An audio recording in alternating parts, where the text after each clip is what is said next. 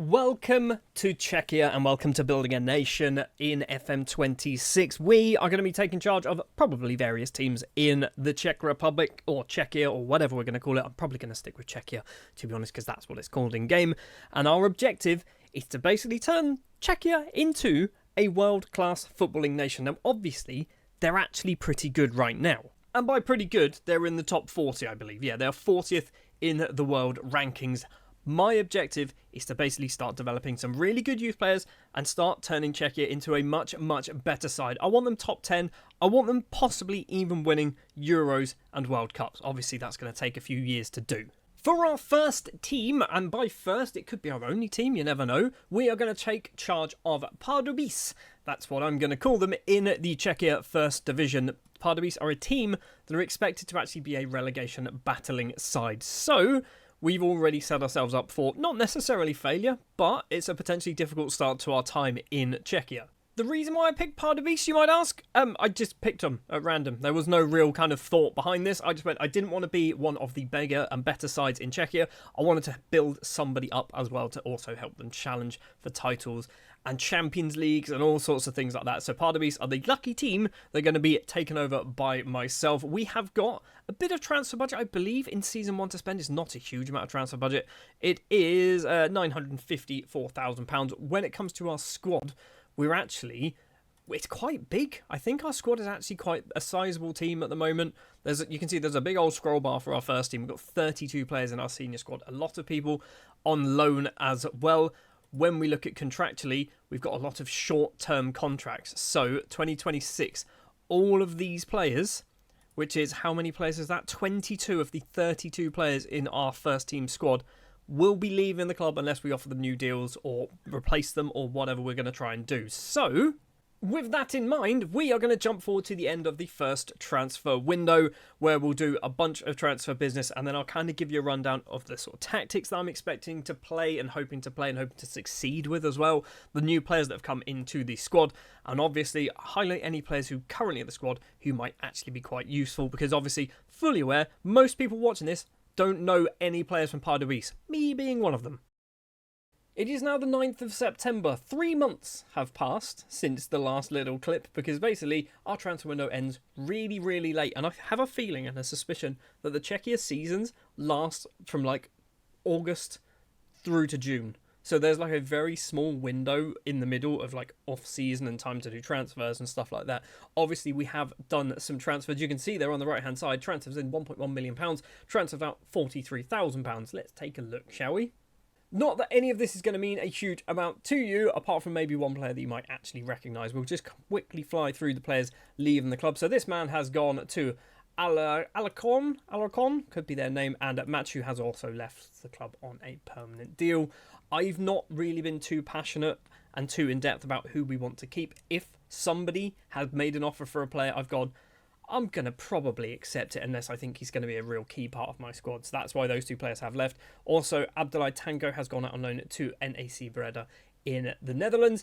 He's gone because I don't see a future for him here. He's getting paid quite a lot of money as well in the grand scheme of things. So I've loaned him out. Joining the club, 27. It's not 27, it's 7 players. Why did I say 27? We've got 7 players joining the club. Let's go through them in order. First of all, we've got 20-year-old Czech winger called Macias Tomek, a player who I brought in because we needed some left midfield options. He's a right midfielder who can play on the left. He's obviously only 20, so 1 for the future, 4.5 star potential, 2 star current ability. Somebody who will be getting a lot of first-team football is Alex Mendez, the Spanish left-back, signed from Dunstrada, who is a team in Slovakia, £165,000, which I think was pretty good deal, right? That's a pretty good deal. 3-star current ability, 3.5 star potential for Mendez. We've also brought in Czechia right back Josef Svander. He has come in on a permanent deal, signing from Teplice for £170,000. Now, I will explain right now, most of the time when you do a Building a Nation save, you're not supposed to buy players from teams in your nation. I don't do that. That's not how I play this. I want to get me good and then try and make them better. I'm not going to hinder my progress at the sake of making sure everyone else also progresses. So Svander has been brought in from another team in Czechia, and I'm perfectly fine with that. 25-year-old Croatian central midfielder Robert Miskovic is next up, a free transfer. He has come in to be a little bit more squad depth, 3-star current ability, 3.5 star potential. We have to bear in mind, by the way, we're a team expected to finish towards the bottom of the table, we're going to be in a relegation scrap. So I wanted to get players who not only could kind of do a job in the first team for depth, so we've got a lot of players that probably are too good to not play for us. So end of the season, we might end up selling a whole bunch of people as well. Miskovic might be one of those names, is what I'm trying to say. Tyler Fredrickson is next up, our biggest signing of the summer. £700,000 for the young Englishman signed from Manchester United. Central defender, obviously 20 years of age. £700,000 is a lot of money in the grand scheme of things for what we are as a club, but I felt we needed to get ourselves a young, talismanic central defender. If he can stick around here for 5 years, he will also be eligible to play for Czechia in national competitions, because he's not going to get in the England team. So this was also part of my plan, right? Keep him in the country for 5 years, plays every single game for 5 years, gets good enough to play for Czechia, and we've got ourselves a really good 25-year-old central defender who's of a pretty high level of football and a high standard, and he's ours as well. On the flip side, we have Fousseni Koulibaly, who is a 32-year-old Ivorian defensive midfielder. I wanted some experience in the squad. 3.5-star current ability, so he's probably one of our better players. He's got 4 caps as well for the Ivory Coast. He's come in on a free transfer from a team in Libya, of all places, which is just a bit weird to me. Spent a lot of time at ES Tunis in Tunisia, moved over to Libya for a couple of years, but yeah, we have now moved him over to Czechia. I think Koulibaly's going to be a very important player for us for at least probably this one season. And finally, another similar situation to the Fredrickson deal we have at Maximo Heredia, who is a 21-year-old Argentine central defender, 3.5-star current ability. Don't think he's ever going to be good enough to play for the Argentina national side. He's cost £22,000 from Lanús. He's played a bunch of times already in the Argentine Premier Division as well, scoring a goal, getting 2 assists from centre-back. I think with Fredrickson and Heredia, we've got ourselves 2 really good central defenders. And they are central defenders that will try and fit into this formation. It's a 4-3-3. We're playing tiki-taka. We are not competent at playing tiki-taka football at the moment, but hopefully over the coming seasons, we're going to start buying players who are a bit more competent at the job that we're sort of expecting to do. So if we have a look at the in possession, this is what we're going to get. It's a 4-1-2-2-1 or a 4-3-3. Out of possession, it's similar, but obviously the wingers drop back into a more sort of midfield role. So combined, this is what it looks like. I think this is fine. We're not going to lock in anybody for Season 1. I'm just going to let my assistant manager do what he wants to do. If we just do the best 11, this is what we think is the best 11. So we have Karatsvili, who is a Georgian goalkeeper on loan from Dynamo Batumi. I've already looked at trying to sign him on a permanent deal, and he's going to cost too much money to do. So yeah, we're going to just make use of him this season, and that's it. Our entire back 4 consists of new signings. So Svander, Fredrickson, Heredia and Mendes are all new signings. Same with Koulibaly as that defensive midfield. We've got Vacek in the middle, who is 38 years of age. So we're going to have 1 season out of Vacek, and then he is most likely going to retire. And that's fine, because we can get ourselves a new central midfielder. We've also got Divine Tia, who is on loan from Slavia, and I don't really want him. He's on £6,750 a week, and we couldn't cancel his loan spell. So we're just going to have to use him, I guess. He's on far too much money compared to the rest of our team. From a winger's perspective, we've got Sama. He's not very good as a right winger, but we're just going to have to do it. The reason why he's not very good, by the way, and I've only realised this recently, same with Botos, is because they're fine in possession. 3-star in possession. Out of position is where there's a problem. So that's why their average actually turns out to be sort of 2-star, 2.5-star. So that's why Sama on the right-hand side, maybe we need to look at getting somebody who can play right wing and right midfield. And then we've got Botos on the opposite side, the Greek, I was going to say international, he's not an international, but the Greek man can play on that left-hand side. And I think he'll do all right. He's a bit better as a left back, left wing back, left midfielder, that's what they're called. And then up front, we have Smikl, who is a 23-year-old Czechia striker. Looks very, very good, if you ask me. Still only young as well at 23. But again, similar situation, I think. In possession, he's all right. Out of possession, he's still all right, actually. That's fine. I mean, we've got a good squad, I think. We've also got, if we have a look at the squad, if I can find it, that one might be my first team one. And we'll sort by selection info. Nope, general information. Sort by ability. And the best players in our team. So we've got Smika, we've got the Georgian goalkeeper, we've got Koulibaly, we've also got Vesheta, who is another young striker. And I feel like we're going to struggle to keep some of these players at the club because he's out of contract. And if he doesn't play, he might just want to leave at the end of the season. We've also got Simek, a 27-year-old central defender. Looks pretty good as well. Obviously been usurped by Heredia and Fredriksson. We've got Lervink, who's a 23-year-old central defender as well from Switzerland. Again, looks pretty good. I'm happy with this squad right now. Obviously, it's massive. We've got 38 players in our first team squad. There are a lot of people who are going to get very upset, but it's fine. It's season 1. At the end of season 1, what we're going to end up doing is clearing down this squad, offering contracts to players that we want to keep, and just getting rid of anybody who we don't want to keep. So I imagine at the end of season 1, we might lose possibly 15, 20, maybe not 20, 15 players from this first team list on free transfers to just leave the club.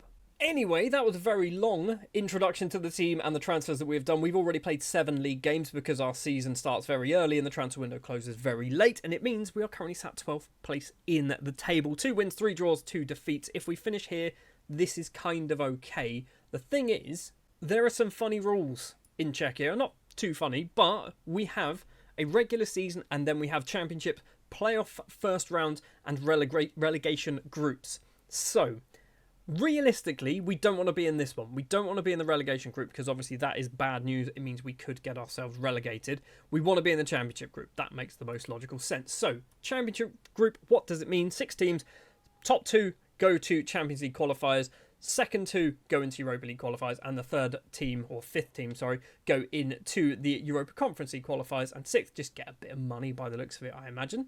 The playoff group, I don't understand, okay? The playoff group just doesn't make sense to me. We'll have to see what happens when we get into it. But basically, I think 4 teams go into it, and there's a first round and a final.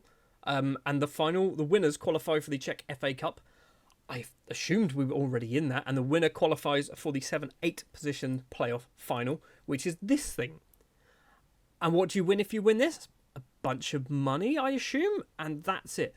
I don't understand, okay? I'll be completely honest with you. I don't understand. The relegation group, this is the one that I think we might be in the first couple of seasons. If we finish in the bottom 6, we then need to finish in the top 3 to guarantee us not getting relegated. If we finish bottom, we get relegated, but we get a lot more money for some reason. And then we've also got the 4th and 5th place, which go into a playoff, which is this thing here, which is basically the top 2 teams, or maybe top 3 teams, 2nd and 3rd, we'll go with that, from the division below will enter this playoff competition, and then the winner of that will stay or get promoted. The losers will get relegated. Whatever. You understand, right? I think. I don't, but we'll have to see if we get there. Hopefully we never have to deal with this nonsense. We never get in a relegation scrap. But obviously, we're going to be doing this season, or this save, sorry, for quite a long time, quite a few seasons, so the chance of us falling into this relegation scrap is almost certainly going to happen. It might even be season 1. Well, without further ado then, let's jump forward. We are not going to be doing our January transfer windows. We're just going to jump forward to the end of the regular season. So before we kind of split off into our weird group sections, we're just going to jump forward to the end of that, see if we are in the relegation one, if we're sat in that weird mid-table thing, or if we've somehow managed to scrape our way into the Champions group, which would be nice in Season 1. I don't think that one's going to happen somehow. No, it did not. We have finished in 13th place in the regular season, which means we are in the bottom 6. So what is that? It's going to be Sigma Olomouc, we've got Mlada Boleslav, we've got Pardubice, we've got Slovakia, we've got Teplice, and Zlin will be in this relegation scrap, which is there in the relegation group here. It means Zlin, who are currently bottom of the table, still have the opportunity to not get relegated. It's probably going to be a little bit of a challenge in order to do that, but we'll obviously see how we can do there.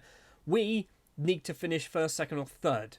Luckily, we're against the worst teams in the league, so the chance of picking up some wins is higher in a way, but obviously other teams as well, like Sigma Olomouc, Boleslav, Slovakia, will also be looking at Teplice and Zlin and even ourselves, thinking they're going to pick up 3 points from that too. Before we get into those matches, however, I do want to have a quick look at what the squad is currently doing. We've basically got one goal scorer. It is Daniel Smikal, who is the striker, scoring 13 goals in 30 appearances. That's pretty good, right? That's pretty good. He's still got a year left on his contract as well, so we don't need to worry about that. We've got Robbie Sama, who's got 8 and 4 assists. He is out of contract at the end of the season. So, Robbie, maybe we need to look at giving you a new deal. We've got Botos on the left-hand side. He's got 6 goals, 3 assists as well to his name. And then we're just into kind of the dross. So we've got Vacek with 4 goals, 7 assists actually, for a 38-year-old. Pretty impressive. But then, yeah, no one else is really kind of chipping in a huge amount. Vacek, top goal scorer. Sama, Smikal, all up there. Anything else we want to have a look at? Just want to sort by appearances. So Fredriksson, he's played 30, an average rating of a 6.83. And what's the Argentine's name? I've forgotten it. Heredia, there he is. He's not playing. Why aren't you playing? It looks like we're playing this man. Koneshi could be his name. We're playing him, which is fine. He's very good. He's costing too much money, as in we're not going to be able to sign him, but he is on loan from Slavia Prague by the looks of it. Obviously, being a Building a Nation save, we need to be looking at our youth prospects and youth intakes as well. And we've got 4 players who apparently have got 4.5-star potential. Now, I need to remind people that this does not mean that they are going to be world-class footballers. This is in comparison to our current squad. So, 4.5-star potential is going to be a reasonably good player in the Czech top division. We have got David Ria, could be his name. He's a striker. He's 171 centimeters. I don't know what that is. That sounds quite small. He's all right. He's okay. I mean, we're still early days, so I don't know what's necessarily good or bad. We've got Thomas Vidal, who's a central defender. I like a big central defender. He's 174 centimeters. Please, somebody tell me in the comments, is that big? It doesn't sound big. I feel like nearer 2 meters is big. Vidal, he could be right. Obviously, plenty of time to develop. And then Philip Lafata, is I think the one that I'm kind of keeping my hopes on. Physically looks pretty good. Mentally got some okay numbers. Bravery up there at 17, decisions at 11, determination at 10. We're not going to be getting world-class footballers in season 1 or 2 or 3 or 4 or 5. We might be in season 6. That's my hope anyway. But yeah, Lafata, he might be alright. I might push a couple of these up into the first team. We've also got, we're not going to go through all of these, but we've got a few other players. So at Prussia, we've got Dvorak, could be his name actually. We'll have a look at Dvorak. 1.5-star current ability. He looks alright, doesn't he? He looks like he's not too bad for a 17-year-old. So we've got a few players. We've also got some absolute garbage if you go all the way down the bottom. So yeah, we're not necessarily getting the best players, but it's season 1. And I feel like I probably should have showed you this earlier, but this is our facilities, by the way. So we have got actually average training facilities, average youth facilities. We've got adequate coaching and average youth recruitment. I don't know, is youth level even relevant? Is that a thing? I don't know what that is. I feel like we need a youth level. So we're obviously going to be trying to improve and work on this as the save goes along to try and make that as good as possible so we get the best Czech youngsters coming through our youth intakes.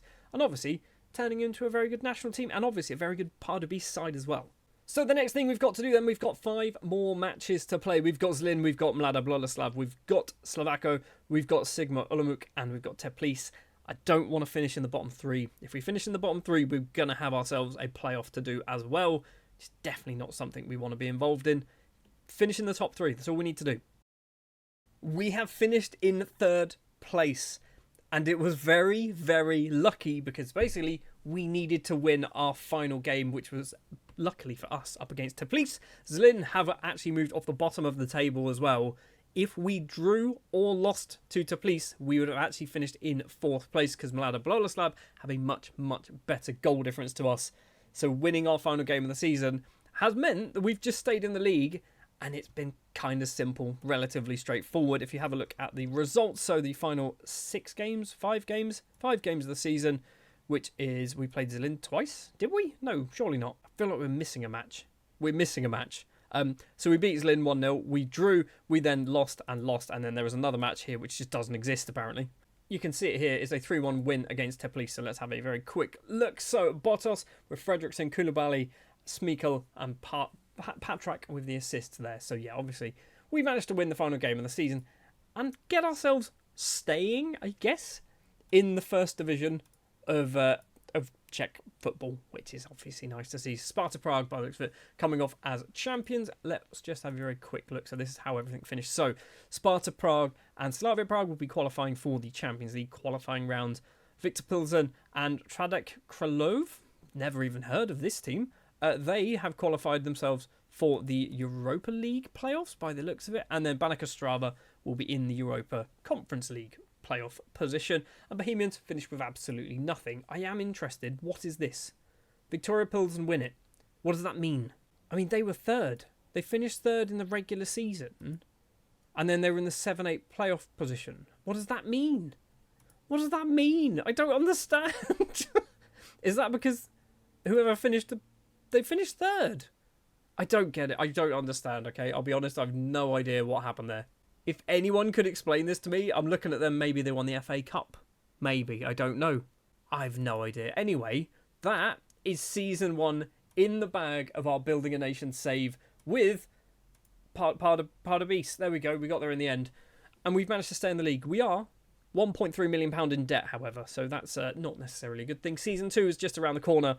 And we need to try and finish in the top half. I want to try and avoid being in relegation scraps for 5 or so seasons. I want to get this team as high up as possible, as quick as possible. Obviously, we've started to build the team as well. Season 2 will continue to build that team that can play a lovely, nice, flowing tiki-taka formation and style of football. But Season 1 is in the bag, and we have started to build the nation of Czechia. It is Season 2 already in our Building a Nation save with Czechia, and in particular currently in charge of Pardubice in the Czechia First Division. Last season, we almost got relegated, but we didn't get relegated. That is kind of the key thing. If we jump back here, we finished technically in 13th place. Tbilisi, the only side to actually get relegated. This season, I'd like to kind of be nowhere near this relegation scrap. I will remind you that very briefly, if we can find the buttons, I'm going to go with the rules over here. We have this weird kind of end of season group thing. So you've got the championship group, the playoff first round, and the relegation group. I want to be playoff first round or above. I do not want to be finishing in the relegation group. Obviously, I want to finish in the champions group, because if we finish in the championship group, we are basically qualifying for Europe. If we finish in the top 6, we qualify for Europe. If we finish in 6th, we don't qualify for Europe. So we've got a 5 out of 6 chance of actually qualifying for Europe if we finish in the top 6. So that's kind of what we want to be doing, right?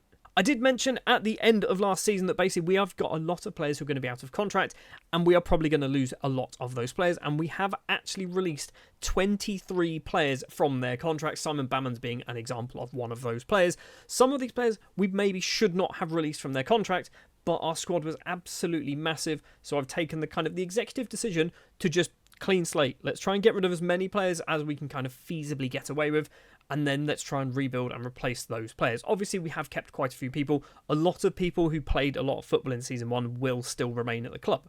We've also sold a couple of players who perhaps we should not have sold. Filip Vacheta is one of them. He has signed for the club who almost got relegated, Zlin. He has gone there for £53,000, considerably less than what we paid. I didn't pay for that. That wasn't me. But he has moved there for £53,000. He was getting annoyed because he wasn't playing for us, which is understandable. He played once. But yeah, he has moved on. And Slovan Liberec have also picked up a youngster in the shape of Mataj Kvacek, could be his name. Again, similar situation. He just wasn't playing, wasn't happy that he wasn't playing. £45,500. Probably should have got a bit more money for him, because I think there's a bit of potential here. But end of the day, we're in Season 2 of a potentially sort of 20-30 season save in Czechia. This guy might be completely insignificant in the long run. One of the things that we did lose after the end of the first season was our number 1 goalkeeper, because he was on loan. So we have brought in a permanent goalkeeper in the shape of Dudu, who's a German who we have signed from, where did we sign him from? Victoria Köln in the 3rd tier of German football. I'm assuming he's also part Brazilian, because Dudu is a very specific name. I mean, can we find this out? I mean, his full name's Eduardo dos Santos Hassler. Nations eligible for. Is that one there? No, just German. Just German, apparently. Not part Brazilian. Oh, no, he is part Brazilian. I knew he was part Brazilian. There you go. Second nationality Brazilian. Good. Found it. Anyway, Dudu, I think, is an improvement on our goalkeeper from last season. So actually, pretty happy with this. He's coming on a free transfer. He's getting paid quite a lot of money in the grand scheme of things, but he's a goalkeeper. £4,000 a week for him to stop us conceding as many goals. I'm fine with that. We have also brought in young Colombian central midfielder Juan Castilla on a free transfer. 3.5-star current ability, 5-star potential for the currently 21-year-old central midfielder. Signed from La Equidad in his native Colombia after they apparently just got relegated, or maybe got relegated last season. He played a couple of seasons. Played actually formerly of Houston Dynamo in the USA as well. So he's had a bit of a strange time, bit of time playing in Slovenia as well. So he's moved back over to Europe. But I think Castilla is obviously going to be a good one for now and also in the future. And please tell me in the comments if you recognise this man. I saw his name and went, amazing. He's available on a free and he doesn't want a lot of money. It is Adalberto Peñaranda. Adalberto Peñaranda, who is formerly of the whole Udinese, Malaga, Watford, Granada sort of mess of clubs, you know, that thing. I thought he genuinely played a lot of football for Watford. He played like 3 times and all of them were in the cup. So yeah, he's kind of done this weird little thing here. We brought him in on a free transfer. He went back to Venezuela. Can't score goals apparently. I brought him in because I was hoping he could score goals. He's definitely our best left winger, but the way Football Manager seems to work at the moment is just because he's our best one doesn't mean he's going to play there. So that is the transfers that we have done so far. Obviously, we are at the start of the transfer window. Let's have a very quick look at the finances situation. What transfer budget have we got to spend? It is £238,000 because we are nearly £2 million in debt. I don't think we're going to be doing a massive amount of transfers, or if we are, we're probably going to do a lot of free transfers. We have got just £46,000 worth of wage budget, and what is that? Do the maths, like £8,000? £8,000, I think, left of our wage budget to spend. So free transfer-wise, we can maybe get 2 or 3 reasonable players on free transfers. And you might be thinking, because we released 23 players over the course of the summer, our first team squad might be a little bit light on the ground. It is down to 23 players. We've got 3 goalkeepers, Dudu obviously being number 1, but we've also got 2 backups, which is obviously good to see. We've still got players like Heredia, who joined last season, and Fredriksson. We've got Koulibaly, who joined last season, Svander, who joined last season. In fact, quite a lot of these players are recent additions to the club, if we have a look at it. So, yeah, I mean, we're fine. I think we've got a good enough squad. We're obviously going to have to do a little bit more investing to bring in kind of some better names. I think we might need a striker because our number 1 striker, who is Daniel Smekel, he doesn't want to be here and he's out of contract at the end of the season. So I might try and cash in on Smekel or Smekel. I'm not quite sure how to say his name. So we might look to get in a new striker as well. But we're going to do some transfer business. Do not worry about that. And just to remind you, this is the formation we are going to be playing. So in possession, it is that. Out of possession, no, in possession is that. Out of possession, it is that. It is why if we click here and we say, I want Peñaranda to be in that position, he comes back as a 2.5 star because in possession, he is 4 star in possession. Out of possession, he just can't play that role at all. So yeah, we're going to kind of have to work out. Maybe we might need to change his roles up a little bit, something like that to make him a little bit more suited. But anyway, we're going to have to see what happens, obviously, with the remainder of the transfer window, which we're going to go do now. We are obviously going to play the first probably 7 or 8 games of the season too. So we'll come back, we'll see where we are in the league, and obviously I will show off the brand new signings we've made, because there will definitely be, I'm going to say 5 at least.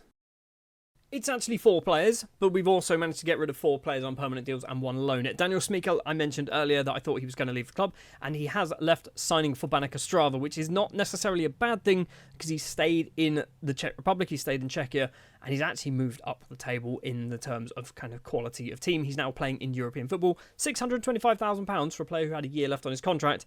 That's good money.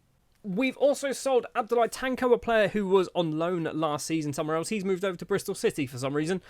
We had to use an intermediary to get this deal done. £51,000. He's gone there. He spent a season playing for a NAC Breda or NAC Breda in the Eredivisie. So actually, not a bad kind of little run of football. Moving to League One by the looks of it. Ladislav Krobot has also left the club. He is a player who didn't really play too much in the first team last season. He's moved over to Pribram, could be their name, in Czechia for £40,000 and £500. £40,500, that's what it is. Yeah, we just weren't playing him, so I'm fine with this one going. And finally is American left winger Diego Zarate. He has moved back to the USA, signing for Miami FC for £15,000. I say back to, I assume he came from there at some point. It's just not in-game. But yeah, he's moved over to the MLS. Is this an MLS team? It might not be an MLS team.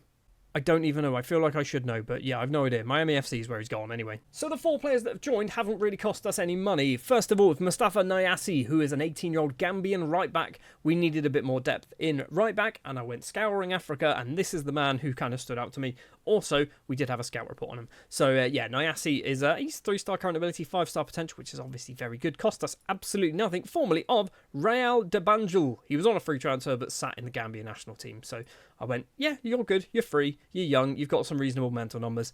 Come on over to Czechia. He's probably going to play. He's come off the bench twice, apparently, so far. In a similar vein is Samkelo Zwain. Maybe, could be his name. Wasn't expecting that to rhyme. Anyway, he is a 24-year-old South African central midfielder with 1 whole cap to his name. Again, available on a free transfer. Not expecting to see too much of Zwain. He's going to be a rotation player. Coming on a free transfer, actually from Kaiser Chiefs, but also spent some time at Siwelele. Could be their name. But yeah, I think Zwain's pretty good. Like I said, not going to be seeing a huge amount of him, I don't think. Now, moving into the players that we will definitely be seeing some more of. We have brought in Jimmy J. Morgan, formerly of Chelsea and Southampton, on a free transfer. And he is going to be locked in to be my starting striker because I think there's potential there. In real life, he's actually quite good. I think he's out on loan at the moment in the current season, but I think he's quite good. And I think he needs game time. So if we give him game time, he'll get good. And as you can see here, he's played 8 times so far, scored 4 and got 5 assists. Getting him game time scores him goals. This could be his level. playing in the Czechia First Division could be Jimmy J's level. And the final player to join is Lautaro Belegia, who is a 29-year-old Argentine central midfielder. We needed a bit more experience. Obviously, I brought in a lot of youngsters into the club, but I wanted a little bit more experience as well. And you don't really get too much more experience than a player who's got nearly 200 league appearances under his belt across 9 different clubs, quite a few of them in Argentina by the looks of it. Also, a bit of time in Indonesia, which is nice to see. In fact, 2 little spells in Indonesia. Yeah, we've got Balagia. How much did we pay for? I think it was a free transfer. It was a free transfer. He's good, right? 4-star current ability, 4-star potential. Not going to get any better, but probably one of the first names on the team sheet, I think. So we brought in 7 new players to the club, and it's cost us absolutely nothing. We brought in £850,000 as well. What does that mean for our financial situation? Probably not a lot, to be honest. We are still massively in debt, but we are still under our wage budget. Our transfer budget, we've got $500,000. We're not going to be spending any of that transfer budget, I don't think, anytime soon. And the other thing, obviously, the season has kicked off, and it has kicked off spectacularly well. We are currently sat 4th place in the table after 8 games played. 4 wins, 2 draws, 2 defeats to our name. I think the 2 defeats, one of them was possibly Slavia Prague. The other one was probably Sparta Prague. In fact, we can probably have a very quick look. Here, it was Sparta Prague and Panica Strava. There you go. We have won games pretty comfortably as well. So, Belegia actually scored in the first game, or no, the first defeat, sorry. So, we're doing good. Jimmy J Morgan, we know, has scored a fair few goals. Peñaranda here, you can see, scored a couple there against Hradec Kralov, might be their name. Scored again against Slovakia, scored again against Vratimov in the FA Cup as well. So I'm happy with how things have started. I wasn't expecting things to start as well as they have, but the fact that we are scoring some goals, we are actually not top, but we are definitely up the right end of the table as well. We are expected, I don't think this is going to work, season preview, doesn't work. Well, I think we're expected to be maybe bottom 4 or 5, sort of 12 and below. The fact that we are already in 4th place is amazing. If we can keep hold of that, keep going with those kind of goals and wins and things like that, I'll be a very, very happy manager of this team. So the last thing we're going to do before we jump to the end of the regular season is just take a very quick look at the Czechia national side. Now, I'm not too sure whether this has happened in real life or not, but Czechia have not qualified for the World Cup. I don't believe they've qualified for the World Cup. There was a 2026 World Cup which has just happened, and Czechia weren't in it. Their last fixture was a 2-1 defeat in extra time against Albania. So I imagine they needed to win that game against Albania to get to the World Cup, and they didn't. So yeah, we can check. So actually, we lost to Albania, who then beat Poland as well, and they qualified for the World Cup. A World Cup which, if we can have a look at the last season, how can we look at last season? We can't. Amazing. I don't know how to find out who won it. Current holders is France, apparently. Can we look at fixtures? Is that a thing? So the World Cup final was Sweden versus France. Marcus Thuram and Ryan Cherky with the goals. Isak with the goal as well for Sweden. So Nigeria coming in 3rd place with Ireland finishing in 4th. Fair enough. That doesn't make too much sense to me, but whatever. But the fact that the Czechia team did not even make it to the World Cup is not a good start to our Building a Nation save. We are now going to jump forward to the end of the regular season. We're obviously going to see where we have finished. Hopefully, it is the top half of the table. We're obviously going to have a look at our youth intake as well when that does come in. And yeah, hopefully, we're not in a relegation scrap. That's all I ask. For Season 2, no relegation scrap. Not only was it no relegation scrap, we finished 6th. We have finished in the championship group positions. Admittedly, we are bottom of the championship group positions, but we are in the championship group positions. We are also the 3rd top scoring team in the league. Sparta and Slavia are way miles above everybody else with 71 and 76. But then we are 3rd with 50 goals scored. Yes, we have also conceded 50, which it's not good, is it? That's not good. But the fact that we are actually scoring a lot of goals, I'm very happy with that. We are now potentially going to qualify for European football next season. As long as we don't finish in 6th place, as long as we can get ahead of Mlada Boleslav, of Kralove, or whatever they're called, Slovan Liberec, one of those 3 teams, we should be able to get ahead of them, then we should be qualifying for the Europa Conference League. So I didn't actually tell you this, by the way, but I feel like I kind of insinuated this. So 2 players were locked in for the season. It is Jimmy J Morgan as the striker and Peñaranda on that left-hand side. And if we have a look at the squad itself, we can hopefully see how well they have done so far. So goals-wise, Jimmy J Morgan, top scorer, 15 and 10 assists. Peñaranda, 12 and 9 assists. Belegia, 11 and 5 assists as well. And then we just kind of have no more goal scorers. So Sam's got 4, Botos has got 3. We've got Leipold on 3. We've got Zwain, not quite sure, on 1. Curzon on 1. Patrak on 1. Koulibaly on 1. Miskovic on 1. And Tyler Fredrickson also getting a goal as well, which is obviously lovely to see. Is he getting better? He looks like he's improving. I don't know whether he actually is. I have just realised as well, I know obviously this is a Building a Nation save, but the first 5 or so seasons of a Building a Nation save is building my squad. It's not necessarily about building the nation. But we have got Nyasi, we've got Yahya, might be his name, Suso, Jimmy J. Morgan, Belegia, Castilla, Heredia, Koulibaly, Fredrickson, and Zwain, who are all non-Czechia players. They're all considered foreign footballers. And by non-Czechia, I actually think it is non-EU. So, Miskovic is actually Croatian, so he doesn't count as foreign. So these are all non-EU players. I don't think there's any rules to it. I could have a lot of fun in this country. If there are no rules to who I can buy, I might end up buying a lot of Africans, because that's normally what happens when I'm basically just let loose to buy whatever I'm allowed to buy. Although, weirdly, at the moment, I'm buying lots of English people to play in Czechia. But that's neither here nor there. The other things to mention, we have been knocked out of the FA Cup back in October, losing against Mlada Boleslav. It was a 3-1 defeat. Peñaranda did get on the score sheet, but yeah, we did lose this one 3-1. I'd love to win the FA Cup. I imagine, can we find out, what do we get if we win the FA Cup? If we win the final, UEFA Europa League. So we get Europa League qualifying if we win the final.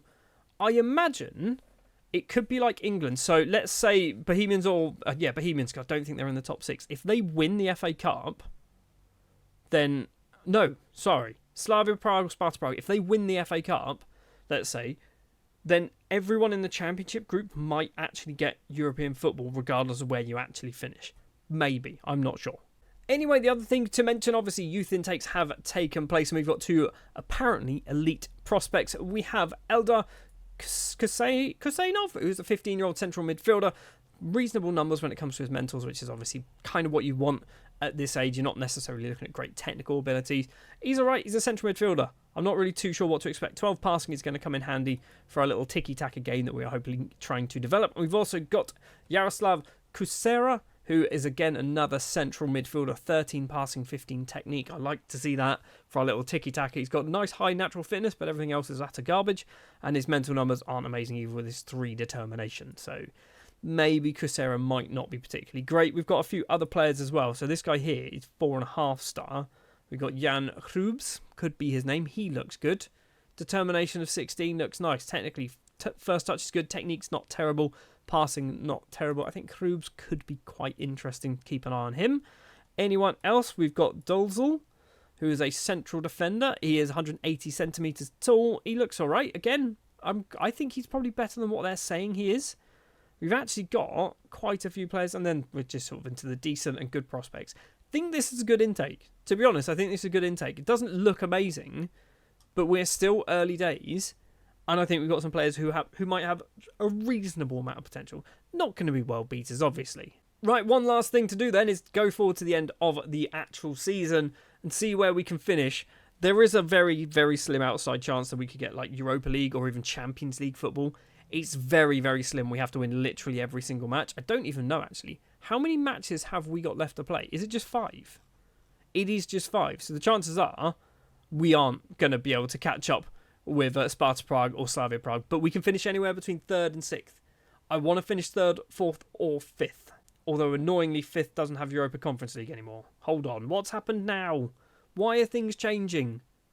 It says Europa Conference League there, if you finish in 5th, but it doesn't say there. We'll have to wait and see. 35 games played, we have finished 5th place in the table. We didn't do good in our last 5 games. We lost 3 of those 5, but we did win one of them, most importantly, which I believe was against Mlada Boleslav. We also drew the final game of the season, which had to have been up against Radek Krylov. So the fact that we've qualified for the Europa Conference League. We finished 5th, we've qualified for the Europa Conference League. So looking at our fixtures, in fact, it was the other way around. I'm reading the wrong way. So actually, we did lose. We drew with Slavia. That's a massive draw. That's a huge, huge point. And then I'm so confused. We seem to lose a fixture. We've lost a match. So we lost to Slavia. We beat Mlada Boleslav. We then beat lost to Slovan Liberec and Sparta Prague. We don't know what happened. against the other team, which is the one we kind of need to know, and it doesn't appear. It just doesn't appear. It's not that we've lost another fixture now. Why are my fixtures disappearing? Oh no, wait, it's there now. There you go. It's a 1-1 draw.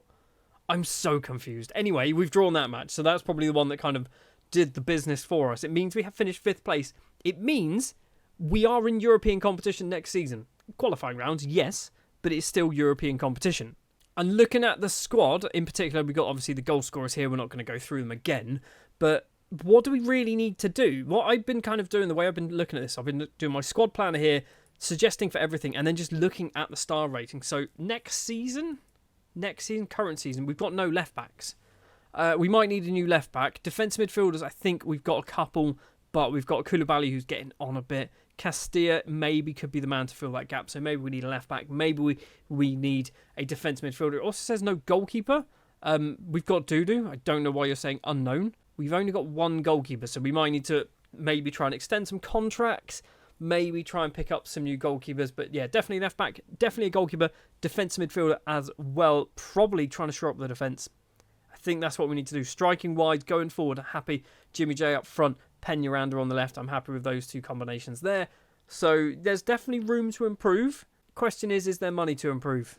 Is there money? There's £395,000. There's no money to improve. That's a problem.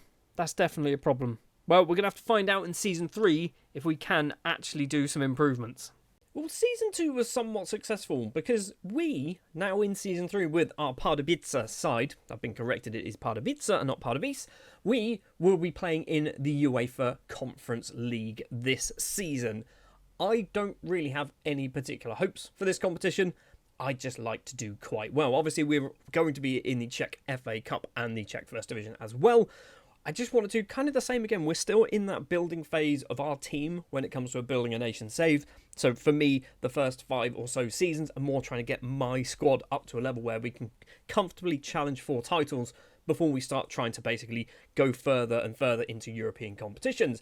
But we do have the opportunity in Season 3 to do a little bit of coefficient building. And when it comes to our rankings in the World or European League, shall we say, we are currently sat 10th place, which is actually a lot better than I thought we were going to be. We're ahead of Greece, Norway, Poland, Denmark, and a whole bunch of other nations as well. Obviously, we're behind the big ones. The ones that I feel like we should be able to catch maybe relatively quickly as well is Turkey, Belgium. Then we're kind of moving into the realms of this is going to be very difficult to break into the top 7. And also when it comes to our club coefficients, we find ourselves sat 10th place in this as well. So for next season, we're on a 41.375.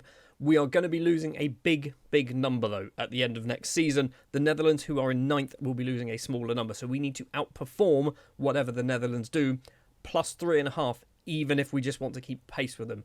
I fear Season 3, no matter how good we do in the Europa Conference League, we might find ourselves dropping down, or at the very least not climbing, probably staying 10th in the rankings. Anyway, it is obviously the start of a brand new season. It is the 21st of June 2027. The transfer window has just opened and we haven't done any transfer business as of yet. You can see here the transfer history. We've sold 7 or brought in 7 and sold 7 players. That's from last season, so let's just kind of ignore that for now. We have got some money to spend, but not a lot. And by not a lot, I mean we've got £400,000. It's not going to go particularly far. We do have £250,000 roughly in the bank as well. Obviously, playing in the Europa Conference League should hopefully boost our finances just that little bit to hopefully give us a bit more money when we go into Season 4. Even if we don't qualify for any competitions, any European competitions next season, this one season might be good enough to kind of bump us up to having a few £1,000,000 in the bank, hopefully. And obviously, we haven't done any transfer business, like I said, but just to kind of give you a little update, if we go to recruitment and squad planner, this is how I work out how to do everything. So if we look by everything here, we can see that we have got pretty good sort of depth everywhere. We've actually got, if we look here, we've got 7 wingers on each side. We've got 8 central midfielders. We've got kind of players everywhere we need to. We don't need to buy anybody. But that means that we can now try and look to improve. So arguably, a right back, we've got a 2.5-star potential right back, or not potential, current ability right back. Maybe we need another one. Defence midfielder, central midfielder might be the places that we need to try and improve on. I don't know what my focus is going to be on for the transfers for this season. So we are just going to jump forward to the end of the transfer window. Obviously, the season will have kicked off. About 8 games will probably have been played. Some Europa Conference League games will have probably played as well, because I believe we have to go through some qualifying rounds as well. So there's a lot to catch up on in just a minute. So let's jump forward and see what's happened. 3 players have left the club on permanent deals and 1 player has left on a loan spell. So this man, Yahaya, might be his name, has moved to Nigeria, signing for Rivers United for not a lot of money at all. We never really played him. We played once, apparently. We got £2,900. Apparently, that's a profit. For £45,500, we have sold Andre Leipold. The Filipino international has moved over to SW Bregenz, who I think are Austrian. They are an Austrian side. So yeah, £45,500. Not a lot of money, but again, a player that wasn't really playing. He did play a considerable amount in our first season, scoring 3 goals, but most of those appearances were off the bench. And I think we've improved enough to a point where we don't need to keep this kind of player at the club. And finally, the biggest name to leave the club is Fivos Botos, who is a Greek footballer. I was going to say international, he's got no caps. He has moved back to his native Greece for £55,000. It is a massive, massive loss, but I don't really have a huge amount of plans for him. He plays in a position that we don't really play. Yes, he can play as a central midfielder, but he's better as an attack midfielder. We don't play that role. I took the money. Arguably should have taken more money because he's probably worth more than £55,000, but you live and you learn. 4 players joining the club, all of them joining on free transfers because we don't really have any transfer budget. Manuel Pfeiffer is first up, an Austrian left-back, signed, like I said, on a free transfer. He has come in from 1860 Munich in Germany, in the 3rd division in Germany. I think this is a good signing for a player of this quality to get on a free transfer. I'm happy with that. He's not obviously not going to set the world on fire. He's not that amazing, but for our level of football and our level of competition, he's pretty good. Similar situation is Rasim Bulic, who is a German defensive midfielder. He is actually a 4-star defensive midfielder as a halfback, 4-star current ability, 4-star potential. Signed from Duisburg on a free transfer. Played a whole bunch of times in various divisions and various clubs around Germany. But yeah, he's now made the jump over to Czechia, and I think we needed a new defensive midfielder, mainly because Koulibaly is about 37 years old. We needed somebody to basically be the successor, maybe this season, maybe for next season. I think Bulic is probably that man. And it wouldn't be a transfer window of mine without signing somebody who used to play for a club in England. It is Ronaldo Vieira, the Guinea-Bissau. Is that Guinea-Bissau? I assume it is. International is Guinea-Bissau. There you go. 4 caps to his name. Formerly of Leeds United and Sampdoria. They bought him for £5.75 million. Moved over to San Jose in the MLS, and we picked him up on a free transfer. He's not amazing, but I brought him in because he played in England. I mean, technically, he is English, isn't he? I think he's actually born in England. His second nationalities are English, Portuguese, and he's obviously from Guinea-Bissau. So yeah, I saw his name and went, let's do it. Why not? And the final player to join the club is Anderson Nyangbo, who is a player who I'm pretty sure I've signed in every single Football Manager for the past maybe 8 or so seasons. For one reason, and it is utterly ridiculous, but he's also not terrible at football. And the reason is his full name is Dogbowl Frank Anderson Nyangbo. He used to be called Frank Dogbowl about FM22 or something like that, then changed his name to Anderson Nyangbo.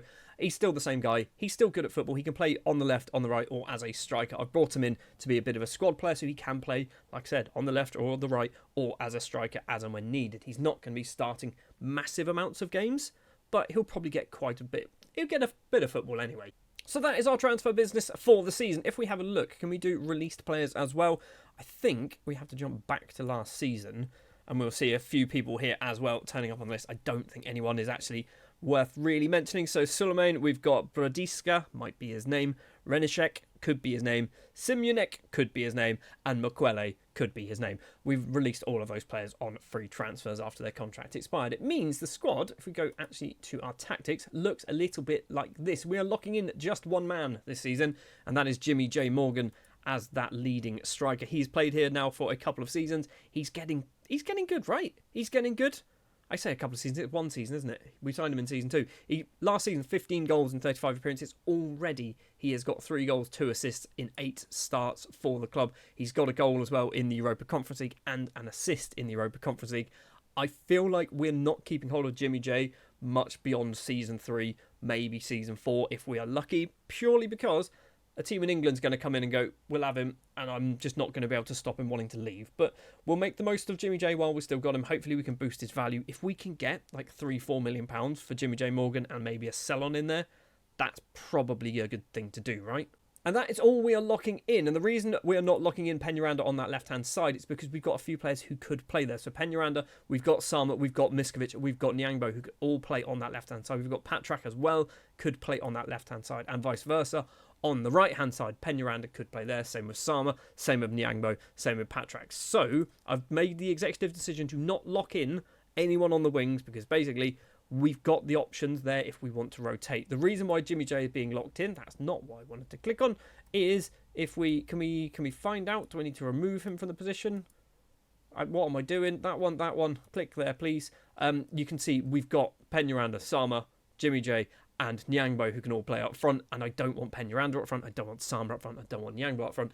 I want Jimmy J Morgan to be that leading striker. So that's why we're going to lock Jimmy J in as that striker, and everyone else is just going to be left open.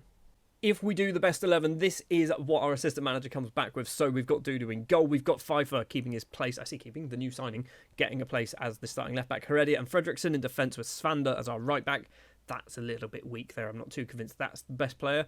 I think, actually, it is probably Niassi might be our best right back. So I don't know why they didn't put him there. We've got Bulic, Castilla and Belegia in midfield. Sama and Peñaranda on the wings with Morgan up front. Which is why I said earlier, when you think with Anderson Nyangbo, he might not get a huge amount of starts, but he'll get some game time. The worrying thing, Ronaldo Vieira doesn't even make the subs bench. It's probably fine. So the season has not started particularly well. We are the draw specialists. After 8 games, we have drawn 50% of them. 4 draws so far. 2 wins and 2 defeats as well. We're not scoring a lot of goals, but we are keeping a lot of, not clean sheets, but we are keeping the goals down. So 7 goals conceded, only 7 scored. I've just seen Jablonek have scored 9 and only conceded twice in 8 games. That's ridiculous. We did also obviously have the Europa Conference League qualifying rounds to go through. We had 2 rounds to get past. First of all, it was Hibernian of Scotland, which we managed to get past, basically 2-1 victories here, meaning we go through into the playoff round, which was up against Larissa from Greece. It is from Greece, and we win that one. We've lost everything here. Let's go back to where we were. That one. Larissa from Greece. We win this one, basically 2 1-0 victories here, meaning we have made it through to the actual Europa Conference League. I've just seen as well, Hradec Králové didn't make it through against Nordisland. They lost 7-5 on aggregate. It does mean this is the league. If we sort by nation, can we sort by nation? We can't. I think we're the only Czech team in the Europa Conference League by the looks of it. So I'm hoping we can finish 24th or above. That would be nice. Just as long as we make sure we win some games, don't lose too many games, that kind of thing. You know what to expect. Can we have a look at the men's Europa League? Anyone from the... Have we got the league table? Is it there yet? Anyone from Czechia in this? So Slavia are in the Europa League. And that looks like it is just Slavia. And I mean, this is optimistic, but you never know. It might be there. Champions League, if we go through to the league phase, have we got anyone from... We do. Sparta Prague are in the Champions League, and they've won a match already. They've already won a match in the Champions League. Who did they beat? Can we see it there? It says games won. This never used to work, did it, in the last couple of episodes? Bromby, I assume, because they're not from the Czech Republic.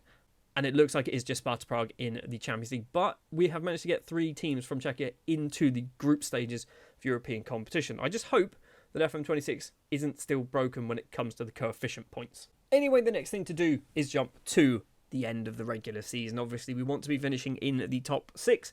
I would love to be getting ourselves another chance at European competition. I don't want to finish in the mid-table thing because it's kind of a mess and I still don't quite understand it, even though thank you very much everybody for the comments.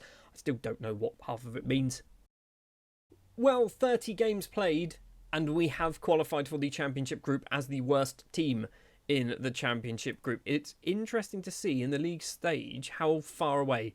So it was 5 points in the end, but interestingly, the last match was against Baník Ostrava, which we won. So if we lost that game, we would have been on 47, and they would have been on 48, which means Baník Ostrava would have finished in 6th place. So winning that final game has basically secured us a place in the championship group. That's very, very lucky. Just having a look as well at the squad when it comes to goals. We've got a few players actually scoring 9. So Belegia and Sama both scoring 9. Why are you unhappy? You want a new contract? That's fine. We can deal with that. Peñaranda actually up there with 12 and 11 assists as well. Can we find where you've been playing? Have you been playing on the left still? You are still playing on the left. That's fine. That's okay. I'm kind of okay with that. And then Jimmy J. Morgan with 27 goals, 17 of them in the league, 8 of them in the Europa Conference League. We played 12 games. It means we got a reasonable distance in that competition. We'll have a look in a minute. That's good. Jimmy J's still obviously got 5 more games, or 6 more games, 5 more games to play. He might break 20 goals this season. And if that's the case, he is probably leaving and going to sign for Everton or someone like that, right?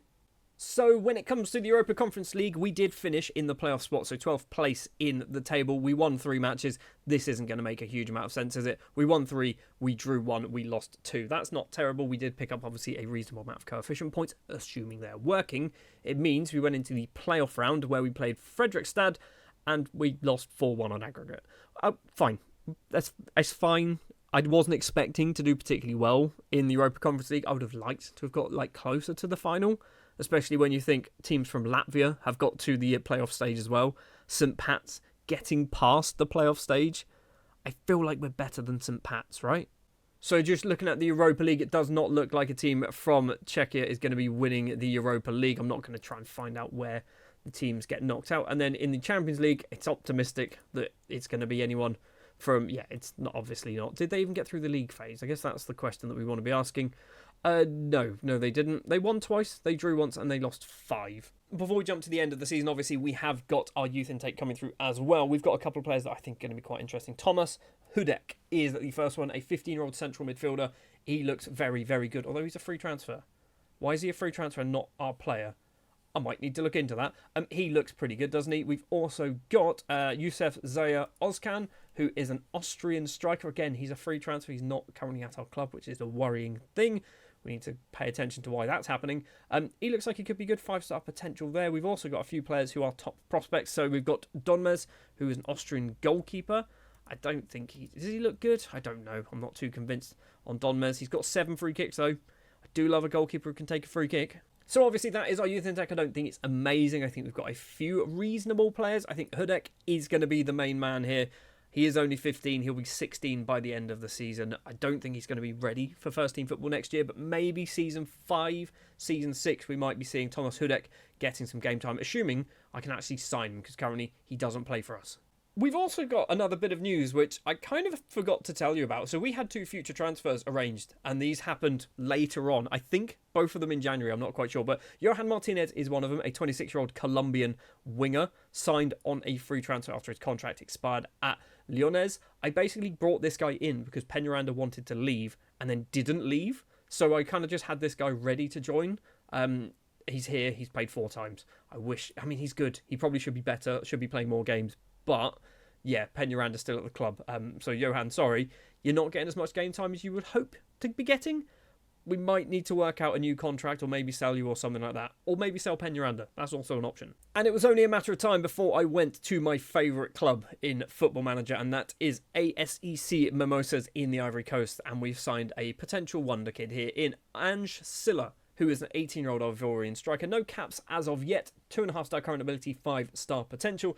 This is my succession plan to Jimmy J. Morgan. The problem is with Silla, he's also probably going to leave before he's about 22 years old anyway. So Silla's not going to be hanging about either, but he looks ridiculous.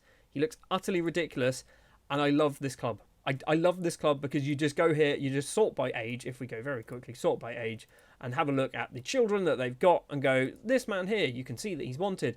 I want to sign him because he looks amazing. He doesn't want to join me. Anyway then, let's jump to the end of the season. Can we get ourselves in the qualifying positions, the top 5 positions once again for the European competitions, which is obviously what we want to be doing. No, it didn't go well. We have finished 6th, bottom of the championship group. It looks like we have lost. We've actually got like a perfect reflection of our results. So we did win 1 match. Can we even see who that 1 match would have been against? Not easily. It's Victoria Pilsen by the looks of it. And we have lost either end of that. So actually, if we just have a look at our fixtures, it's probably the easier way to go. And is this working nowadays? It might be working. I don't know. So we lost to Sigma Olomouc, which is not ideal. Drew with Sparta Prague, beat Victoria Pilsen, drew with Jablonec, and then lost against Slavia Prague. So it's not amazing. But, I mean, should we be still up this end of the table? Or should we realistically be kind of finishing in this mid-table playoff thing, whatever this nonsense is. Very quickly looking at some players then. So Robbie Sarma did manage to get 10 goals eventually in all competitions. So I think it looks 5 in the league, 4 in the Europa Conference League, and I'm assuming 1 in the FA Cup. Robbie Sarma actually looks like a pretty good player. He keeps kind of complaining that he's not massively important. He's not playing every single game, but he's starting a lot of fixtures. He's playing well. He's getting decent ratings as well by looks. So I'm quite happy with Robbie Sarma. Literally, I'll be honest, season 1, I was looking at him going, maybe we sell him. He's worth a bit of money. He's on a high enough wage. Maybe we move him on. He's not on a high wage. He's on £600 a week. Peñaranda, obviously, we saw him earlier, but he's got 14 goals and now 11 assists. And then Jimmy J. Morgan, 29 goals in all competitions, 19 in the league, 11 assists as well. Jimmy J, I feel like this might be your last season playing in Czechia. I want to have a look as well. Tyler Fredriksson. So, obviously, we signed him in season 1. We are now 3 years deep. It means, I'm assuming he's got 2 years left before he can become from Czechia. I mean, what is that, 800 days? What is 800 days divided by 2 for? Yeah, it's about 2 years left before he can actually become a Czechia, hopefully, national footballer. So that is season 3 out of the way. We've not done particularly amazing, but we've done okay, in my opinion. I think we are still very much in this building phase of our building a nation, and by building, we are building our club and not building the nation just yet. I want to get to a point by maybe season 5 or 6 where we are challenging for the title. That needs to be the goal, or at the very, very least, qualifying for the Europa League. Not Europa Conference League, Europa League fairly consistently. That'll be nice to see. In season 3 of our Building a Nation save with Czechia and currently in charge of Pardubice, we did finish in the championship group. However, we were pretty garbage in the championship group and finished down in 6th place at the bottom. It meant that we actually didn't qualify for any European competition, which I guess could be a good thing, maybe. Obviously, this time around, we would like to be finishing in the top 6 once again. I'd love to be getting back into European competition. I think we need to start trying to aim a little bit higher. Maybe Europa League. If we can qualify for the Europa League fairly consistently as well, I guess that's the key thing. I think we should be on our way up. And the season preview now worked because there's been an update to FM26, and it means we're expected to finish in 11th place. The season previews are much like FM24, where they are often way, way below where I'm expecting to finish. I'm thinking we can finish in the top 6 and should be finishing in the top 6 every single season from this point on. Now it is the 5th of July, which is actually about a month ahead of where I would normally come back because I just kept clicking continue and went, oh wait, I'm supposed to stop playing at some point and actually do this part of the video. So yeah, we have gone through quite a few days, should I say, for this transfer window, and we have done a bit of transfer business too. It's not a lot. We have sold one player and brought in one player. Robert Miskovic, a player that we signed in Season 1, has left the club at signing for Istra, and he has gone there for £950. It was probably more expensive to travel from Pardubice to wherever Istra is in Croatia than it was to actually do the transfer. And joining the club we have Panaman, is that what it's called? Jose Cordoba, who has signed on a free transfer on a permanent deal from Norwich. He cost them £3 million back in 24-25, signed previously from Levski, and obviously started his career in Panama. He has come in because I think we needed to shore up the defence a little bit more, and I think Cordoba is a much, much better defender than what we initially had to offer. And it has taken me far, far too long to realise there is a particular rule that we are starting to fall foul of. And we will continue to fall foul of this rule because I can't control myself. And that is, when we sort by the, whatever this is, status, I guess, you can see we've got players like Heredia, we've got Cordoba, we've got Costilla, we've got Belegia, we've got Zwane, we've got Jimmy J. Morgan, we've got Mohamed Suso, we've got Nayasi, we've got Fredriksson, Silla, Johan Martinez. We can't play more than 5 non-foreign or non-EU players in our starting 11 or in our matchday squad at any one time in the league, which means there are a lot of these players who are going to get very, very annoyed. So maybe we might need to start looking at selling some of these players, like maybe Jimmy J. Morgan. He is unhappy because I think we had an offer for Jimmy J. Morgan. If we can find out, I want to say Wolves come in for him, maybe not. But yeah, we had a couple of kind of bits of interest in Jimmy J. Morgan, which is why he's got this £2.4 million sort of markup there. Basically, I think we're going to lose Jimmy J over the summer because, first of all, he doesn't want to be here. Secondly, he's worth a lot of money. And thirdly, he is non-EU, which means we can't really play him all the time anyway. And Ange Silla, I think, is a better striker. So actually, maybe selling Jimmy J might not be a terrible idea. Other things to mention financially, we are in a reasonable position at £1.2 million, but I think if I'm not mistaken, our chairman or whoever keeps just giving us money, which is why we're getting these little spikes turn up. We often go into debt and then they kind of claw us out. We have nearly £500,000 worth of transfer budget. We've got £89,000 per week of a wage budget to spend, with about 19,000 of that still to go. So we are going to have to do a little bit of investing, which I'm perfectly fine with. Probably going to be doing a fair amount of transfer business over the course of this season. So with that in mind, let's jump forward to, I think, the 8th of September is when our transfer window normally closes. See what business we can do, see how the season's kicked off, and all that kind of fun, fancy stuff. It's actually not been the most exciting transfer window. We've done a fair few bits of transfer business. First of all, Wojtek Patrak has left the club, signing for Teplice, and is immediately transfer listed for some reason. The player was transfer listed on that date, as the club do not currently have a role for him to play. I mean, you've just signed him for £31,000, and you're now trying to sell him for £35,000. Anyway, Patrak's gone, as has Jimmy J. Morgan. He's moved over to Watford, of all teams. They are in the Premier League, so he has kind of moved in the right direction. He's gone for £2.4 million. There's no sell-ons or anything like that in this, because he actually had a minimum fee release clause in his contract. So Jimmy J has moved on. But like I just mentioned, kind of okay with it. £2.4 million is a decent sum of money for a player who he's probably going to get better than this, but I don't think he's going to get really, really good. We're probably going to find somebody better than Jimmy J within the next couple of seasons. In fact, I feel like we've already got him.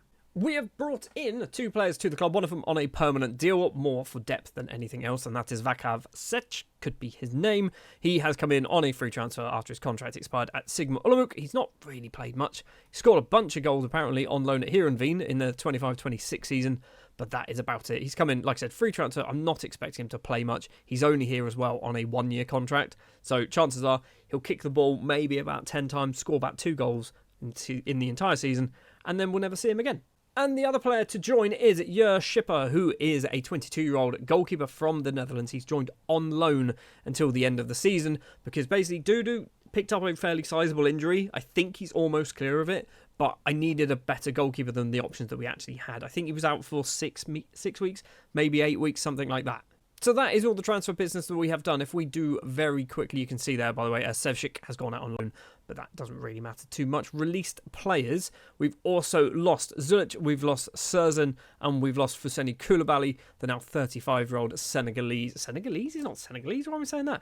Ivorian former international, who has he spent a few seasons here, 3 seasons, played a reasonable amount of football last year as well, but most of it coming off the bench.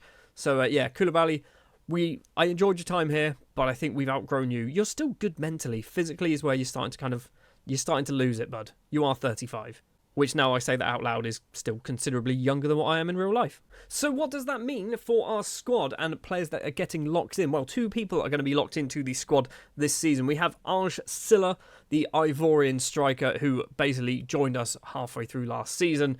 So far has started off very, very well. 5 goals in 6 appearances, 1 assist, a couple of man of the match awards as well. Probably don't need to lock him in as a striker, but I'm doing it anyway because I don't want anyone else playing there accidentally. Silla, I think, is going to be a world-class footballer, which means we'll probably get 1 season out of him, and I want to use that 1 season for him to score 40 goals if we can. The other player getting locked in is Doljal, could be his name. He is a 17-year-old Czech central defender who came through our youth intake a few seasons ago, and I think there's potential there.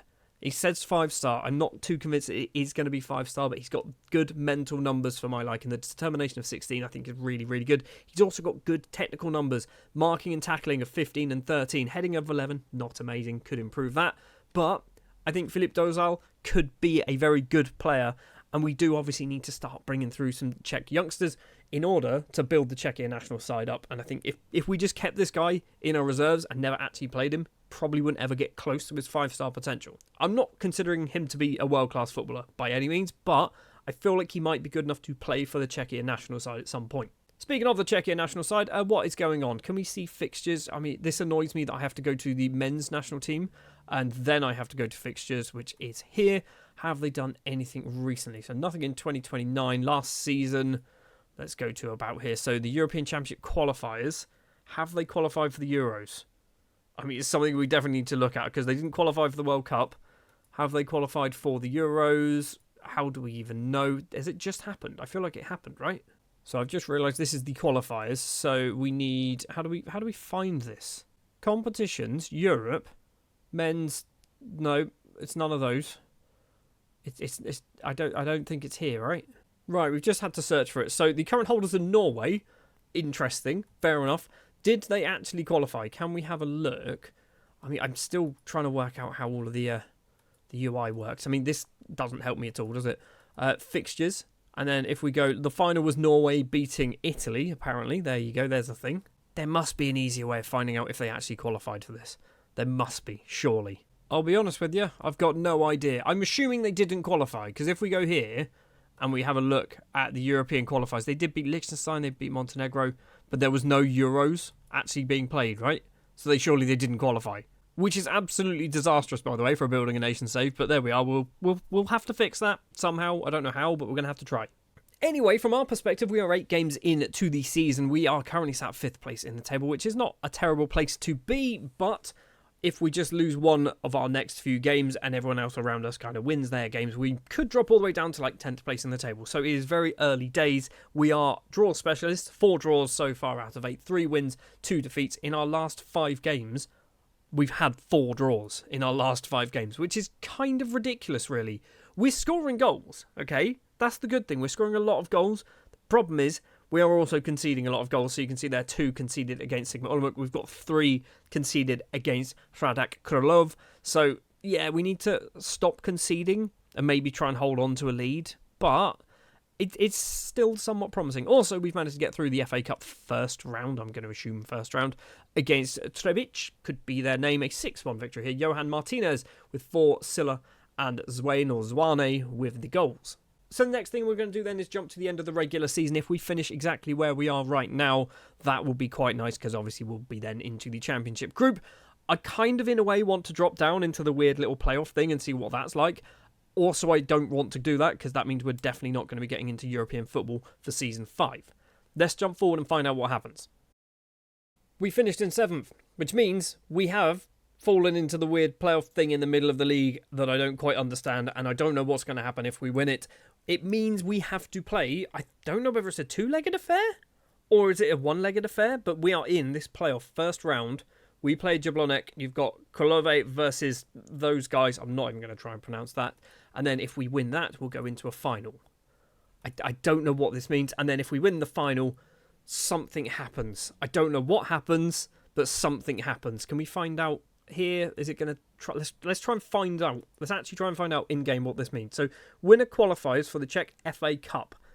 I think from the comments it means we skip a round if we win this, but they also qualify for the position 7-8 playoff final, which is this thing.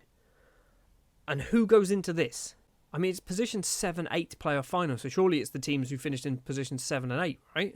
I don't know, but anyway, if we win that, we get money, and that's pretty much it. Still don't understand, okay? Still don't understand. We'll find out one day how this works. Hopefully this season. Maybe we might somehow qualify for Europe because we win this thing, or we might just lose straight away to Jablonec. Other things that have gone on, we've had our youth intake for the season. As you can see here, we have got 2 elite prospects from the 16 that came in. We have Jiri Zubele, might be his name, a central midfielder who I think does look quite good. 5-star potential, 1.5-star current ability, but for our tiki-taka style of football that we play, with his passing, his technique, his first touch, that's already looking pretty promising. Mentally, got some reasonable numbers, could do a little bit of an improvement, but Zubele, I think, could be pretty good. We also have 15-year-old central defender Ricardo Padu, not quite sure, who, again, doesn't look particularly terrible at all mentally. He's all right, got some good numbers. 19 bravery is a very nice number to see. Technically, it's not amazing, but he is only 15 years of age. Ricardo Padu does not sound like a Czech name. I feel like it is just a Czech name, but it doesn't sound like it. I mean, there's a way to find out. He's Italian. He's part Italian, apparently. Second nationality is Italian, so that's where you're getting that from. We've also got some other players as well. Mohamed Salahovic could be his name, who is a Bosnia and Herzegovina attacker midfielder. I think also looks pretty good. The problem is we don't play an attacker midfielder. So if we're going to bring this guy in and maybe he's going to have a bit of potential, we might need to work out what position he's going to play. Does he become a striker? Does he become a winger? Does he become more of a sort of more central midfielder? I don't really know, but apparently he looked pretty good. And I think that's kind of it. I mean, obviously we've got like Kuba here. Might be good.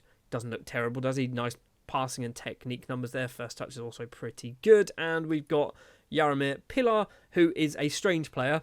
He's a strange player because he plays as a right midfielder. I don't think there are any right midfielders since David Beckham retired. But anyway, we've got Jaromir Pilar, who might be good as well. But yeah, we've kind of got a reasonable youth intake, I think. I have just remembered there is the FA Cup as well. We get knocked out of this literally every season by one of the biggest clubs in the country normally. So if we drop back to the third round, we beat those guys. Into the fourth round, we then lost to Slavia Prague. So if we probably drop back a season, we go to the fourth round. We beat Banaka Strava last year. I didn't even check this. Victor Pilsen, there you go. And the next season, or the previous season, didn't get to the quarterfinals. Did we get to the fourth round? We did. And we lost to Mlada Boleslav. And then in season 1, in the fourth round, we lose to Banaka Strava. So basically, if we draw a team from the same division as us, we're probably getting knocked out of the FA Cup, which is annoying because I would quite like to win it one day. Last thing before we jump to the end of the season, I do want to just have a look at the current goal scoring situation. So Silla is on 14 and wanted by Chelsea. Yep, thought something like that was going to happen fairly quickly. We've also got Johan Martinez also on 14 goals. 10 goals for Robbie Sama as well. Sama just loves a goal for us, doesn't he? He just loves a goal for us. He's got 10 goals this season, 5 in the previous seasons, 9 in the first season as well. So Sama's just doing the business. We've got 5 goals for Ronaldo Vieira, which I'm just genuinely surprised he's even playing, but there we are. You've probably also noticed, if we sort by this, we have locked in Dudu. I got to around January time and I went, why are we playing Schipper? Schipper was just our number 1 goalkeeper for the season. He's kept 2 clean sheets. And I went, I'd rather play Dudu, who was originally injured. He's played 13 games, got 3 clean sheets. So he's doing slightly better. Not amazingly well, but slightly better.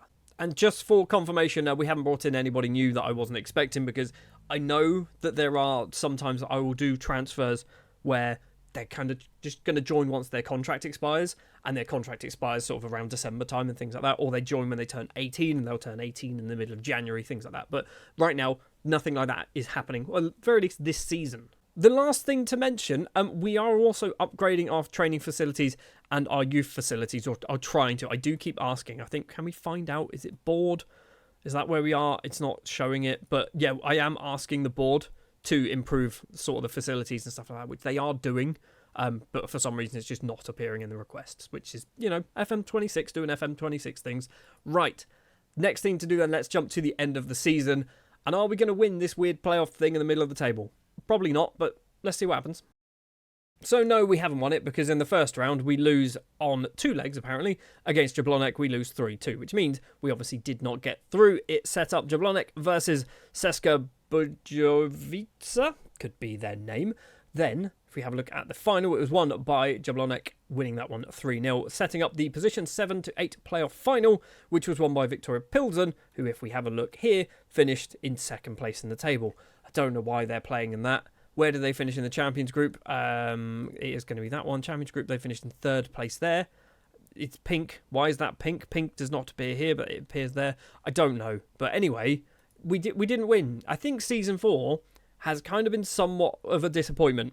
We finished outside of the Championship spots. We haven't done well in the league. We haven't done well in the Cup. We've just kind of had a season of growing. I guess let's have a quick check, actually. Financially, that one is finances, not facilities. What's happened? We've got £2.249 million in the bank. We've got nearly £3 million worth of transfer budget. Is Season 5 the season where we start spending some of that cash? It might need to be, Season 5 might just be days old for us. However, it has already been a very, very busy transfer window. We have sold a few players. We have brought in quite a lot of players. And I'm starting to bring in some of the youngsters from all the different corners of the earth. And by all the different corners, I mean mainly Brazil and some of Africa. Obviously, last season we finished in 7th place in the table, which meant literally nothing. We went into the weird playoff thing. Nobody really cared. I didn't understand what went on. But it doesn't really matter, because now Season 5, we are aiming upwards, and we are hopefully going to be finishing in the top 6. And I want to be qualifying for Europe once again. And obviously the transfer window is open because it is the 1st of July. We have a transfer budget of £3.28 million still to spend. We have spent a bit of money as well. The reason why we've got some money to spend is we might have sold probably somebody you were expecting to sell, to be honest. That's right, Arne Silla has left the club. He's actually moved over to Manchester City and returned on loan until the end of the season. However, I might cancel this loan because he is a non-EU player and I don't want to make somebody else's player better at football. I'd rather make one of our own players better at football. We'll see how things go. Obviously, we've got the entire transfer window to decide if we're going to do that, and if we are going to do that, we probably do need to replace Silla with somebody else. I don't know whether I told you how much he went for. He's gone for £2.9 million. I think it could go even higher than that. We've also got a 50% sell-on clause in there, so if he ever leaves Man City for a nice big fee, in the hundreds of millions would be nice. We're getting literally half of it. He's not the only player to leave the club on a reasonably sized deal. Johan Martinez has moved over to Saudi Arabia, a player we brought in on a free transfer. Didn't really play much in the first season, played loads in the second. He's moved over for £1.2 million. It is a gap now we have on our squad on that left-hand side, but don't worry, we have done some investing already, and we've still got plenty of the transfer window to go to try and find ourselves some decent attacking midfielders. We've also sold Rasim Bulic, a player that we signed in Season 2, maybe. He has moved over to Victoria Pilsen. He's gone for a small fee. Basically, he was out of contract very, very soon, so £56,000. He did play a lot of football, so we do need to now bring in another defensive midfielder to fill that gap. And a few youngsters have also moved on. David Holub could be his name. He's moved over to Slavia Prague. Basically, couldn't do much about this. They just offered some money, and he got accepted for some reason. I think because he was a youth player, they were just able to take him, which is kind of annoying. Isaac Asai, another youngster, has moved over to Vyskov on a small fee, about, nearly £40,000. That's not too bad. And for £41,000, Dino Kalina has also moved over to Vyskov. So we've lost a few youngsters, but nobody too exciting. Joining the club then. In order that they came into the club, we have Saliou Diallo, who is an 18-year-old Senegalese goalkeeper, signed from, where did we sign him from? Generation Foot? I believe it is Generation Foot, for £155,000. Now, you might be thinking, what's going to happen with Saliou Diallo? Well, basically what's going to happen, he's going to sit in our reserves or hopefully get loaned out, because we have also brought in another goalkeeper, and he's pretty good, and he's only 18. And that is the Brazilian Gui, who has signed from a random team in Brazil. We had two players that kind of popped up from RFC, and I went, he's amazing. For £140,000, Gui looks really, really good, so he's been brought to the club, and I think he might be our number one goalkeeper. If we do a comparison, this is where this doesn't work, but if we do a comparison against Dudu, I don't know whether is he better? Dudu's probably considerably better, right? So Dudu's on the right. So when it comes to goalkeeping ability, communication, eccentricity, first touch and stuff like that, Dudu's got this hands down. However, mentally, Gui's there. Physically, Gui is there as well. So I think Gui might become our number one goalkeeper, maybe even this season. We've also signed a 19-year-old Algerian and French defender. That was all important for me to make sure he was actually part of the EU as well. Syed Chaib could be his name. He has been signed from, what are they called? It is USM Alger, a team that is always a good one to have a look at if you want to get some decent youngsters. £240,000 might seem on the steep side. However, I think we've got ourselves a good youngster. 2 caps already for Algeria at just 19 years old. And another youngster joining this time from Colombia is Ruben Leon, a 19-year-old Colombian, and I believe he is also part French. He has signed from America de Cali, a team that if you want to get decent young Colombians, go to that one. He's cost £825,000. It's a steep fee for a 19-year-old who has got a lot of work still to go, but there's that 5-star potential, which I'm hoping he can obviously fulfill that, because if he can fulfill that, we've got ourselves a very good, decent right winger. He does need to train to be a right winger, though. We have also poached a 22-year-old called David Hubika, could be his name, from Slavia Prague. He's come in as a rotation player because we needed some more, basically EU and arguably more Czech players. He's come in from Slavia. They weren't playing him. Obviously, he's playing in their B and C team at times. He's cost £48,500. Nothing really exciting. Probably played 3 entire games for us, and then we'll just lose him when he's like 22, 23. He's already 22. When he's maybe 25. Signing on a free transfer is Robert Silagi, could be his name, a Romanian right winger. So this is one of our kind of succession pieces that we are trying to do. We obviously have got rid of a couple of decent players up the top end of the pitch. Silagi is hopefully a decent replacement. He spent a lot of time playing for Sepsi Cluj. He's also got the other Cluj in there. He's got Uneria Slobozia, also in Romania, and a bunch of clubs based in Romania, which is a surprise to absolutely nobody for a Romanian footballer. And the one that I think I'm most excited about is Abubakar Sumahura, who is basically going to be one of our best players. I'm hoping. He can play as a centre-back, he can play as a defensive midfielder if we need him to. He is still only 24 years of age. He's obviously French, so he is part of the EU as well. And for a free transfer, I think this one was an absolute magical piece of business for us to do. That is all we have done so far, but we still have 2 months of a transfer window, maybe month and a week of a transfer window still to go. We've got, like I said, about £3 million to spend if we want to spend it as well. We've only spent £48,500. plus a bunch more from obviously all of these ones here as well. So we're in a good place. I'm happy with what we've done so far. Can we have a look at released players very quickly? So released players from maybe last season, possibly last season. Anyone of interest there? So we've got Siek, a player that we signed last season. I said he'd probably just get released. He did. Alex Mendez, a player we signed in season 1, has gone. We've got Zwain, the South African. He has also left the club. I don't think there's anyone really too exciting there. Basically, a lot of players who weren't playing a lot of football, and they've just moved on. I know obviously it is early days, but this is what it's going to mean for our squad. I'm thinking Dudu might still need to be locked in as our number 1, because I think he is better than Gui right now, but I might leave that space open and just see what the assistant manager does. We're also keeping in, at the moment, Philippe Dozal, because he did pretty good last season. Can we have a look at his stats last season? He played 32 times, got a 6.78 in the league, so that's not terrible for a 16-year-old at the time, who is now 17. Actually, he would have been 17. He's just about to turn 18. And we also have another new name on this list, and that is Thomas Hudek, who is a 17-year-old central midfielder.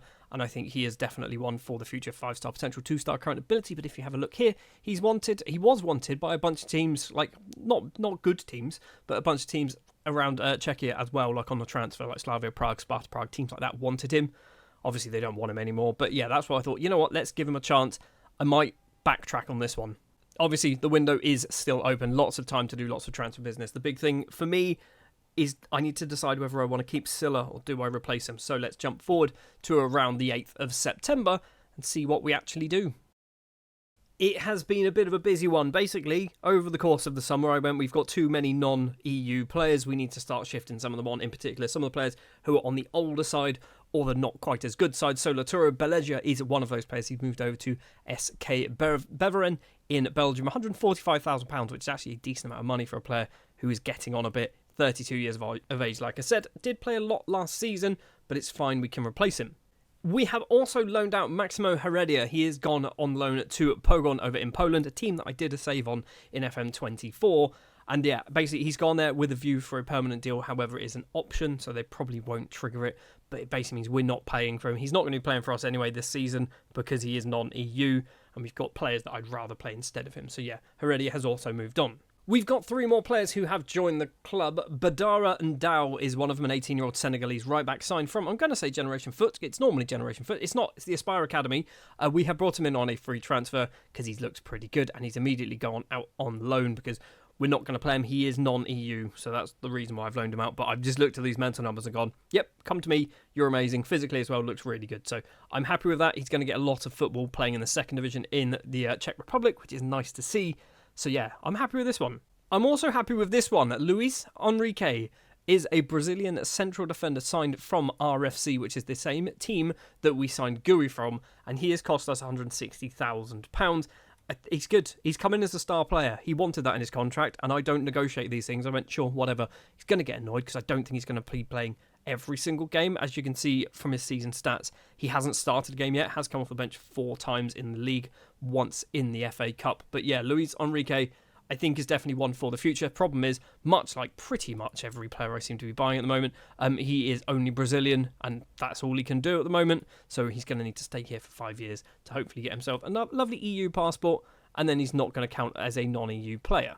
The last player to join the club is the Ange Silla replacement. That's right, we have returned Silla back to Manchester City because he is non-EU, and we have brought in Algerian striker Mustafa Lama. Now, you might be saying, but hold on, Algeria isn't in the EU. You'd be right in thinking that, but luckily for us, France is in the EU, and he is a second nationality of French, so that is obviously good. It means we can play Philipp Lahm without really worrying too much about whether we can kind of register him into the squad. I think Lahm is going to be superb. I think he's going to be just as good as Silla. He's not cost a lot of money either, just £130,000 from ASO Schlef in Algeria, a team, again, I say this a lot, this is a good team if you want to buy decent Algerians. Probably check those guys out because they do seem to get them quite frequently. So yeah, Lama probably going to be our lead striker. That is all the transfer business that we have done so far. We have got a few players going out on loan as well. So Filip Latafa, a player who came through our youth and taken maybe season 1. We've also got Salilhovic, who has gone on loan to Rudar in his native Bosnia, I believe is where he's gone. I think that's where they are.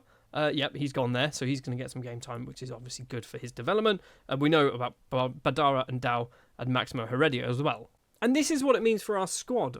I don't think I'm going to lock in anybody. I think I'm just going to let my assistant manager do what he wants to do, and he can pick the best players that he wants to pick. So if we sort by our best 11, this is what is, in theory, on paper, our best 11. So Gui is our number one goalkeeper.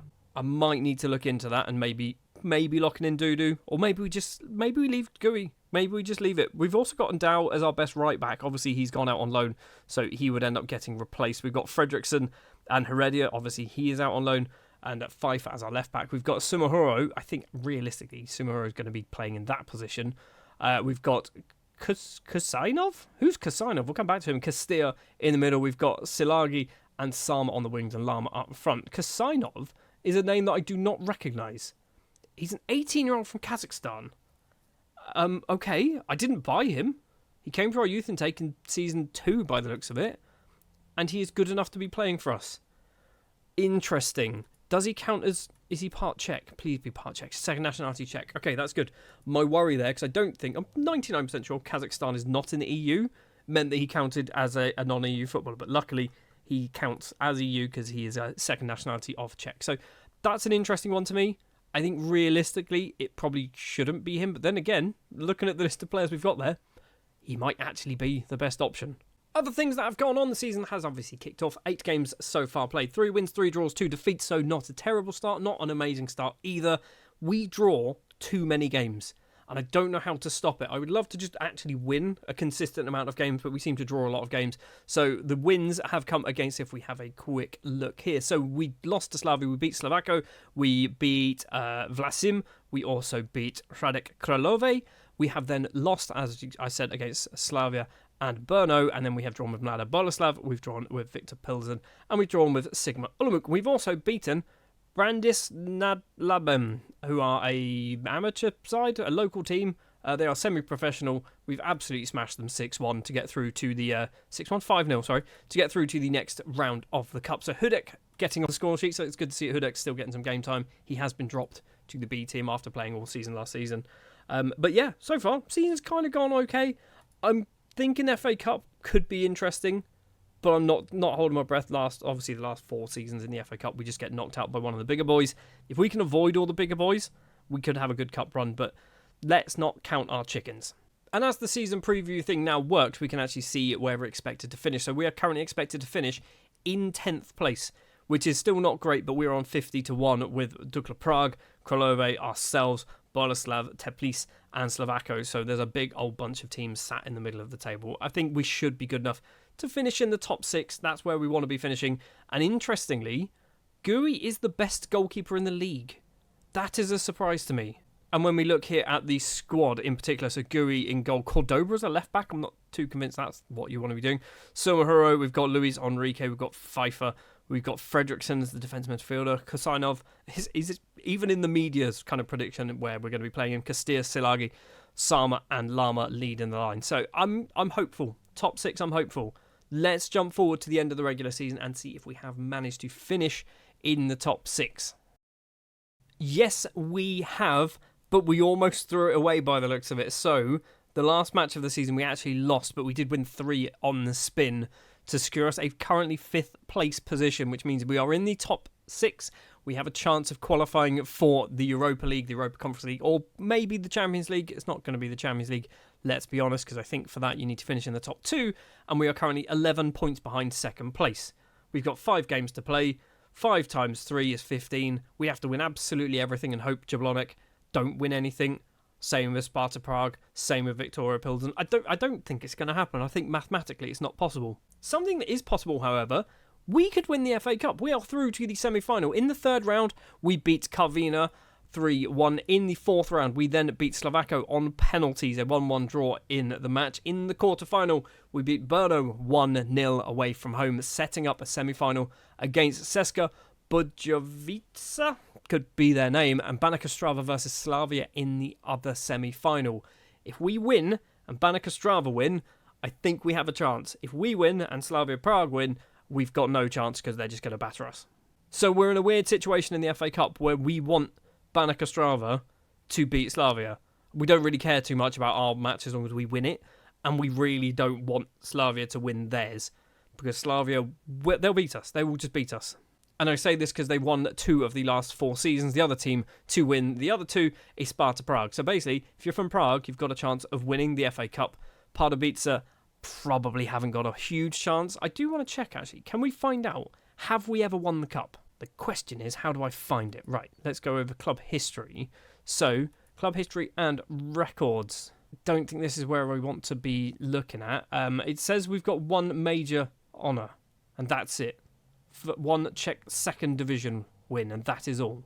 That is it. Literally, we've won the second division in 2020 and came 3rd in 2018. So winning the FA Cup actually would be a massive deal for this Pardubice side.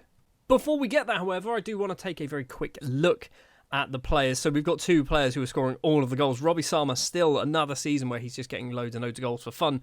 He's got 14 assists as well, which is kind of ridiculous.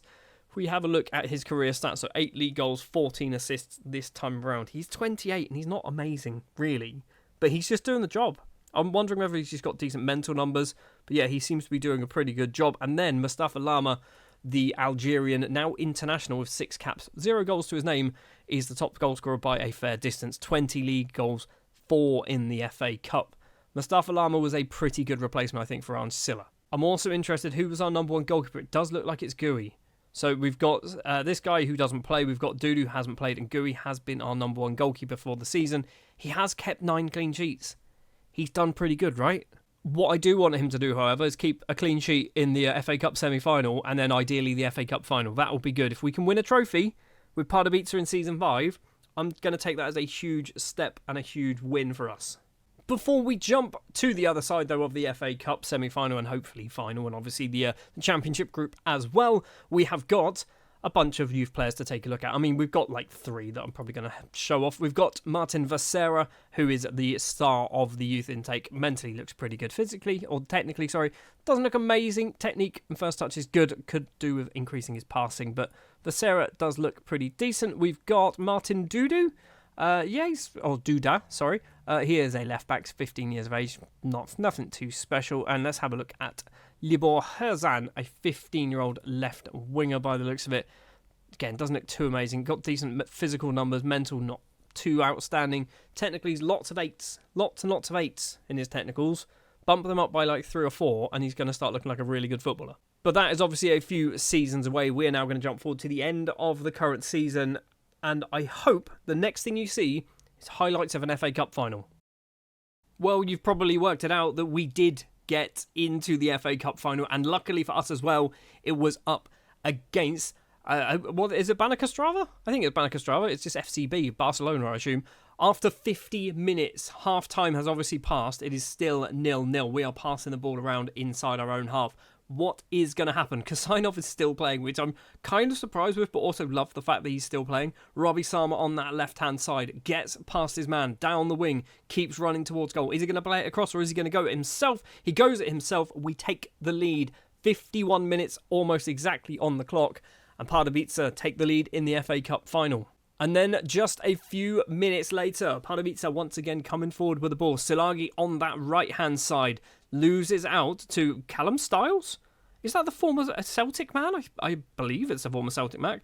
Lama plays the ball in to Silagi. He tucks the ball away. We double our lead. A very quick fire couple of goals for Pardubice against Banca Strava means we are 2-0 up in the Czech FA Cup final. Could we possibly win our first ever Czech FA Cup with Pardubice? Our first ever trophy as well in charge. Well, on the 75th minute, we have ourselves another highlight. Is this going to go our way, or is this going to go the way of Banca Strava? Pfeiffer with the ball on that left-hand side, plays it on the ground. It is Robbie Sama once again, backwards to Castilla, in the middle, finds Lama, plays it off towards the left, towards Robbie Sama, can't quite get there, so it's all the way back to the keeper, and he doesn't let that ball roll in. I thought he was about to let the ball roll in then. Has it once again. Like I said, we've got 15 minutes of normal time to play, a 2-goal advantage. If we concede, it could be disastrous. If we are the team to score, it is game, set and match, and we are probably going to be winning the FA Cup. Kabala on the right-hand side finds our former player, Lammers. Kabala once again takes a few touches, gets around his man, plays it across the Planka, great name, all the way back to Yasui, finds this man in the middle, it's fallen to Kabala, and Banca Strava make it 2-1. And is there another highlight? There is not another highlight, and it means Pardubice have won the Czech FA Cup for the first time ever. The first time ever we have won the Czech FA Cup if we go over to our formation and our players. So Luis Enrique gets 7.5. Sumahoro playing as the DM. That's kind of why he was a little bit further up the pitch than I was expecting him to be. 7.5 as well. Sama, a goal in the final. We've got Silagi with a goal as well in the final. Lama getting a 7.3, I'm assuming, because of his assist. And we've picked up a trophy. Season 5, we picked up a trophy. And I think as well, it means we have qualified for the Europa Conference League because we've won the FA Cup. But we might have also qualified for the Europa League because we finished 4th place in the table. And I don't understand what this means. So 1st and 2nd place, Champions League. 3rd place, don't know what that pink one is. 4th place is yellow. Yellow is Europa League or Conference League. It could be both. It could be either. I don't know. I'm assuming it's the Europa League and Victoria Pilsen are going to drop into the Europa Conference League. Jablonec are going to be also in the Europa League qualifying rounds too. And just to remind you, we were 50-1. We were initially, I think it was like 8th or 10th place, we were expected to finish. We have actually finished in 4th place, which is our highest ever finish in charge of Pardubice. And we are slowly making ground. We're still not making it consistently, but we are slowly making ground. I want to take a quick look at the rankings of the league. So Czechia still in 10th place there, which is not really a surprise to anybody. Can we also... I need to find the coefficients. There we go. So nation coefficients. We have... I think we've kind of not really moved too far, to be honest. So we are still 10th place. We've dropped a whole bunch of points. But obviously everyone else around us has also dropped a bunch of points. Obviously, Season 6, we are going to be in Europe. I don't know what league it is going to be in, whether it's the Europa League or Europa Conference League, but we're going to be in European competition, which means we're going to start hopefully contributing to the coefficient points, which would be nice. We are still a long, long way away from breaking into the top, 5. That's where you want to be, top 5. Then you're going to start being able to kind of bring in amazing footballers into the nation. We're doing all right. We're not doing horrendous, but I don't think we've actually moved anywhere since we've started the save. So the top goal scorer then was Mustafa Lama, finishing on 25 in all competitions. Just 4 in the FA Cup, obviously an assist in the final, but no goal. He's good. I feel like we might be stuck in a similar situation that we were with Silla, where somebody's just going to come in for Lama. His value's a lot higher than Silla was, so if we can get like £5 million cash and a 50% sell-on, we might need to do that. I don't want to sell him if we don't have to, but we are still a small club. We do need to start selling players. Financially, we are 5 million in debt. That's a lot of debt. Where's that debt come from?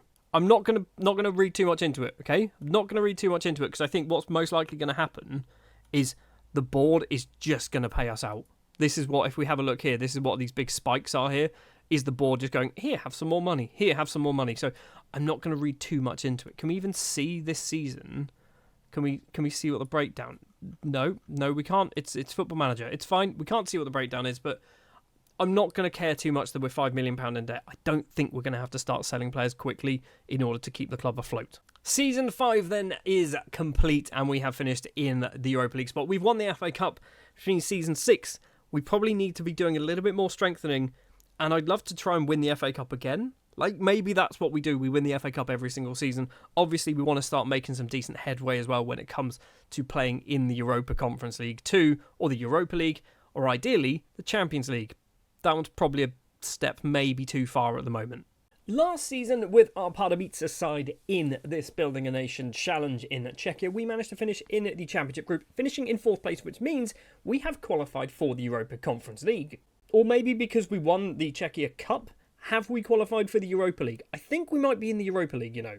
We are just going to have to wait and see to find out exactly what that means. We're on the 21st of June 2030. The transfer window has literally just opened, but no business has taken place. I just want to show you the financial situation. I think last time I showed you this was a few seasons ago, and we weren't in a particularly good way. We're actually doing all right now. We've got 3 million in the bank. We've been pretty high up as well. If you actually have a look, we've got -6 million. We've got... Well, I don't understand. It says we've got 3 million in the bank. We haven't got 3 million in the bank. I think we're doing okay financially. Maybe. We'll find out in a minute. We do have, however, £6.5 million worth of transfer budget to spend. We are over our wage budget, so we'll probably do a little bit of rearranging there. But this is a massive, massive transfer budget. The thing is, I don't really want to spend it because I don't think we need to spend it at the moment. I think that money isn't going to really help us bring in players to help us challenge. but that money might be more useful trying to develop the stadium, the facilities and things like that. So I'm going to try and not spend that. Hopefully this number goes up as well. And then we'll ask the board if they can actually do some kind of facilities improvements. That's what you should be doing in the first few seasons of a Building a Nation save. Obviously, this is season 6. We should have done a bit of this already. And I have tried. But it doesn't say we have tried. I do ask them constantly if they want to do the facilities and stadium and stuff like that. They are there going, no, we've not got the money, which is understandable if we are minus £6 million in debt or whatever that is. So yeah, I am trying. Believe me, I'm definitely trying, but we're not really making too much headway at the moment. Anyway, let's jump forward to the end of the opening transfer window. Like I said, we've got £6 million or whatever it is to spend. We're not going to be spending that money at all. We're going to jump forward, do a whole load of transfer business. We'll take a look at players who have left the club as well, obviously on free transfers, because that's where most of them are going to go. And yeah, we'll be back in just a second.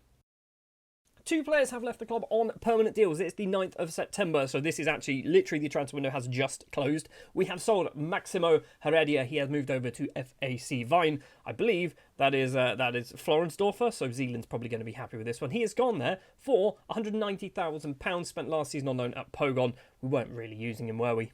That's a complete lie. He did play 30 times in the 28-29 season, but 23 of them were off the bench, so he hasn't played consistently in the starting 11, and also he is non-European, which is one of the reasons why we've got rid of him. Another player who is non-European and has moved on is Badara Ndao. He has moved over to Inter Milan and returned on loan. He's gone for £2.5 million.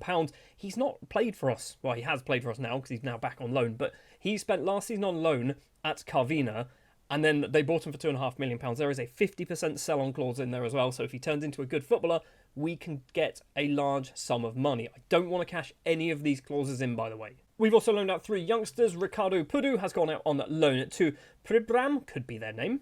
Philip Dozel has gone on loan to Artis in the top division, so hopefully he's going to get a lot of football playing for them and improve significantly. And Mohamed Salilovic has moved on loan to Igman, I believe, in Bosnia. Yeah, he's gone to Igman in Bosnia.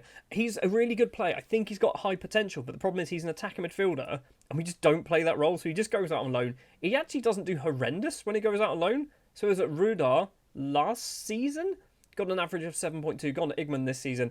We'll probably never see him. We'll probably just sell him to somebody, or maybe even just release him. You never know. Joining the club then is a returning face. It is Philip Vachetta, a player who we had in Season 1, and then we got rid of him for a small fee, and we brought him back. Basically, I needed some more Czech players. I needed some more strikers, and I thought he was available for cheap. He's actually pretty good, so we'll bring him in. He's probably not going to play for us, but you never know. He might get the odd game here or there. Another player to join, but hopefully this one is going to be a little bit more useful, is Benno Kaltefletter, could be his name. I'm just going to call him Benno. Benno has joined from Halscher FC in the 3rd division of Germany. I don't know why my scouts keep finding decent German footballers, particularly down in the 3rd division. But yeah, he's come in on a free transfer, formerly of Leipzig.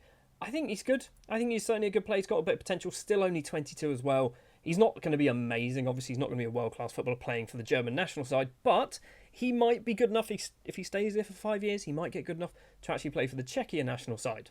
Which, by the way, before we talk about our last signing, Tyler Fredriksson is eligible to play for the Czechia national side now. So he is actually from Czechia. I don't think he can actually play for them just yet, but he's not too far away from being eligible for them. So it'll be interesting to know whether Tyler Fredriksson will actually get some game time. And the final signing I think might actually be a club record is Christian Edman, the 21-year-old Swedish central midfielder. He's got 4-star current ability, 5-star potential ability, signed from Helsingborg for £650,000 right at the end of last season. He's already played 8 times, average rating of literally just under 7. I think we've got ourselves a good player in Christian Edman here, and he's still only young. The thing that I have kind of concerns with, not necessarily about Edman, but signing a lot of these young players, they will get poached by bigger clubs. So we just need to make use of them while we got them, and then sell them for nice big fees, and ideally nice big sell-ons as well. We have kicked off the top division in Czechia, and we are currently sat 3rd place in the table, which is a very good start. If we click that, hopefully it will load. There we go. We got 6 wins and 2 defeats, 4 points off the top of the table. If we can finish in 3rd place, that'll be very good for us. I think realistically, Slavia and Sparta Prague, we are going to struggle to catch up with them in the early few seasons. But if we are the best of the rest, which I think is something realistically we should be targeting, that's probably going to be very good for us. And then maybe come like season 8, 9, 10 is where we start to actually try and challenge for a title, or at the very least a 2nd place finish, maybe getting into the Champions League qualifying rounds. Speaking of Champions League qualifying rounds, we are in the Europa League, not the Champions League, obviously. We did have to go through a qualifying round. I need to now find out where it is. It might have even been a couple of qualifying rounds, or not. We definitely went through some qualifying rounds. Bear with me. There we go. So we had to get past Mulder, which we managed to do 1-0 in the home leg. A 0-0 draw in the away leg means we just about squeezed through, but we did get into the Europa League proper. And we have got Olympia, we have Bournemouth, we also have RB Salzburg, we've got Rakow from Poland, Real Betis Benfica, and Malmo, which is kind of funny. I don't know why it's kind of funny. My brain thought that said Mulder. It doesn't make any sense. It's not Mulder. It's a completely different country, right? Malmo are Swedish, Mulder are Norwegian. Pretty sure I might be just insulting everybody from pretty much every nation in Scandinavia now. The last thing to do then before we jump to the end of the season is to just kind of show you the players that we are locking in. And you can probably tell it's nobody. We are literally not going to lock in any players this season. If we do our best 11, this is what it is. So Gui is our number one goalkeeper. He's wanted. He's wanted by Man City and Nice. Well, Gui might be off then. That's probably not a good thing. And Dow, Enrique, Sumahura and Cordoba as our defenders. Cordoba, I'm not too convinced as our best left back, but there we are. We've got Benno as the DM, Castilla and Edmund in the middle, Sama on the left, Silagi on the right, and Mustafa Lama, who I called Philip Lama a couple of episodes ago, or last episode, something like that. That's not who he is at all. Oh, there was something else I probably should mention. 3 players have left the club as well after their contracts expired. Ronaldo Vieira has left after his has expired and gone nowhere. This is not ideal, is it? If we go there, go there. And also, Peñaranda has also left the club after his contract expired. I don't think he played a huge amount last season. No, he didn't. So, yeah, he was very, very good the first couple of seasons, and then he just started to get phased out as he got a bit older. He's moved back over to Venezuela, signing for Deportivo Miranda, where he scored 4 and got 3 assists. So he's still doing all right, playing arguably a lower level. Right then, let's go forward to the end of the regular season. It's going to be around April time. Hopefully we'll finish in the top 6. Hopefully we'll still be kind of pushing for those Champions League spots. I'd also like to have another good cup run as well. That would be quite handy to see. Well, the good news, I guess, is we are in the Championship group. The bad news is we have dropped down to 5th place, and it looks like arguably anything above 3rd, I say arguably, definitely anything above 3rd is out of reach, and 3rd is still 6 points away. We only play 5 matches in the Championship group, and you'd expect us to lose at least 2 of them, so there's only 9 points up for grabs, realistically, and we need 6 of them just to move up into 3rd. I think we might be finishing 4th, 5th or 6th in this scenario. It's not been an amazing youth intake either this season. We don't have any elite prospects. We do have 2 top prospects, though. We have Jiri Slavisek, could be his name, a central defender, 5'9". Probably want to get a bit bigger than that, mate. And we also have Matthias Blazek, who is a 16-year-old central midfielder. He's 6 foot. You should be the centre-back, mate. He doesn't look too bad. I always like to see as well the kind of random nationalities that kind of come through our youth intake. So we've got a Croatian goalkeeper. We've got a Ukrainian left midfielder. Have we got anyone else from anywhere silly? We've got another Croatian. We've got an Austrian central defender who's absolutely horrendous by the looks of it. So you can see here, by the way, the players that have signed are these guys. I want to have a look at like Thomas Cerny. Is he good? Should we sign him? Probably not. Other things that are going on, obviously, we've got the FA Cup and we also have the Europa League, which we'll get to in just a moment. The FA Cup didn't go particularly well. I think we got knocked out maybe this round, or was it the 3rd round? Sometimes our club name doesn't get highlighted. There we go. We lost to Opava 1-0 from the 2nd division. So yeah, we are not winning the cup this time around. But are we winning the Europa League? No, we're not, because we have not made it to the semi-finals, which will be Spurs versus Bayer and Shakhtar versus Villarreal.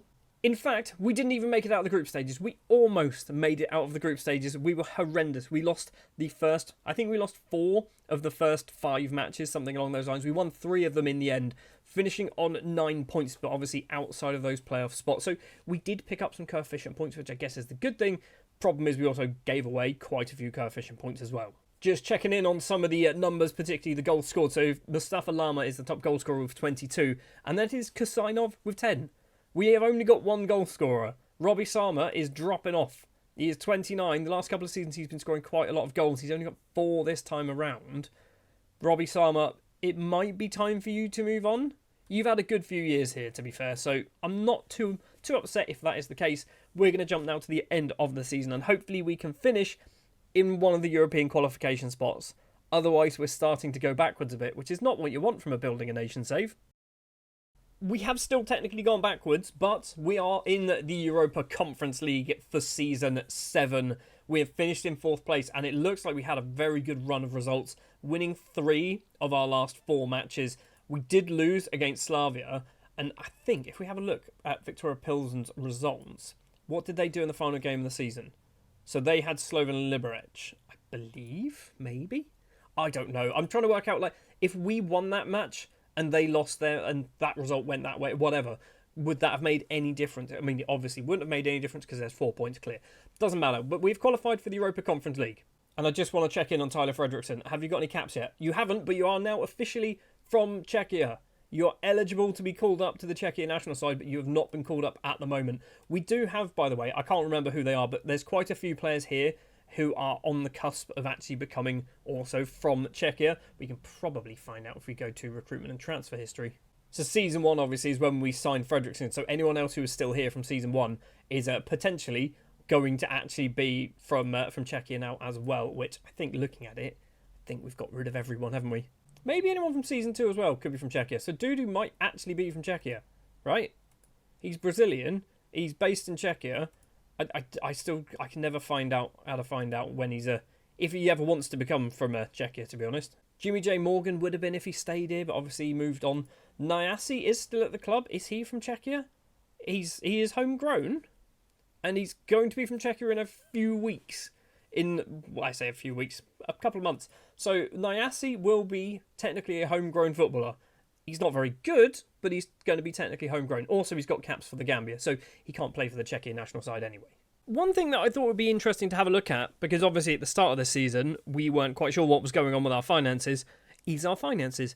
And I'm still not quite sure what's going on. So where's the start of the season? The start of the season is here-ish, somewhere around here. So that's the 1st of June, where we had nearly 3 million in the bank. It did drop all the way down to negative 3.5 million, jumped straight back up again to about 2 million, then all the way down to about minus 6 million in the bank, then all the way up again to nearly 5 million, and now we're literally just sat somewhere around 0.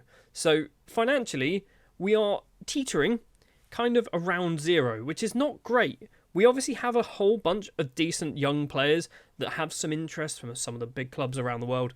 Maybe we need to start thinking about cashing those in. I don't really want to do that because I want to kind of get them as good as they can before we cash them in. But maybe that's something we need to look at doing because obviously this is hindering our ability to improve our stadium and stuff like that. So maybe we might need to sell some players. I don't want to. So the last thing we are going to do before we round out this season is take a look at the coefficients, which I believe might still be broken at the time of this save.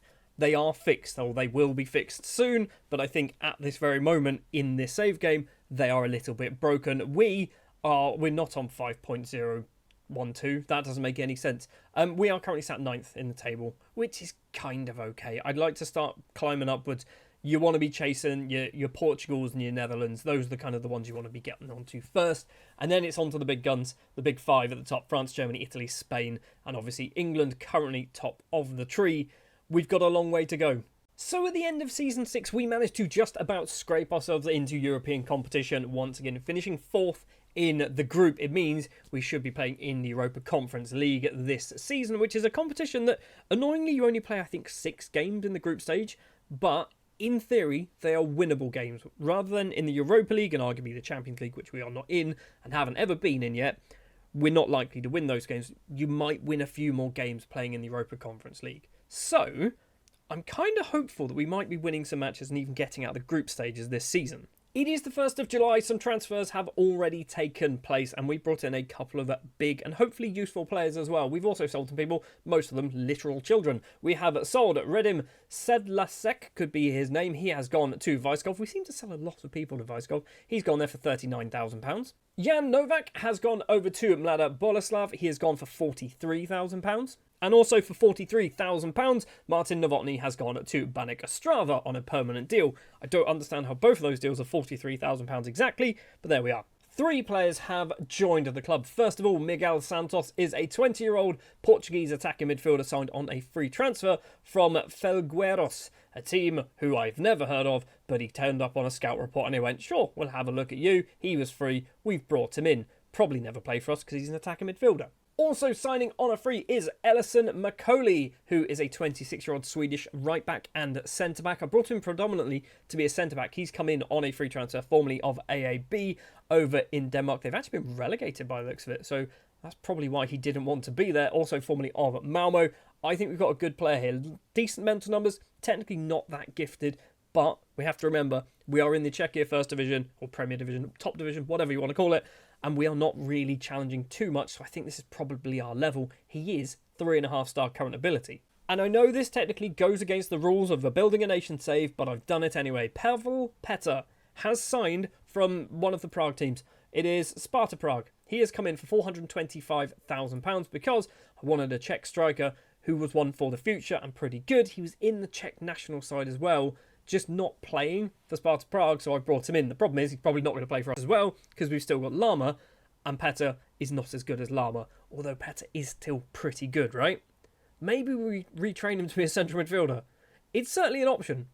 Probably not a good one, but it is an option. So that is the transfer business we have already done. We've also released a few people, I think, if we jump back here. So I don't think anyone of interest. So Eisman, Krotil, Hollis, and Stieskal. I think he was like our third choice goalkeeper. He's gone on a free transfer, but I don't think he ever played for us, so nobody really cares. Whilst we're still talking about money, we've got £4.6 million worth of transfer budget to spend, £55,000 a week left in our wage budget as well. In the bank, we have money. This is slightly more accurate. I think last season when I checked, I can't remember when it was, it said we were in negative numbers, but we were actually not in negative numbers, so this now seems to be a little bit more accurate. We do have £3 million in the bank at the moment. I'm trying not to spend too much of it, okay? I think I said last season that I don't want to spend this money because I think right now we're still at the point where we should be investing into our facilities rather than our team, because we are doing okay when it comes to performing in the league. If we keep getting into European competitions, that's probably good enough. And I will just kind of show you the facilities now because I don't think I've shown you them in a while. They're still not very good. We've got a tiny stadium. That's not even our stadium. That's someone else's. That's Radek Krylov's stadium. That's not ours. So this is our stadium, the Arnosta Kostala Stadion. But for some reason, this season we're playing at Malskovica Arena. Because why not, I guess. Which I'm assuming is going to be their stadium, right? Yeah, it is Radek Krylov's stadium. I don't understand, but whatever. Anyway, going back to the facilities. So training facilities, they're average. Good youth facilities. Our academy coaching is not the best. I'm trying to improve that, obviously. I'm trying to improve all of this as much as I possibly can. I think our stadium is smaller than this as well. So I'm trying to get that basically made bigger as well, if we can. I wonder whether we're playing at their stadium because we're in the Europa League or Europa Conference League. Although we were in the Europa Conference League last season. I don't know. One thing I have just noticed, competitions, it says Europa League, not Europa Conference League. Have we... Why? I thought we were in the Europa Conference League. What happened? Right, my assumption... So Victoria Pilsen won the cup. Did they finish ahead of us in the league table? We're doing some investigating here. So did they finish ahead of us last season? They did. Right, okay, so that meant Champions League, Europa League, Europa Conference League. Right, makes a bit more sense. Kind of annoying. I was looking forward to playing in the Europa Conference League because we should win some games in that. But I guess back to the Europa League it is. 8 matches to play though. More coefficient points possibly on the table. Anyway, let's jump forward to the end of the first transfer window. We've obviously got a bit of money to spend. Will we do a lot of transfer business? Maybe. Probably. Wait and see. It's been a busy summer. It's been a very busy summer. Jose Cordoba has left the club, moving over to Al Okdud in, I'm going to say Saudi, for £2.3 million. A big sum of money there for a player who realistically we didn't need because he wasn't European and he's 30.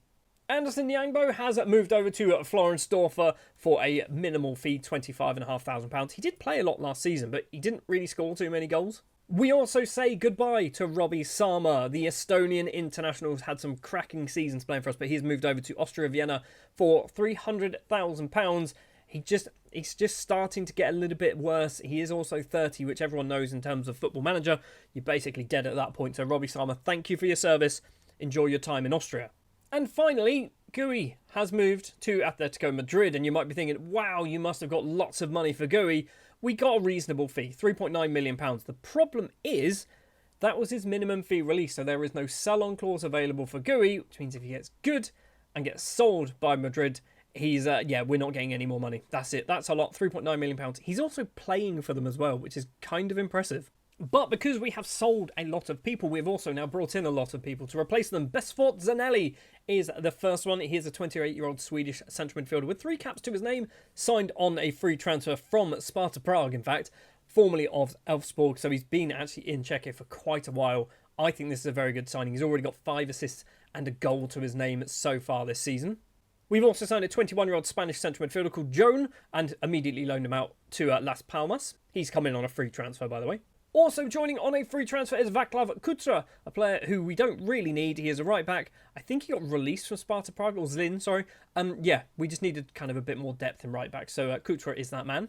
Musa Trabi is next up. He is an Ivorian goalkeeper, 21 years of age, tons of potential, hopefully 2-star current ability. He is signed from a team called Cajon in Spain. I don't know who these are, but again, randomly turning up on scout reports, so I found this man. I think it was actually like in the Ivory Coast, like under 21s or something like that.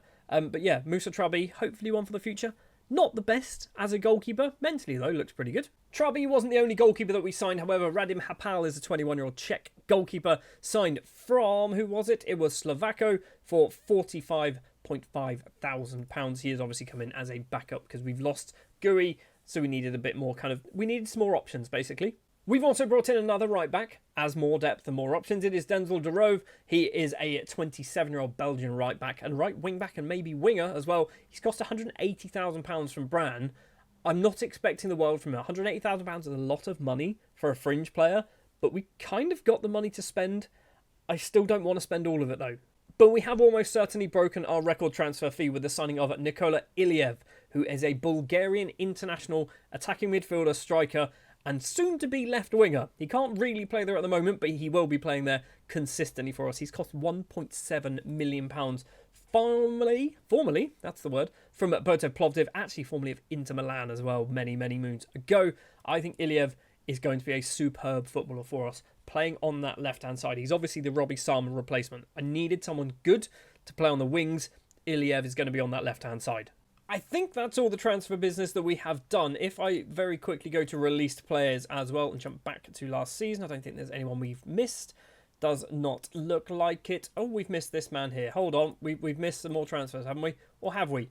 Did we mention Miguel Santos? We did mention Miguel Santos, right? Yeah, we did. I'm just going mad. Was that even this season? Last season? I can't remember. My brain has just fallen out the side of my head. There's also a couple of loan spells that have taken place. So Nyasi has gone on loan to Zlin along with Hubitsa, could be his name. And also Sverna has gone on loan to Blansko, could be their name as well. So we've had a fairly sizable summer with lots and lots of basically players leaving the club, joining the club. We've kind of got a new look team, which could mean we're either going to be terrible or amazing. If we look at the squad that we are locking in 4 players into the starting 11. We are locking in Diallo in goal. Salou Diallo, who we signed last season, I believe, £155,000 from Generation Foot. He's going to be our number 1 goalkeeper for the year, replacing Gui. It's not perfect. It's certainly not perfect, but I feel like rather than signing a goalkeeper who can do a job now, we've got some good youngsters. Let's try and get some kind of ability out of them. We've also got Luis Enrique, the Brazilian central defender. He was complaining that he wasn't starting enough games, so we're going to lock him in. So we started 17 last season, 16 the season before that. He started 8 and has already got a goal to his name this season. He is wanted by Man City. That's a good sign and a bad sign. It's a good sign because it means he's a good footballer. It's a bad sign because it means Man City are probably just going to buy him. And he's got a minimum fee release of £4.2 million. So yeah, Luis Enrique might leave for £4.2 million. Alongside Enrique, we're going to lock in Saad Chaib, who is the Algerian central defender. I think he has played a reasonable amount. No, he hasn't. I thought he played a lot more. He played a lot in Season 1, not so much in Season 2. We're going to lock him in for Season 3 because I think, much like our goalkeeper situation, we want to try and get the best out of some of our youngsters whilst they're still young, and then we can kind of sell them for a high price rather than keep them and just ruin their potential by not playing them. And then obviously the other player is going to be Iliev on that left-hand side. Like I said, he can't technically play there at the moment. In possession, he's 3-star. Out of possession, he is half a star. It's fine. He can do the job. So we have obviously kicked off the season as well, and it has started off pretty damn well. Second place in the table, 6 wins, 1 draw, 1 defeat, a goal difference of positive 10, but 6 goals conceded. Considering we don't have GUI anymore, we've only conceded 6 goals. And also the Europa League. We're not in it. We're not in it. And I'll tell you why. We had to go through about 7 qualifying rounds, I think. We ended up getting past FC Noah of Armenia. We got past FC Noah by 2 victories, a 2-0 and a 4-0. We then lost by AZ Alkmaar. A 2-2 draw and a 1-0 defeat, and this meant that we dropped down into the Europa Conference League qualifying rounds, and we managed to just about get past AEK Larnakas from Cyprus. I nearly said Greece. That's probably going to start a war. So we beat them 4-2 and then a 4-4 draw, meaning we have qualified for the Europa Conference League. We have Sheriff, we have Punic, we also have Basel, we have Hermannstadt, we have Shamrock Rovers, and we have Fenerbahce in the Europa Conference League. I've got high hopes that we can get out of this group. In fact, I've got high hopes we should be able to finish near the top of this group as well. Well, with that in mind then, let's go forward and find out whether we actually do manage to get out of the group stage of the Europa Conference League. We will have a look at the coefficients as well at that point, because I feel like something's still not quite right with our coefficient situation. Before we take a look at the Europa Conference League, let's take a look at the Czech top division, where we have finished 4th place in the regular season, meaning we are into that championship group. And we are within touching distance of finishing in 3rd, which will be the Europa League position, I assume. I think we are probably too far away from Sparta Prague to get into that Champions League qualifying position, but we are starting to become one of the best 4 teams in the league. We seem to be kind of consistently finishing in the top 4, top 5. We're definitely finishing in this championship group every single season, which is obviously very good news for us. In the Europa Conference League, we didn't manage to finish in the top 8, but we did manage to get through to the playoffs. So we finished 11th place in the end. 3 wins, 2 draws, 1 defeat. And it looks like, actually, we kind of threw it away towards the end. So this is our most recent result. So we lost, or drew the last game, lost the one before that, drew the one before that, lost the one before that. So the last 4 games, we picked up just 2 points. We were in a much better position, I assume, after 2 games. That doesn't make sense, right? That doesn't make sense. We won 3. How have we got 1, 2, 3, 4? This is just our regular form, not our form in the competition.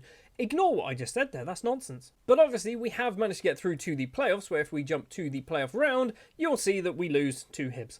We lose 7-5 on aggregate. A 4-4 draw in the second leg, 7-5 on aggregate, means we get knocked out of the Europa Conference League, but we have hopefully picked up a few more coefficients. Coefficients, by the way, there is no way of me finding this button, this page, without writing it in there.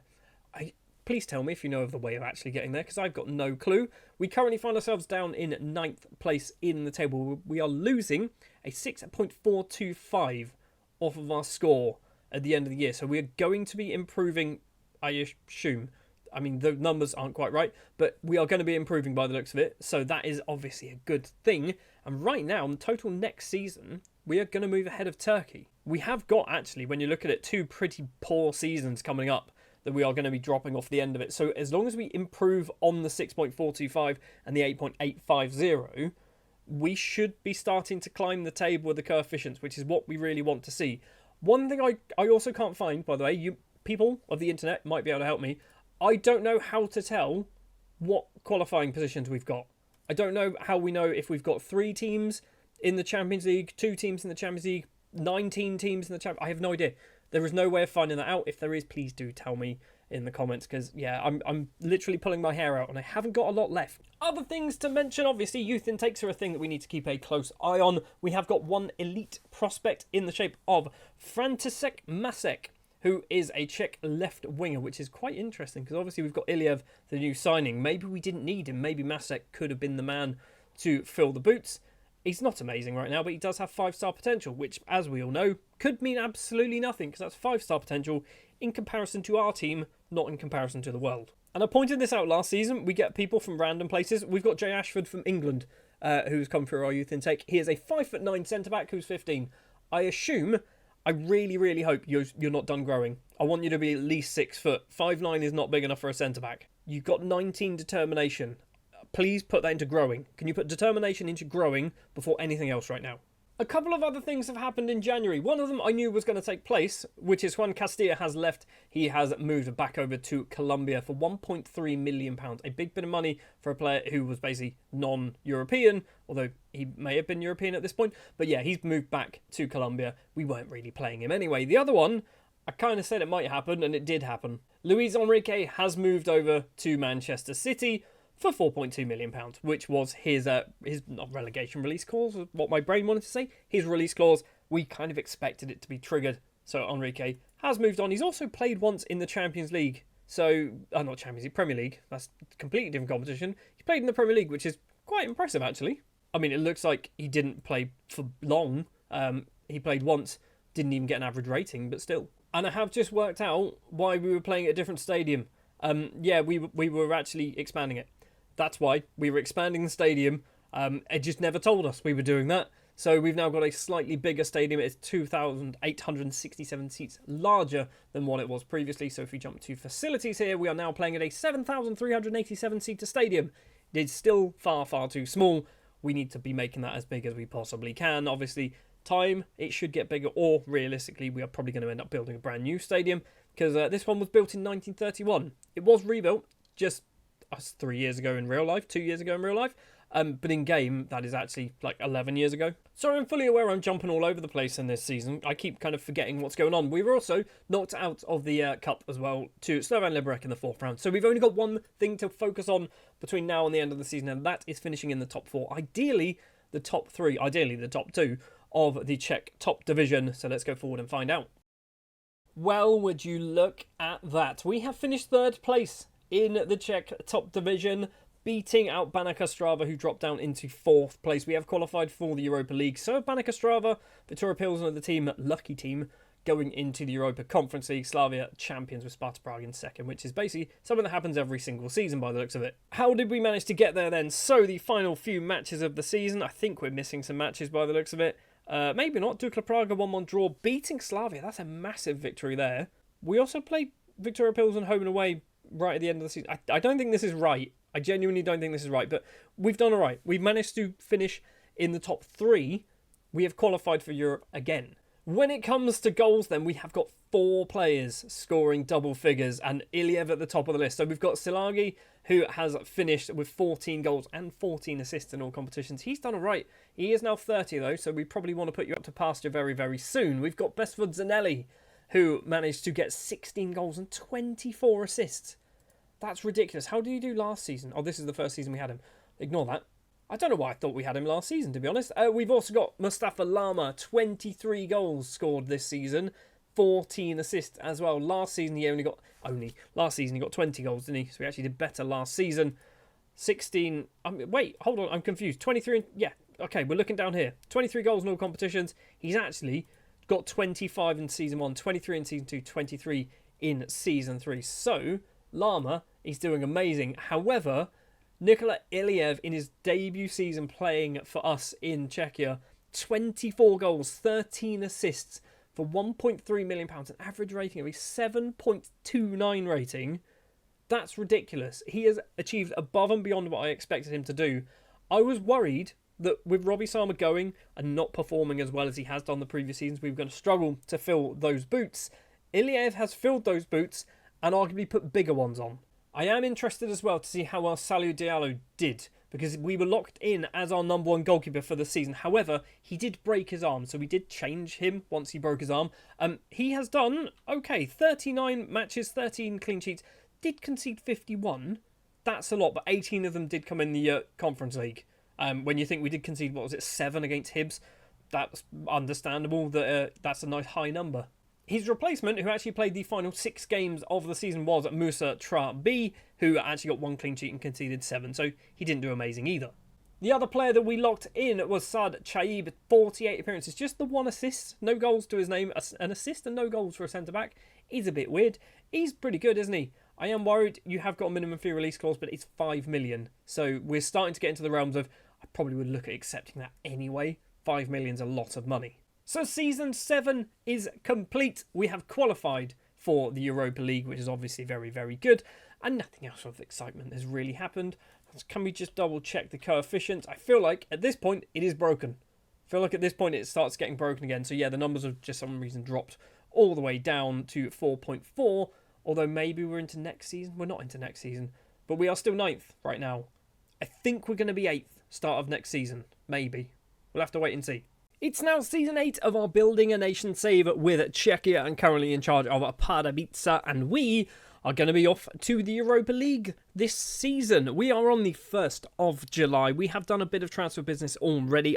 I think 2 players have joined the club, both of them, strangely, from Sparta Prague. For some reason, I don't know why, but we've managed to do that one. Obviously, like I said, it is the start of a brand new season. Last season, if we take a very quick look, I always click that twice. We jump back to last season and we go to the Championship group. We finished 3rd place in the table, 13 points behind 2nd place, but we are starting to become the best of the rest. We are scoring considerably good amounts of goals, I think.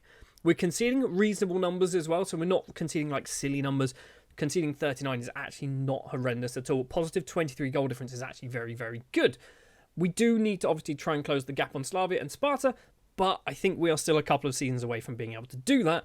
We do want to try and focus, however, on probably doing quite well in Europe this season. And that is because we are starting to climb the coefficients. We were 9th last season. We have moved up to 8th place now, leaping over Turkey. This season, we'll be losing an 8.85 from our coefficient, so we just need to do better than that, which we should be able to do. We've got 5 teams in European competition. Obviously, quite a few of them need to go through qualifying rounds, but if we can get to the Europa League, if Sparta and Slavia can both get to the Champions League as well, obviously that would be really helpful. But yeah, we just need to kind of do well. We are not actually too far behind Portugal. When you look at the numbers, Portugal have had a couple of bad seasons. We've actually done better than Portugal nearly both seasons, so we could get over Portugal. We are probably a bit too far away from the Netherlands, but those are the 2 nations that we are trying to close the gap on over the next couple of seasons. So transfer business then. 3 players have left the club on permanent deals. Manuel Pfeiffer is the first up, signing for Hertha Wels. I think in Austria, right? The Austrian fullback has gone there for £54,000. Also moving over to Austria, signing for Florensdorfer. I think this is the 4th or 5th player that has gone to Florensdorfer, is Yusuf Zia Ozkan, a player that somebody mentioned in the comments that we've got this massive Austrian striker. How's he doing? I've sold him. I don't think he ever really played for us. He might have got the odd game here or there. Nope, never played for us. Did really well for the B team, scoring 22 goals last season, but he's gone for £48,000. And we've also sold youngster Dennis Herzan to Slavia. This is one of those ones where we couldn't really control it. He was out of contract, and he just didn't want to sign a new one, and I went, we'll just take the money then from Slavia. £47,000. He might be good. He might not be good. We don't know. He's only 20. Joining the club then, we have got ourselves a brand new young goalkeeper. Stanislav Gekov could be his name. 18-year-old goalkeeper, obviously not going to be playing a huge amount of football for the first couple of seasons. Signed from Sparta Prague for £48,500. And also signing from Sparta Prague is Adam Karabek, and a 28-year-old Czech international with just 2 caps to his name, signed from Sparta Prague, attacking midfielder, right winger, central midfielder. He's kind of come in to probably be challenging on that right-hand side. We've obviously got Silagi still at the club, so he's kind of hopefully going to get him out of that position, and then it's going to be Karabek playing on that right-hand side. Hasn't really played much the last couple of seasons. £60,000 isn't a lot of money for a player who is actually, on paper, really quite good. So that's the business we have done so far. If we jump to released players and jump back to last season, doesn't look like anyone's gone, right? My brain was telling me Dudu's left. He hasn't left, he's got another year. From a financial perspective, we are actually in a very, very good place now. We are considerably better off than where we were. We've got £8.75 million in the bank. A transfer budget of £14 million. Now, I say this every season lately, I don't want to spend it. I don't want to spend silly money. I don't think we're going to be spending much more than maybe £2.5 million on one player. We're not in a position where we can start throwing money at players in order to get the kind of the best players around. We are still obviously trying to improve the facilities. If we go to not that one, we want to go to the board. They've done the stadium. I'm pretty sure I've asked for some more things, but it's not here. I've asked for the youth facilities and they've actually decided to do it. So that's hopefully going to be happening soon as well. So we are hopefully making a bit of ground when it comes to improving the squad, improving the club, improving the facilities, and all of that good stuff that you need to do in order to improve and progress in a Building a Nation save. So, without further ado, let's jump forward then to the 9th of September, which is when our transfer window closes, and we will see how we have kicked off the season, and obviously, the Europa League, hopefully. Leaving the club then, we've got 3 players to discuss. One of them has gone for silly money. Dudu is not the man who's gone for silly money, but he has moved over to Germany, signing for Kaiserslautern for £14,000. Obviously, he was very good for us the first couple of seasons, and then we just replaced him with decent new gens from like Brazil or the Ivory Coast and places like that. So yeah, he's gone back to Germany. Hopefully, he has a lovely time. Joseph Svander has also moved on. He is signed for Artis, a player that we brought in a few seasons ago. Basically, he's actually played a lot more football than I thought he would. A lot of these times, though, are off the bench. He's moved over to Artis, £44,000. We've just kind of outgrown him, to be honest. And he is 30, which, by all accounts, means he's useless and dead to us. And somebody who isn't useless and dead to us, well, they are technically dead to us now because they're not our player, is Abubakar Sumahuro. He has moved over to Girona for £6 million. It's a lot of money, and I'm pretty sure, I'm not 100%, I'm pretty sure we do have ourselves a sell-on clause in this one as well. So we might get possibly up to, say, £10 million out of this deal in total. Joining the club then, we have got 4 more players to talk about. Edley Santo is first up, a 22-year-old Portuguese youngster who has been signed from a club called Villarreal, but not that Villarreal, one in Portugal. He just came up on a scout report. I feel like I've got scouts who are doing stuff in Portugal. I'm not telling my scouts to do anything. They're just kind of doing their own thing. I feel like they've just gone over to Portugal for a bit and they're finding me some decent youngsters on free transfer. So Edley is one of them. Probably won't play too much for us. I'm also pretty sure I hit my microphone as part of that, so apologies. Also, a Portuguese central defender called Rodrigo Quintais has signed from Waterford in Ireland. This is a weird one. £550,000. So I think this might be our most expensive transfer of the summer. But he's come from Waterford, and something weird has happened with Waterford. And I'll show you now. If we have a look at their senior squad, and we go to general attributes, is that going to tell us? Nope, we'll go to international. There we go. Sort by nation. We've got an Argentine, we've got 2 Brazilians, a Chilean, 2 players from Congo, a Costa Rican, a Czech, Danish, Democratic Republic of Congo. Steffi Mavrodides there. We've got 1 man from England, we've got a Guinean, 2 from Ireland, 2 from the Ivory Coast, 1 from Latvia, 1 from Libya, 1 from Mali, 1 from Nigeria, 1 from Qatar, 2 from Senegal, 1 from Gambia, and 1 from Uruguay. I don't know what's happened. I genuinely have no idea. Is their under-20s just as mad? No, their under-20s isn't. But I was genuinely trying to work out what happened to Waterford for this to take place. And I'm wondering, did they have like a board takeover or something like that? I don't know. But these are all transfers that have happened in-game as well. So if we go back to like the 26-27, like these are all these players. They've just bought them from all over the place, all around the world, and they've just brought them all in. They paid no money for anybody. Like I don't know how. I mean, they paid some money for some people, but yeah, they've just brought in lots and lots of people, and I feel like half of these have already left as well. But it's just weird to me, right? It's just absolutely weird to me that Waterford have just decided we're going to find just assorted people from around the world and bring them in. Anyway, Rodrigo, I'm not going to try and pronounce his surname again because I'm definitely certain I got it wrong. He's cost us just over £500,000. Brought him in because I think he's going to be good. He's still 25, so he's got a few years left in him. He's not going to go anywhere. I said this, I think, last season or maybe the season before, that the problem when we bring in lots of decent youngsters is they'll end up getting poached. We need to get players who are of our level and slightly above.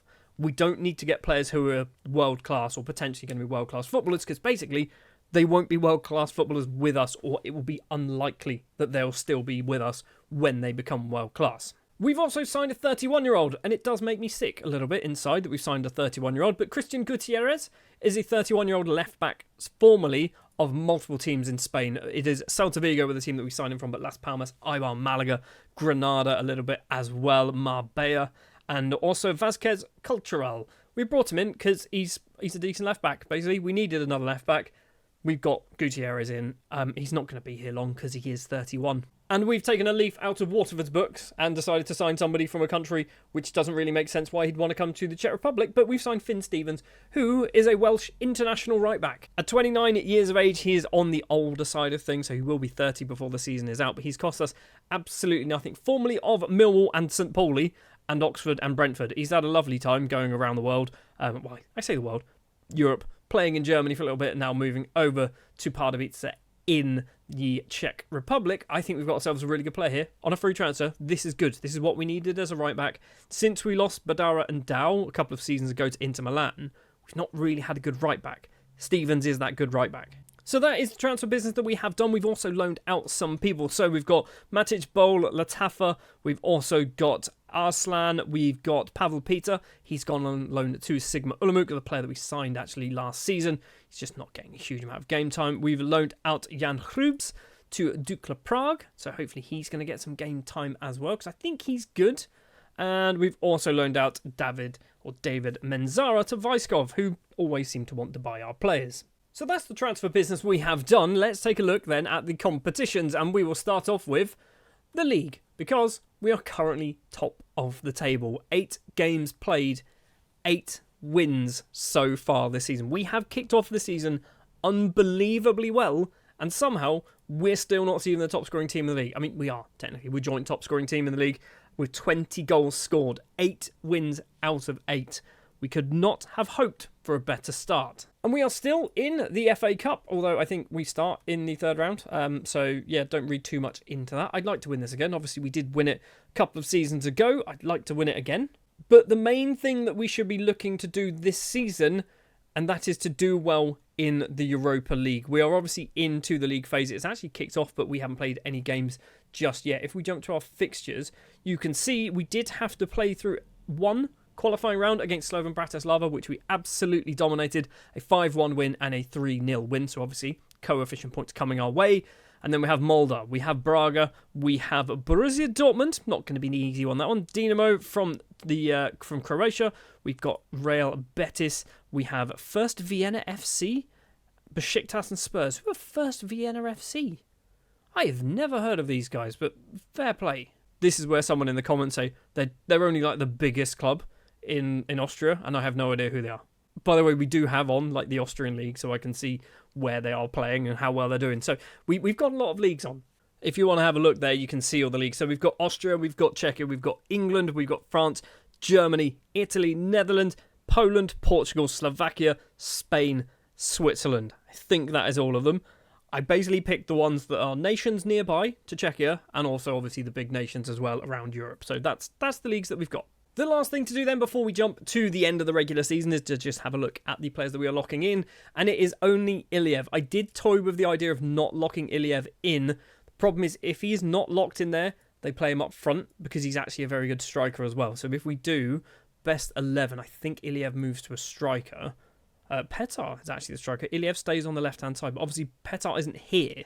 So who is the next one after Petar? Can we do that? Mustafa Lama.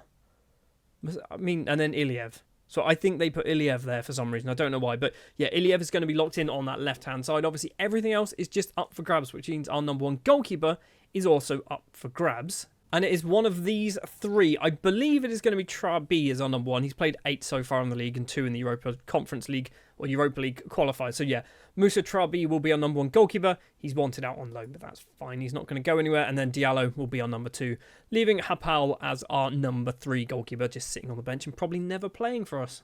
Right then, time to go forward then to the end of the regular season. See if we can qualify for the Champions Group. See how well we can do in the Europa League as well. Obviously, we want to be getting some wins. I don't really care how far in the competition we go, as long as we win as many games as possible to get as many coefficient points as possible too. Well, it's now the 17th of April and the regular season has finished, and we have indeed finished in the Champions Group, currently sat 4th place in the table, 1 point behind 3rd place Slovan Liberec. Interestingly, Slavia are at 5th. They are the defending champions, back-to-back champions as well, and they are currently down in 5th place in the table.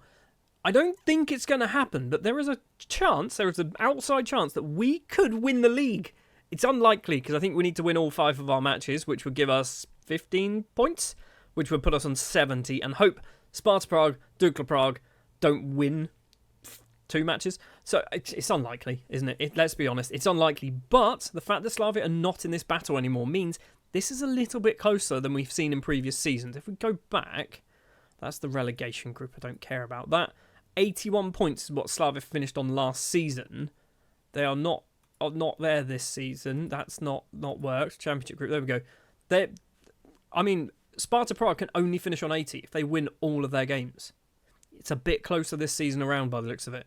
Every time in April now, by the way, when I come back, I have to check this just in case somebody has triggered a minimum fee release clause, because sometimes it happens and I just don't know it's happened. So yeah, just double checking no one's gone over January this season. I do want to have a look as well at the clauses while we're here. So with Sumahura, we don't have a 50% sell on, but we do have with Arcilla, and it's currently worth £1.4 million. It's not a lot of money. And Dow, we've also got one, and we can get 5.25 for Badar and Dow. That's interesting. Dudu, we can get some money for £4,000. Probably not really worth it. Tyler Fredrickson, we can give £725,000 off to Man United. Speaking of Tyler, have you got check caps? No. I'm wondering whether he's ever going to get any, and then I'm going to question whether this is a bug with FM26 or he's just not good enough. I imagine it's because he's not good enough, but there's always a chance, pretty high chance, that it's FM26. If we have a look at his, he's not amazing, is he? He's not amazing as a centre-back, but he's obviously in the squad ahead of him. So is this man. Am I looking at the right team? Am I looking at the under-18s? I'm looking at the under-21s, okay. This is probably a little bit of a better thing to look at. So we've got Chechel, who's not amazing. No. Tyler Fredrickson should be in the squad ahead of him. Not ahead of Krejci, which is fair enough and understandable. Sebastian Pech, also understandable that he's not in there ahead of him. But he should definitely be ahead of him. I want to start a Get Tyler Fredrickson Czechia Caps campaign. I don't know how or why that's a thing that I want to do, but I want to do it. It's also interesting Pavel Peter is the only one of our players in the squad. Feel like we should have more. Maybe some of these players that have come through our youth intakes this season will be joining that list. The top one, the elite prospect, is Michael Luka, who is a 16-year-old striker. He's 5'8", 16 finishing, 16 determination, 16 flair. This one could be one to keep an eye out on. Physically not amazing, so needs a bit of work there, but the mental numbers are not horrendous. Work rate's pretty low, off the ball's pretty low. It's the determination. I'm hoping that's kind of high enough to drag some of these numbers up, and obviously the technical finishing really high, first touch really high, passing as well really high for a 16-year-old. Old Mickey Lukes could be good. Mickey Lukes. I can't even imagine anyone in Czechia who's called Mickey. But anyway, that's what we've gone with. Robert Jarosik as well. Central defender, 16 years of age. Mentally looks pretty good as well. Nice natural fitness of 16. Technically is kind of lacking in places. We are trying to play a tiki-taka style, so the 5 passing, not really ideal. And going on the theme that we seem to do now every youth intake is finding players of non-Czech nationality. So we've got Papian, who is an Armenian striker, who actually doesn't look awful. It doesn't look amazing, but it doesn't look awful. Anyone else who isn't from Czechia coming through our youth intakes? We've got that jumped all over the place. No, we've got a Polishman. Sorry, I'm not even going to try it. Not even going to bother trying it, and he's useless anyway. Elsewhere, we're also playing in some other competitions. So we are actually in the semi-final of the Czechia FA Cup. I'm going to assume it's the FA Cup. We're up against Slavia Prague, so it's obviously not going to be the easiest of ties to get past those. Victoria Pilsen versus Mlada Boleslav in the other one. If we can get past Slavia, we have a chance to win our second ever trophy in charge of Pardubice. And if that doesn't go to plan, we've made it to the Europa League semi-finals, so maybe we could win that one instead. We are up against Spurs. Girona versus Famalicão could be their name in the other semi-final. So how do we manage to get this far? So the league phase, we finished way down in 19th place. 3 wins, 1 draw, 4 defeats. Not particularly great. Spurs winning the group. Then it means we go to a playoff round, which is actually not terrible because it means we get to play a couple of extra fixtures.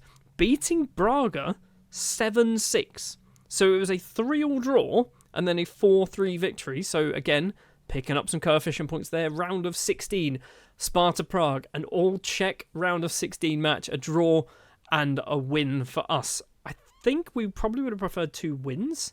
I don't know. Because I don't know the exact numbers, but let's say for a win you get 3 points. If coefficients for a draw you get 1 point, it means we've only got 2 points rather than 3 for the entire nation. I don't know whether that's true. I might be making up utter nonsense. Then in the quarterfinal, we absolutely dominate against Real Betis, beating them 4-1 and I'm assuming 1-0, which is, again, double points for the coefficients into the semi-final where we play Spurs, obviously, twice. I'd like to win both of them. I'd like to win one of them. I don't think we're going to be winning the Europa League. Well, there's only one way to find out, I guess, and that is to go to the end of the season and see the results. Maybe we might jump straight into a highlight of a final. Let's find out. It is the Czech FA Cup final. Pardubice versus Victoria Pilsen. We are 16 minutes into the game. Pardubice coming forward with the ball. Zenli finds Iliev on the right-hand side, who's just taken the corner. Finds Silagi, and the Romanian blast the ball into the back of the net. We take the lead in the FA Cup final. Can we win our second ever FA Cup in charge of Pardubice? On to the 24th minute now. Pardubice coming forward with the ball. Losing out though. Storman collects it for Victoria Pilsen. Now Panos, left-hand side. Are they going to go down the line? They do. They find Jirajang. Not even close to probably how that's pronounced. I'm not even going to try. Zlechkovic? Maybe. Could be its name. Panos is there. Puts it past Musa Trabi. It is 1-1. You'd think for a cup final there might be a few more people in attendance, but apparently it's not a sellout. Nobody really cares for this competition in Czechia. We've got a corner in the 53rd minute. It is Pardubice obviously coming forward into the second half. Benno finds Iliev on the right-hand side. It is now Macaulay. Benno on the edge of the penalty area. Back to Macaulay. Back to Benno. We need to get the ball forward. Macaulay still trying to find somebody. Gets it back to Benno. Loads of space on the left. Or we go all the way back to Christian Gutierrez, the Spaniard who's gone all the way back to Trabi, who is not really in goal at this point, is he? He's on the halfway line. Macaulay with the ball. What's happening in this highlight? Pardubice, Victoria Pilsen 1-1 currently. Karabek to Finn Stevens, the Welshman. Macaulay on the right-hand side. We're going to pass it all the way back, probably to the goalkeeper.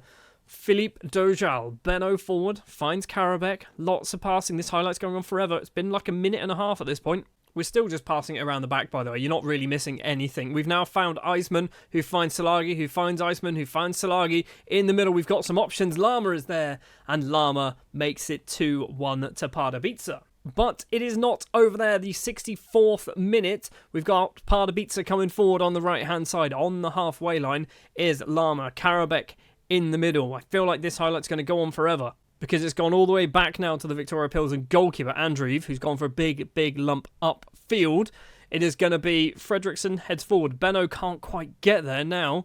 Adu Kwabena finds Ballet on the right-hand side. It might be Ballet. I'm going to call him Ballet. It just seems a little bit more fancy. Ballet on the right-hand side. He's got three options in the middle. It's saved, but Jirajang makes it 2-2. It is now on a knife edge. What way is this final going to go? Just a few minutes later, and we have what is going to be the final highlight of the highlights package. Currently, Pardubice have the ball inside their own half. It is Karabek on the left-hand side. Now Benno in the middle. We're going to just try a big lump upfield or pass it around. Should be passing it around. We are trying to play tiki-taka football. Macaulay to Benno. Loses out. Adu Kwabena finds Ballet on the right-hand side. Is it going to be a very similar goal to the second goal for Victoria Pilsen? And are they going to be the team to lift the FA Cup? The cross comes in. It's taken a wicked deflection. Fredriksson, I think, blasts it into Jirajang. And Jirajang makes it 3-2 to Victoria Pilsen. And they lift the Czech FA Cup. We made it all the way to the final. But unfortunately, we could not do it. We've missed out our chance. We've missed our chance of winning the Czech FA Cup. I'm not going to show you the highlights of this one, but we've also missed our chance of winning the Europa League. We lost 4-1 and then 2-0 against Spurs in this one. And then in the Czech Premier Division, where did we finish? Why can't we click on this? Why is that not letting me click on it? Can I click that one? There we go. Where did we finish in the Championship group? It was 4th place. So Europa Conference League. Because obviously we lost to Victoria Pilsen in the final, which means they get Europa League. So 4th place gets us just Europa Conference League this time around. Before we end this season, then, I do want to have a quick look at the goal scorers. And Iliev's got 31, which is absolutely insanity. We're going to click on Adam Karabek in his debut season playing for Pardubice. Done really well with 22 assists, 8 goals, which is not obviously amazing, but I imagine he's been playing kind of a few different positions by the looks of it. Mostly right winger, sometimes in the middle as well, which is a position that I guess he can play, so that's not too bad. Mustafa Lama next up, our main striker by the looks of it. 19 goals across all competitions, 10 assists as well. Probably his worst performance though in the league. And by probably, definitely his worst performance, but he didn't play as many games, although he did play 28 in the first season and scored 21. Played 28 this time around and only scored 9. Somewhat surprising second place for me is Besfort Zanelli, the now 30-year-old Swedish international. 26 goals in all competitions from central midfield. That's ridiculous. 26 goals, 16 assists. That's kind of mad, right? I'm assuming he's playing central midfield as well, right? And he hasn't scored for ages. Didn't score for most of April or any of May. I mean, that's just ridiculous. Were they penalties? Was it a lot of penalties? Nope, just the 4 penalties in total. So 22 goals from a central midfielder is ridiculous. And then obviously it gets even more ridiculous with Nikola Iliev as our top goal scorer with 31 goals, 13 assists, playing on that left-hand side because he was locked in. Again, hasn't scored since the 14th of April. No, he has. Okay, I'm lying. So he has scored a couple of goals. We had a horrendous run of form there, didn't we? Losing the cup final. Not the cup final, that's the cup final. So we lost against Viktoria Pilsen. We then lost to Spurs, drew with Slavia, lost to Spurs, lost to Sparta, lost to Viktoria Pilsen, all in kind of a very short space of time, which is kind of what ruined our season a bit. It is interesting as well to see that Musa Trabi was our number 1 goalkeeper for the entire season. He was not locked in at all. He just played every single game. Did concede 88 goals. That's a lot of goals. But I'm pretty sure at the start of the season he was 2-star current ability. Now he is 3-star current ability with 4-star potential. So he is improving. I think we might need to get ourselves a better goalkeeper though, maybe next season. Because I feel like this is part of the reason why we're not managing to get too much further up the table, is our defensive record. We are scoring goals, scoring a lot of goals, but we're also conceding a lot as well. Last thing to mention, by the way, the board are expanding the stadium. I said to them, hey, guys, can you make it bigger? And they went, okay, we'll do it. So, yeah, they are making our stadium even bigger. It's not very big in the first place, but making it even bigger from the 9,000. That's not the stadium. I would love to be able to find our actual stadium, not the one we're currently playing in because our stadium's under being fixed or whatever. But it's going from like a 7,500 capacity stadium to possibly 9,000 capacity, which is still absolutely tiny considering we are playing European football pretty much every season at the moment. The last thing I want to do then is take a look at the coefficients for the season, and it is definitely broken. It's definitely broken because we've dropped down to a 5.0, but I feel like we might be able to get ahead of Portugal for 2 reasons. We got to a Europa League semi-final, but also they're losing nearly a 12-pointer. We're losing just an 8.85. So there's a huge, huge swing there. I think we might be 7th place at the start of Season 9. Last time around in our Building a Nation save with Czechia and Pardubice, we managed to finish once again in the top 6 in the Championship group, qualifying for the Europa Conference League and actually getting to a Europa League semi-final, where we got absolutely battered by Spurs. We also got to the FA Cup final, where we lost against Viktoria Pilsen. So we did good and also bad because we didn't really win anything at all. This season, we're in the Europa Conference League, as I mentioned. I'd love to be able to win it. If we can get to the semi-final of a Europa League, we should be able to get to a final of the Europa Conference League, right? Also, I am optimistic that over the last few seasons, can we go back the last couple of seasons, there has been, that's not what we want. We want the overall record for this is broken, but for the last few seasons, this gap is getting smaller. 73 points Slavia won on that season. If we go back another season, maybe. We can't because it's broken. But anyway, what I'm trying to say is the team winning the league are winning it with less and less points. The first few seasons it was like in the 80s and it was Slavia and Sparta winning it. However, we're now dropping into the 70s and we're able to get close to 70 points. So I'm optimistic that we might be able to qualify for the Champions League as well. We're probably either going to qualify for the Champions League through the league or winning the Europa Conference League. That's my hope. I say probably. I'm hoping that's what's going to happen. Big news as well, we've actually managed to get ourselves a feeder club in the shape of Sokolov, a team that I've never heard of, but they're a professional side from Czechia. This is the first feeder club I've ever had on FM26. It took me like 9 years to actually work out how to do it and actually get one where the board agreed. So yeah, we've got ourselves a feeder club called Sokolov. We've already sent 2 players out on loan there, and they're both basically garbage. Like this guy's gone there, he'll probably get some game time, hopefully. And Matic Bol, who's a Slovenian central defender, will hopefully get some game time as well. They'll probably never play for me. There is also some other transfer news that have taken place. Mohamed Salilovic, the Bosnian 19-year-old who's got 2 caps and 1 goal to his name, has moved over to Juventus, or Juventus Next Gen, apparently, which I'm assuming is just the Juventus like under 21 side. He's gone there for £2.8 million. There are sell-on clauses in this as well. So, Salilovic, a player that never really played for us. I mean, he did play actually quite a bit last season by the looks of it, but he never really played for us. We've made a massive profit off this player. He might be amazing, but he's an attacking midfielder / striker. He's not better than any of the other strikers we've got at the club, so this is just free money. He's also Bosnian, and without sounding too utterly ridiculous, we don't care about Bosnians. We only want decent Czech footballers.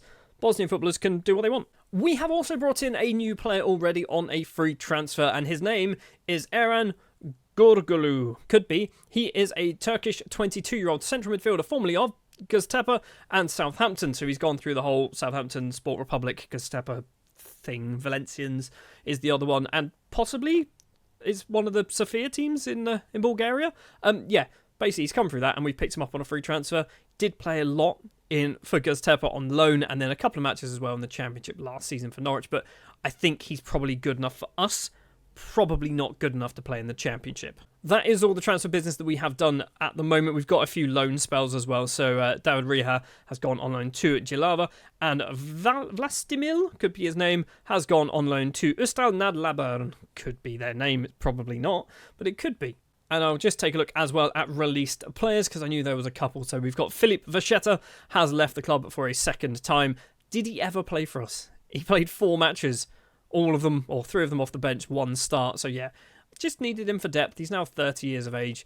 And the other one to leave, I can't even find his name because we keep changing this. It is David Hubika, who's a 26-year-old central defender, who I think we did sign him, didn't we? Yeah, from Slavia. He never played for us either. Obviously, the transfer window is open, and we've got a whopping £16 million to spend in our transfer budget. We've got a sizable wage budget as well, £45,000 still left to spend.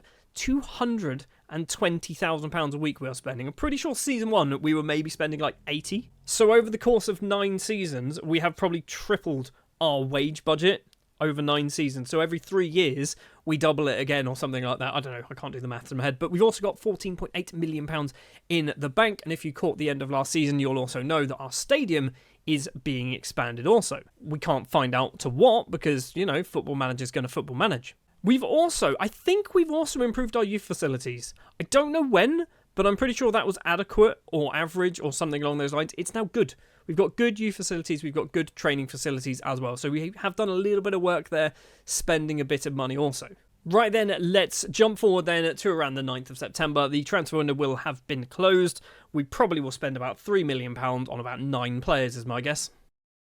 We have spent a lot of money, and the reason why we spent a lot of money is because this man has left the club for a lot of money. Saad Chaib has moved over to Al Raid for a lot of money. Like I said, £8.5 million. He did have like a minimum fee release of $5 million a couple of seasons ago. We kept upping his contract and changing it and things like that, and I'm pretty sure, not certain, but I'm pretty sure we have a 50% sell-on clause. I will double check. We do. We have a 50% sell-on clause. Also, we can buy him back for £29 million if we really want within the next 2 seasons. If we have £29 million, we're not buying Saad Chaib. We also have a 50% sell-on clause on Salilovic, which we get £4.2 million for already. We're not going to do it, but we can. So Chaib was the only player to leave on a permanent deal between the last clip and the end of the transfer window, but we have brought in quite a few players on permanent deals. Robinson Vaca, or Vasa, is the first up, a 21-year-old Ecuadorian international signed from IDV, because it's basically the only club in Ecuador that produces any good players. Then, I guess, Emelec. He's come in for £2.5 million, which I think might be our record transfer. He's our most expensive transfer, I'm pretty sure anyway, that we have done this season, which means he's probably our record transfer that we've done in the entirety of Pardubic's existence, I guess. He is obviously the Chaib just straight replacement, that was the plan here, but mentally, those numbers are amazing, right? We have also brought in a new number 1 goalkeeper. It is Kim Suk-hoon for £1.3 million. I basically went, we concede too many goals. We need to improve our goalkeeping position. So we've gone and got ourselves a South Korean, I nearly said international, he's got no caps, but a South Korean goalkeeper, 3.5-star current ability, 4.5-star potential. Kim, I think, it's a sensible bit of money to spend. £1.3 million is not a lot either. This one might sound like a lot of money, and it was a lot of money, but he's one for the future. It is Mashkur Sauerborn, a 21-year-old German left-back. He has cost us £2.1 million. However, most of this money is in instalments. He's actually cost us about £400,000 now, and then everything else is in instalments, because I think he's going to be good. My scout said he's going to be good, and I've gone, you know what, we need a new left-back, because Gutierrez was our old left-back, and he's an old man, and I want a young left-back, so Sauerborn is our new young left-back. He is 5'5". He's smaller than me, and I'm tiny. And we've also done something similar with Claudio, a 22-year-old Spanish central defender signed from Mallorca. He, I think, again, has a decent amount of potential, 2.5-star current ability, 4-star potential on Claudio. He's cost £1.5 million. but I think he's going to be good. He's got lots of 15s, 14s and 15s in the right places, 13s when it comes to his technicals as well. I think give him a couple of years, he needs some game time. He hasn't played football for the last 7 years. Give him some game time, he'll come good. And that is all of our transfer business that we have managed to do this season so far. There's a whole load of loan spells. So we also have Vasera has gone on loan to Victoria Zizkov, could be the name, Pavlenka, to Bohemians. We've got this man has gone to Bregenz. We've got Zlin picking up Lafata, and Salou Diallo has gone to Artis on loan because basically we brought in Kim. Didn't feel the need to have a fourth goalkeeper. So Diallo, hopefully we'll get some game time playing for Artis because he's not played for us last season. He's also a 5'10" goalkeeper with 4 aerial reach and 8 jumping reach. Thank you very much to the person who pointed that out in the comments. I was very tempted to retrain him as a central midfielder. He does have 10 technique, but I don't think you can do that. I am going to double check actually, but I'm pretty sure you can't do that. I know you can... Oh, he's on loan anyway. Right, we're not actually going to do this, but Radim Hapal, can we train you? You can only train him as a goalkeeper. Oh, that's annoying. I wonder if we put him outfield for a few games, maybe we could retrain him as something else. But, okay, we can only retrain goalkeepers. I might do an experiment, maybe a few seasons down the line. And Diallo, you might become a central midfielder. You never know. Anyway, competitions-wise, it is the 9th of September. We are currently sat 4th place in the league, which is fine. It is still early days, but we have lost a match. We've drawn 3, so we've drawn quite a lot. We've also won 4. We have conceded 12. It's a lot of goals to concede, but we've also scored 19, so we're the second top scoring team in the league. Victoria Pilsen on 21. The other thing is we are in the Europa Conference League group stage, so currently we're way down there in 23rd, but that doesn't really make a difference because basically we haven't played any games in it. If we have a look at our fixtures, can we see? So we had to get past ML from Belarus, I believe. Team I've never heard of, but yeah, we had to get past ML from Belarus, which we managed to do quite comfortably, beating them 4-1 and 2-0, and then getting past Wisla Plock of Poland. No, you said Germany, it's Poland, beating them 2-1 and 2-1, setting up the Europa Conference League group stage games up against Genk, Dundee United. We've also got Shamrock Rovers, Sheriff of Moldova, Olympia, Policia. I've never heard of Policia. Where are you from? Policia are from Ukraine. Fair enough. Founded in 2016. Look at that. We're a little baby of a football club. Anyway, we have obviously kicked off the season. It started okay. It's not started amazingly. It could be a lot better. But I guess the next thing to do is to jump to the end of the regular season, see if we have managed to finish in the top 6, which we should be able to do because we've finished in the top 6 pretty much every season, bar I think season 2. Season 1 and 2. Season 1 we nearly got relegated. First of all then, we have managed to qualify for the FA Cup semi-final. Banica Strava will be our opponent. Sparta Prague play Vyskov. They've managed to get into the top division, fair enough. So, we could find ourselves in another FA Cup final. It's probably going to be against Sparta Prague if we manage to get there. In the Europa Conference League, we did manage to get out of the group stages. In fact, we managed to finish in the top 8. We won 4, we drew 1, we lost 1. So lots and lots of coefficient points coming our way, which means we avoid the knockout playoff round, which Slovan Liberec were in actually, which is quite nice to see them beating Mura of Slovenia. Look at that. Look at my ball knowledge. But the problem is we get to the round of 16 where we play Celtic. We did beat them 1-0, but we also lost against them 3-0. So yeah, we have been knocked out of the Europa Conference League. I was hoping to get all the way through to the final. Slovan Liberec also getting knocked out against Copenhagen. Do just want to have a look. So Dukla Prague actually did alright in the Europa League. It's Dukla Prague and Victoria Pilsen did alright. They got to the playoff round. Dukla Prague got battered by Mallorca, and Victoria Pilsen got past Malmo. Fair enough. Round of 16, they got battered by Bilbao. Fair enough. And then in the Champions League, what happened? Did we even get anyone into the actual Champions League? I think we should do, shouldn't we? We should get teams directly into the Champions League. They are way down here, though. Sparta Prague, the team are there. They managed to win twice. Get 1 draw, 5 defeats, however. And I think if we go to a qualifying round, playoff maybe? Possibly. There might have been someone else who got in there as well. But basically, nobody from Czechia is going to win a European competition, which is fair enough. In the league, we are currently sat 3rd place in the table. However, Sparta Prague have already won the league by currently 17 points clear of 2nd place Slavia. We are just 2 points behind Slavia. I did say at the start of the season we're either going to win the Europa Conference League and get Champions League football or finish in 2nd place. 2nd place is a distinct possibility. We have to beat Slavia Prague, however, in the final 5 games of the season, really. We've also got our youth intake, as you would expect. We've got 2 players who are up there as elite prospects. We have Jaroslav Klepak, could be his name, not quite sure. A 15-year-old central defender who is 5'9". Can you do some growing, please? You're taller than me, but still, it's not tall enough for a centre-back. And you can't pass, so we can't make you a central midfielder.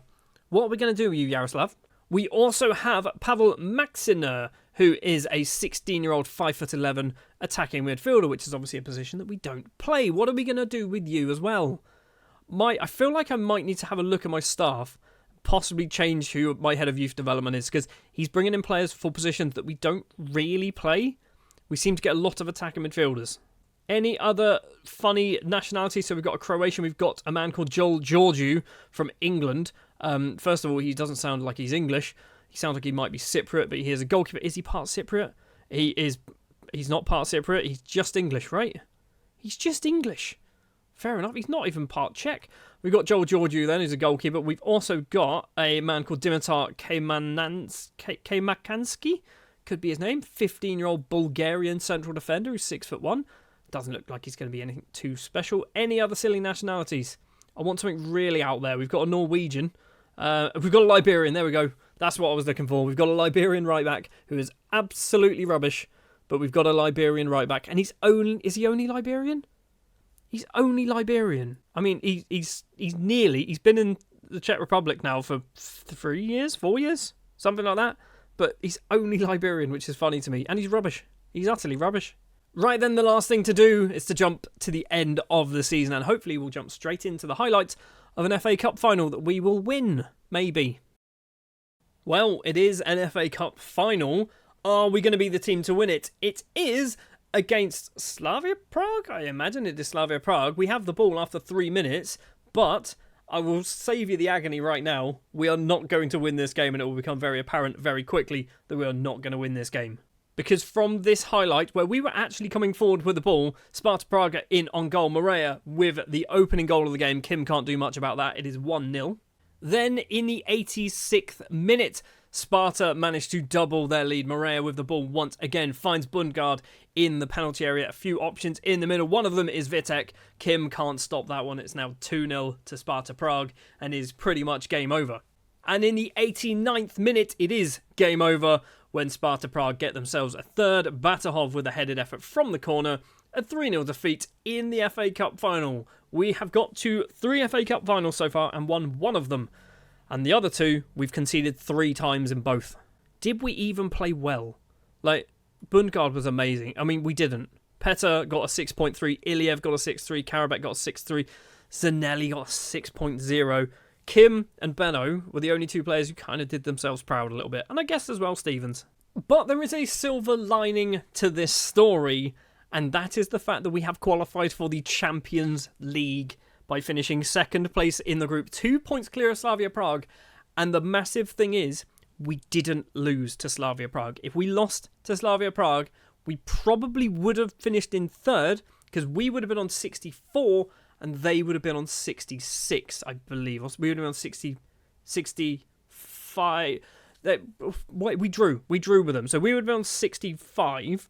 They would have been on 66, which would have meant they would have finished in 2nd place. So the draw that we had against Slavia Prague here, the 1-1 draw, was enough to secure us Champions League football, especially when you think we beat Sigma Olomouc and Banek Ostrava in the final 2 games of the season as well. We have qualified for the Champions League qualifiers. One thing that I completely forgot to tell you about, by the way, at the start of the season, we've locked in 4 players. These are the 4 players that we have locked in. So Claudio has played all season in defence. He's actually not done horrendously bad. He's not done amazing. 6.88 average rating after 40 appearances. We've also got Sauerbom, who, as our left back, he's actually done all right as well. 6.8 in the league. He's only got 1 goal, no assists. I want to see a bit of a better performance next season. We've got Iliev once again on that left-hand side, who has done 29 goals and 11 assists for Iliev on the left-hand side. He's starting to get on a bit. He's 29. Maybe next season. Is he going to be 30 in the summer? Or he's 30 in 2 days' time? Or maybe we need to put you out to pasture. And leading the line, we actually have Pavel Petar, because he basically was complaining that he wasn't playing enough football. He's out of contract next season, so I want to convince him that he should sign a new deal. So by playing him for a season, hopefully he has done that. But he's wanted. I can't see who by. Maybe if we go here, can we see who he is wanted by? So Iliev is wanted by teams in Saudi. Oh, that's interesting. Give me 10 million, you can have him. You can have him for 10 million. Pavel Petar is wanted by teams in Saudi. Give me 10 million, you can have him for 10 million. I mean, you're not giving me 10 million for Pavel. So sorting by goals then, we've obviously seen Iliev and Petar, but we haven't seen Zanelli. Zanelli's got 18 goals, 13 assists, again from central midfield. What is he doing? Like, what is he doing in central midfield to score so many goals? Didn't even score a penalty this season. I don't even know whether he's good at them. 12 penalties. He's not amazing, is he? But we've got Zanelli there scoring a bunch of goals. Karabek getting 7 and 7 assists. We've got Eran getting 6 and 8 assists. I don't think he played as much as I thought he would. 15 starts, 19 off the bench. Anyone with high assists? We've got old Robbie Solari, who's 32. Sorry, Rob. Might be your time. You might be transfer listed in the summer. And by the start of season 10, you might find yourself playing back in Romania. Because I can't be having a 32-year-old in my squad. So season 9 is finished. We've got to another final. We've lost another final. But more importantly, I guess, we have qualified for the Champions League. We will take a quick look at the coefficients to see what has happened for our Czechia side. Again, it's broken. So we might be going ahead of Portugal. Possibly. Could be close. We might be 7th. We might be 8th. I'm not quite sure. We'll have to find out at the start of the season. Obviously, we are currently 8th. I think we started off 10th, maybe even 11th. So we have already done a fair amount of climbing in this Building a Nation save. Still a long way to go. Something that I haven't really been paying attention to, by the way, is the actual national side. I feel like I probably should have a look every now and then. They are not really qualifying for too many things. So let's have a look at their fixtures. So the Nations League B, no one cares about. World Cup qualifiers, judging by the fact that there aren't many wins there, I can't imagine they qualified for the World Cup there. European Championships, they did get into that. They lost pretty much everything. The Czech national side is absolutely garbage, isn't it? We really need to improve our facilities. We need to get our facilities as good as possible. We've got now great youth facilities as well. They are still improving them. We've got our new bigger stadium, 11,000 seater stadium now. We need to start getting in some decent young Czech footballers with high potential and start hopefully trying to do well with the Czech national side. Problem is, being FM26, we can't take charge of the Czech national side at the moment. We might need to wait until like March. Can you believe that we are already 10 seasons into this Building a Nation challenge with Czechia and currently with Pardubice? I can't because I've done all 10 seasons so far. And obviously, we are going to be playing in Europe again. But this time, we're up there with the big boys in the Champions League. And it means we are probably going to lose most games, assuming we even get into the group stage, by the way. I think we've got like 1 or 2 qualifying rounds to go through first, which, if we get past those, amazing. If we then get into the group stage, I'm literally there for the money. I'm not there to try and win anything. And speaking of money, it would come in quite handy because we have £5 million in the bank. It's not a huge sum of cash. We've got 15 million worth of transfer budget, but I don't think we're really going to be in a position to spend a huge amount of that. It is the 1st of July 2034. Have we done any transfer business so far? Yes. And we've done a lot. We have, first of all, signed Damian Ciolek, could be his name, a 24-year-old Polish right and left winger, 5 caps to his name. And brace yourself, we have spent £2.9 million on Ciolek. I see him being as a decent challenger for, Karabek on that right-hand side. Probably going to be playing a lot more than Karabek will. That was the most expensive transfer, by the way. I've kind of just blown the all excitement out of the transfers that we've done so far. But we've also done a few more. Zivan Markovic, next up, a 24-year-old Serbian central defender, signed from Slovan Liberec. I've been corrected, it's Liberec and not Liberec. £58,000. Decent player for a cheap player as well. I think they got relegated, so he just didn't want to be there. I think there's a bit of potential, not an amazing amount of potential, but I do like the look. Markovic, still only 24 as well, so still got a few years left in him if he is going to get better. I have just seen he's 5'8", with 5 jumping reach, but 16 heading. Don't think that makes a difference.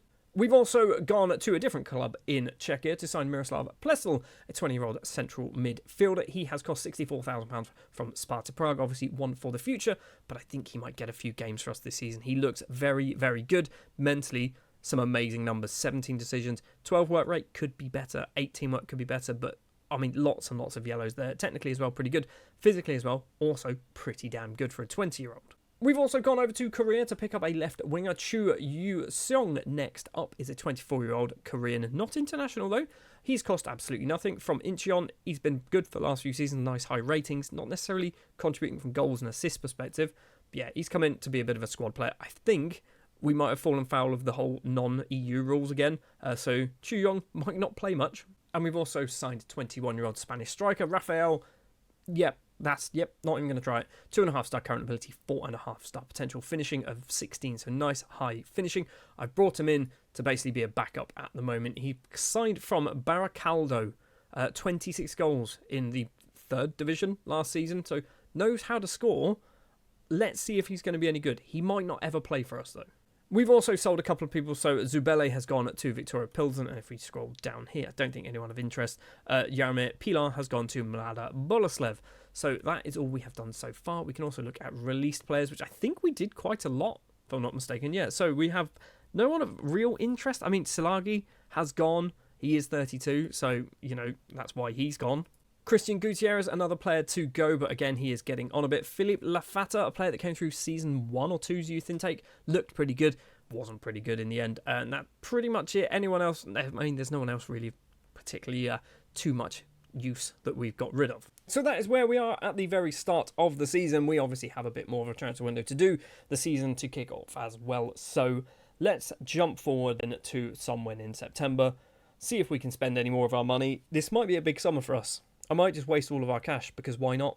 Oh, and I guess we'll also find out if we're in the Champions League or not. It's been a big summer. It's been a very big summer. And there is something very exciting to show you in just a moment. I'm going to leave it till the very last thing. But Lucas Rack has joined the club for quite a lot of money for a 20-year-old left-back, signing from Baník Ostrava, £2.7 million. But is going to be getting a fair amount of football for us. 3.5 star current ability, 4.5 star potential. Czech youngster with 7 caps to his name. I like that signing. We've also moved over to Shamrock Rovers over in the Republic of Ireland to pick up Graham Kelly. And Graham Kelly is amazing, right? He's absolutely amazing. Mentally looks really, really good. Technically looks pretty good as well. And he's only cost £1.3 million. Because he's from the Republic of Ireland and not the United Kingdom, he's also counting as an EU footballer, which is even better.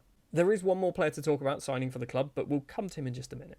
A couple of players have left reluctantly from my perspective, I think. Pavel Peter is the first one. He's moved over to VfB Stuttgart for literally £1 million, because that was his minimum fee release, and I couldn't get rid of it. So, yep, he's gone. He's had a lovely time. Did we make a profit? I mean, we doubled our money. And the other player to leave somewhat reluctantly is Nikola Iliev, the now 30-year-old Bulgarian left winger who's had some ridiculously good seasons for us, has moved over to Saudi Arabia for £8.75 million. It was too much money to turn down, basically. I might live to regret this. He scored 20 goals last season. We might struggle to replace that. He is earning £60,000 a week, so I can't just, I have to let him go, basically. If I was a real manager and that opportunity came up for him, he's 30, it's a lot of money. He's going to earn a lot of money. I'm not happy about it, okay? But we've done it. But the silver lining is, Arne Silla is back at the club on a permanent deal.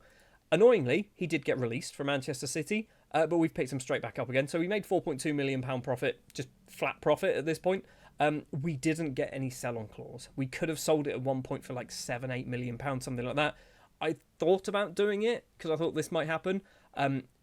We didn't do it, and this has happened, but he's back at the club. So, Arne Silla is going to start scoring a bunch more goals again. Last time he was here, he played one season and scored 13, and then got sold, and then we loaned him back, and then just immediately returned him because I thought, he's non-EU. He's still non-EU, but I think he's going to be a better footballer now. He's 24.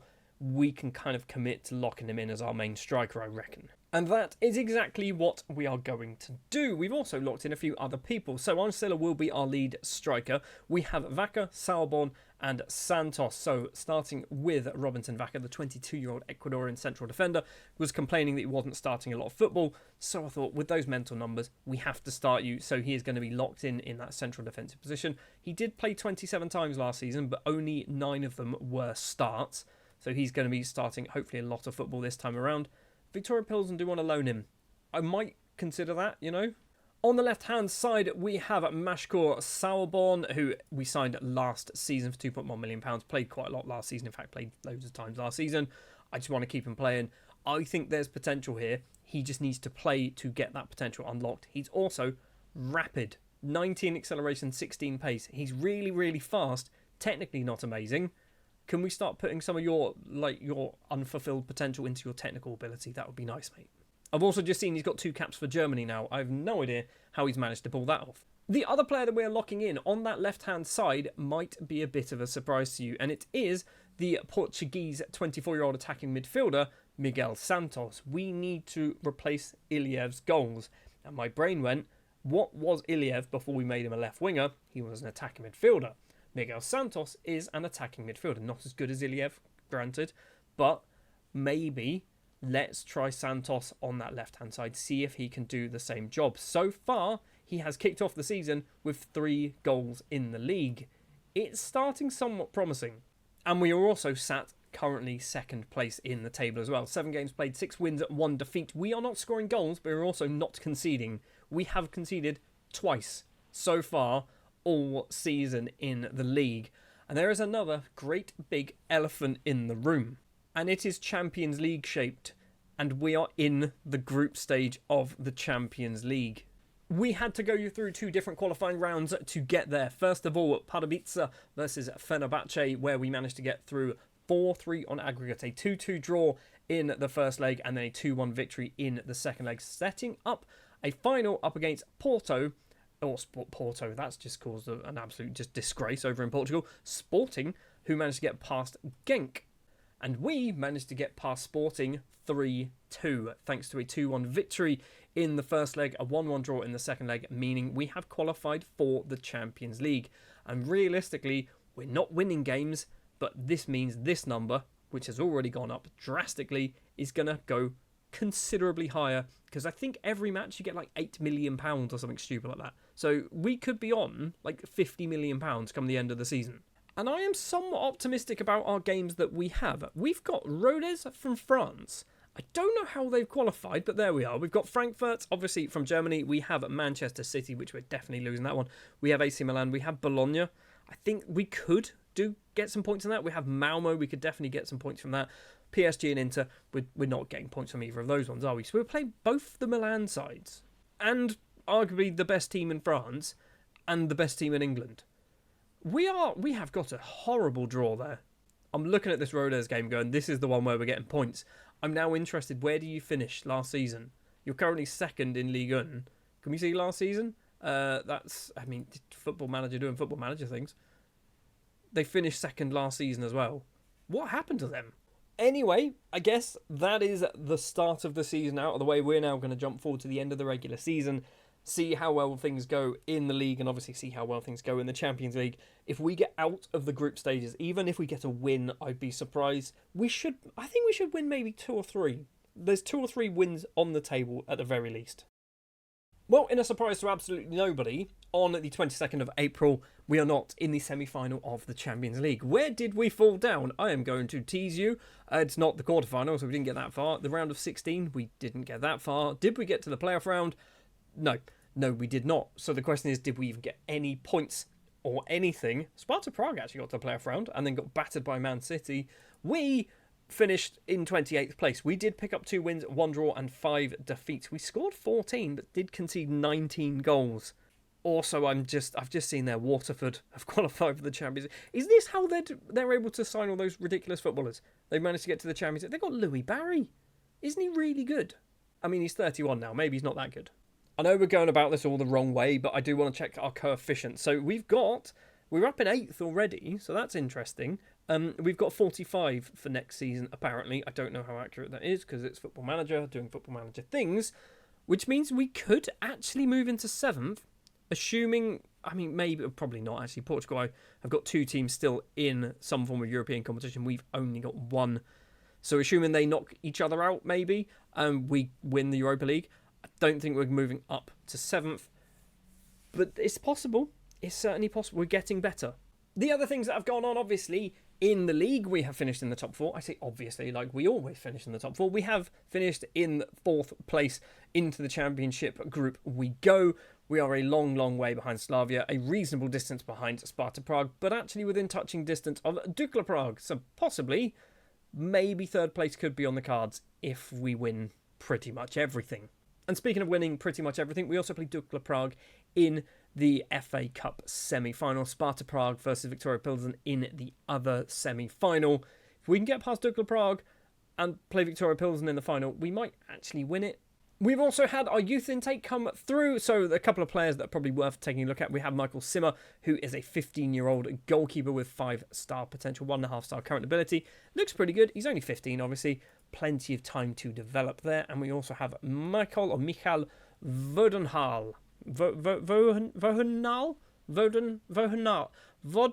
Vodhenal. I mean, yep.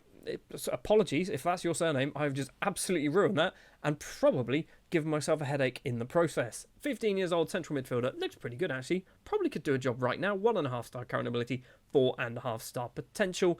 He's 5'3". What's the deal with all these really small people coming through the youth intake? Like, I'm a small man, and I'm pretty sure I was taller than 5'3" when I was 15.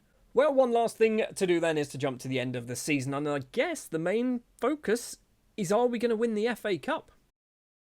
The answer is no, because we lost in the semi-final to Dukla Prague, a 2-1 defeat. So Sielek actually scored the opening goal of the game, and I'm assuming it is this man, Kaneta and Suka, with the goals for Dukla Prague. So yeah, it's kind of annoying, but there we are. One day we will win that competition again, I will guarantee it. In the championship group, we managed to finish in 4th place. So we literally, I don't think we even moved. I think we probably stayed in 4th place from the start of the championship group until the end of it. It means we are in the Europa Conference League for Season 11, which is perfectly fine. I guess something we haven't checked, and that is finances. What has the Champions League done for us? £28 million. It's less than I thought, I'll be honest with you. It's less than I thought, but we do have £25 million in the transfer budget for next season. I will also check, did we lose anyone in January? That's not what I wanted to click at all. Did we lose anyone in January to minimum fee releases? It does not look like it. We did loan out a load of people, by the way. I didn't mention any of this, but yeah, I'm in charge of loaning players. I haven't been up until this point, which was stupid. We're loaning out literally anyone and everyone. If they want to go out somewhere and get some game time, we've loaned them out. I've also just realised, completely forgot to tell you, yeah, this guy left on a permanent deal because of his minimum fee release was triggered. He played 34 times for us, most of them off the bench, in fact, and then yeah, it's gone to Galatasaray. It's just free money at that point. I should be way, way more observant to these kind of things, right?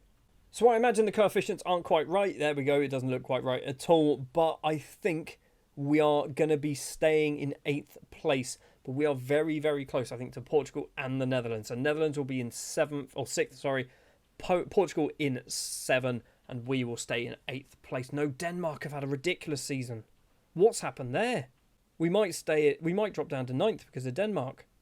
The last thing I'm going to show you before we end this season is this page, which I could not find for the life of me. If you go to Europe, in the world section up here, there is a little option down here, qualification places. You can click that and it tells you how many teams from each nation are going into each competition and where they go in. So Czechia currently here, so we get one team directly in the Champions League group phase, but also one into the League Path 3rd qualifying round, which is where we were. In the Europa League, that's not what I wanted to click. Why is that a link? And that's, yep, Football Manager. We get someone directly into the league phase and one into the qualifying round. And then in the Europa Conference League, I think it's a similar boat, isn't it? So one team goes directly into the playoffs. Nobody goes straight into the league phase. Didn't know that. Also, I'm interested. There's like 111 teams that qualify for this. So who's at the bottom? San Marino, Andorra, and Wales. Wales are way, way down there. Last thing that I nearly completely forgot to show you was actually the scorers and things like that. So see how well people have done. The players that are locked in, Miguel Santos got 13. We didn't really replace Iliev as well as I'd hoped, but he did get 13 goals, which is probably more than arguably he's good enough to get. He's done all right, hasn't he? He is our 3rd top goal scorer. We've also got Besfort Zanelli, again, scoring ridiculous amounts of goals, now 32. I think you might be on your way out, fella. You are out of contract next season. Maybe we try and cash in on you in the summer. And Honor Silla at the top with just 20 goals. I would have liked a few more. 9 of them coming in the Champions League. So only 11 league goals. He got 13 last time he was here. I want to see more from you. I have realised as well, Mustafa Lama is probably very annoyed, right? Because he's just been kicked out of his starting position, which he's had for the last however many seasons, and done pretty good. So 28, I mean, he didn't do that well. That's this season, isn't it? That's last season. Why did he not play last season? I'm probably forgetting something, but Mustafa Lama probably not happy with life at the moment in Czechia. Maybe we look to sell him in the summer because Ange Silla is arguably a better player. I want some opinions, okay? I'm going to end the video here, end the season here. I want opinions. Who is the better striker? I'm thinking it's Silla. That's where my head is at. But that might be utter nonsense and might just be me favouring Silla because for some reason I much prefer players from the Ivory Coast and I don't know why. Season 10 didn't finish exactly how we wanted it to finish. However, we did finish in the Europa Conference League positions, which means we obviously have an opportunity to do well in Europe once again. And we also got very close to getting to another FA Cup final, losing out to Dukla Prague in the semi-final 2-1. A final we could have won because it was Victoria Pilsen in the final, team we should be able to beat. Sparta Prague, not so much. It is obviously the 21st of June and the transfer window has opened, but this is a player who joined the club in January, and I kind of forgot about it. It is Gerard Tiernan, the 21-year-old Republic of Ireland goalkeeper. 0 caps to his name, but he has come in on a free transfer after his contract expired at Shamrock Rovers. And yeah, basically, there's a reason why I didn't remember it, because he's not amazing. I mean, he could get good. He was brought in to be depth more than anything else. Mentally looks all right, yeah? We have also brought in 2 new players so far this season. First of all is Algerian youngster Lakhdar Aribi, who has been signed from ES Setif in Algeria for £89,000. Certainly one for the future, but he looks like he could do a job occasionally now. And in a similar vein is Ahmed Young, the 18-year-old Nigerian central midfielder, has joined on a permanent deal for £175,000 from Remo Stars. Basically 2 players who are certainly going to be ones for the future. I think Ahmed Young looks the better player right now. We haven't sold anybody as of yet, and I don't think we've got any players released because technically contracts are still kind of ongoing and so on. So yeah, we've still got players. I don't think I've really touched players who've been released last couple of seasons. Mustafa Nayasi did leave the club last year. He's now playing for Carvina. Fair enough. And from a finances perspective for this season, we have got a whopping £25 million worth of transfer budget to spend. And one of these seasons, we're going to go absolutely crazy and spend that money. This one might not be it. And I was kind of right. We have basically, over the course of this summer, brought in a whole bunch of youngsters with hopefully high potential. We've also signed Salvadorian or El Salvadorian international Ramon Duran, 12 caps to his name. He has come in from a team in El Salvador, Anguilla, £750,000. Might be a bit on the steep side, but look at those mental numbers. I think he's going to be okay. We have also signed a 20-year-old Brazilian central defender called Marconi. He has come in on a permanent deal from a team called Pou, P-O-U, no idea who they are. He's cost us absolutely nothing and has immediately gone out on loan to Carvina. Sticking with the foreign players that we've signed who aren't actually going to be playing for us for a few seasons, Savion Beckett, a 20-year-old Jamaican youngster, has come in on a permanent deal from Tivoli Gardens and immediately gone out on loan as well. I do like the look of Beckett. I don't know why. It might be because I did a Building a Nation save of Jamaica last year, but I do like the look of Beckett. We've also signed a Czech youngster in the shape of Martin Pešek. He has gone on loan to Sokolov, our feeder team. He has come in on a permanent deal from Opava. Definitely, again, one for the future, but the fact he's from Czechia is obviously quite a nice little feature for us. And we have also brought in 19-year-old Italian left winger Rafinha, and he's immediately gone out on loan to Perugia in Italy. He has come in from MCL in Brazil, so he's actually Brazilian, but part Italian. Again, one for the future, cost us absolutely nothing. Looks pretty good physically, mentally doesn't look horrendous either, technically looks okay. Definitely players for the future. We might never see any of these players actually play for us, however. Somebody we will likely see play for us is Jakub Kardos, a 25-year-old Czech right-back, signed on a permanent deal after his contract at Sparta Prague expired. We've picked him up to basically be a bit of a backup option, and you might be wondering, if he's the backup, who's our number one? It's a returning face. Badara Ndao has returned from his brief spell over in Italy. He's got 4 Senegal caps now. He's come back on a free transfer because basically his contract just expired. Much like the Ange Silla deal, we obviously didn't get any of the sell-on clause or anything like that, but Ndao has returned to Czechia, and we've got him now for a full season or another season where hopefully we can get the best out of him. He's still only 24, so we've got plenty of time to develop, but he's also really bloody good at football now. And so is Icelandic youngster Snorri Mar Gunnarsson, could be his name, a 19-year-old left-back, signed on a permanent deal, 9 caps already to his name, signed from HK for £40,000. He's wanted, I think, on loan. Yeah, Dukla Prague want him on loan. It's not happening because you're going to be playing for us. That is basically all of the transfer business we have done. You can see here we have loaned out a lot of people. I don't think there's any big names. That's a lie. Finn Stevens. Finn Stevens has gone to Nottingham Forest because he's old. Basically, is what I've done. £2.6 million. Finn Stevens. He's 32. He's 32. He'll be 33 at the end of the next season. We don't really need him anymore. And I think that is all the big players leaving. We've got a couple as well. So Vasera and Fleissman also leaving on permanent deals. And then, as you can see, just a whole load of loan spells for various people going to various clubs around mostly Czechia. I think a couple have gone a bit further afield, but mostly in Czechia. And then the last thing we'll do, check the release players. I don't think there was anyone of note. So we mentioned Nayasi, obviously, of the season before. I say there wasn't anyone of note. There's, I guess, 2 people, or maybe even 3. So Ellison, Macaulay had a few good seasons playing for us. Didn't really score too much, but just a solid central defender.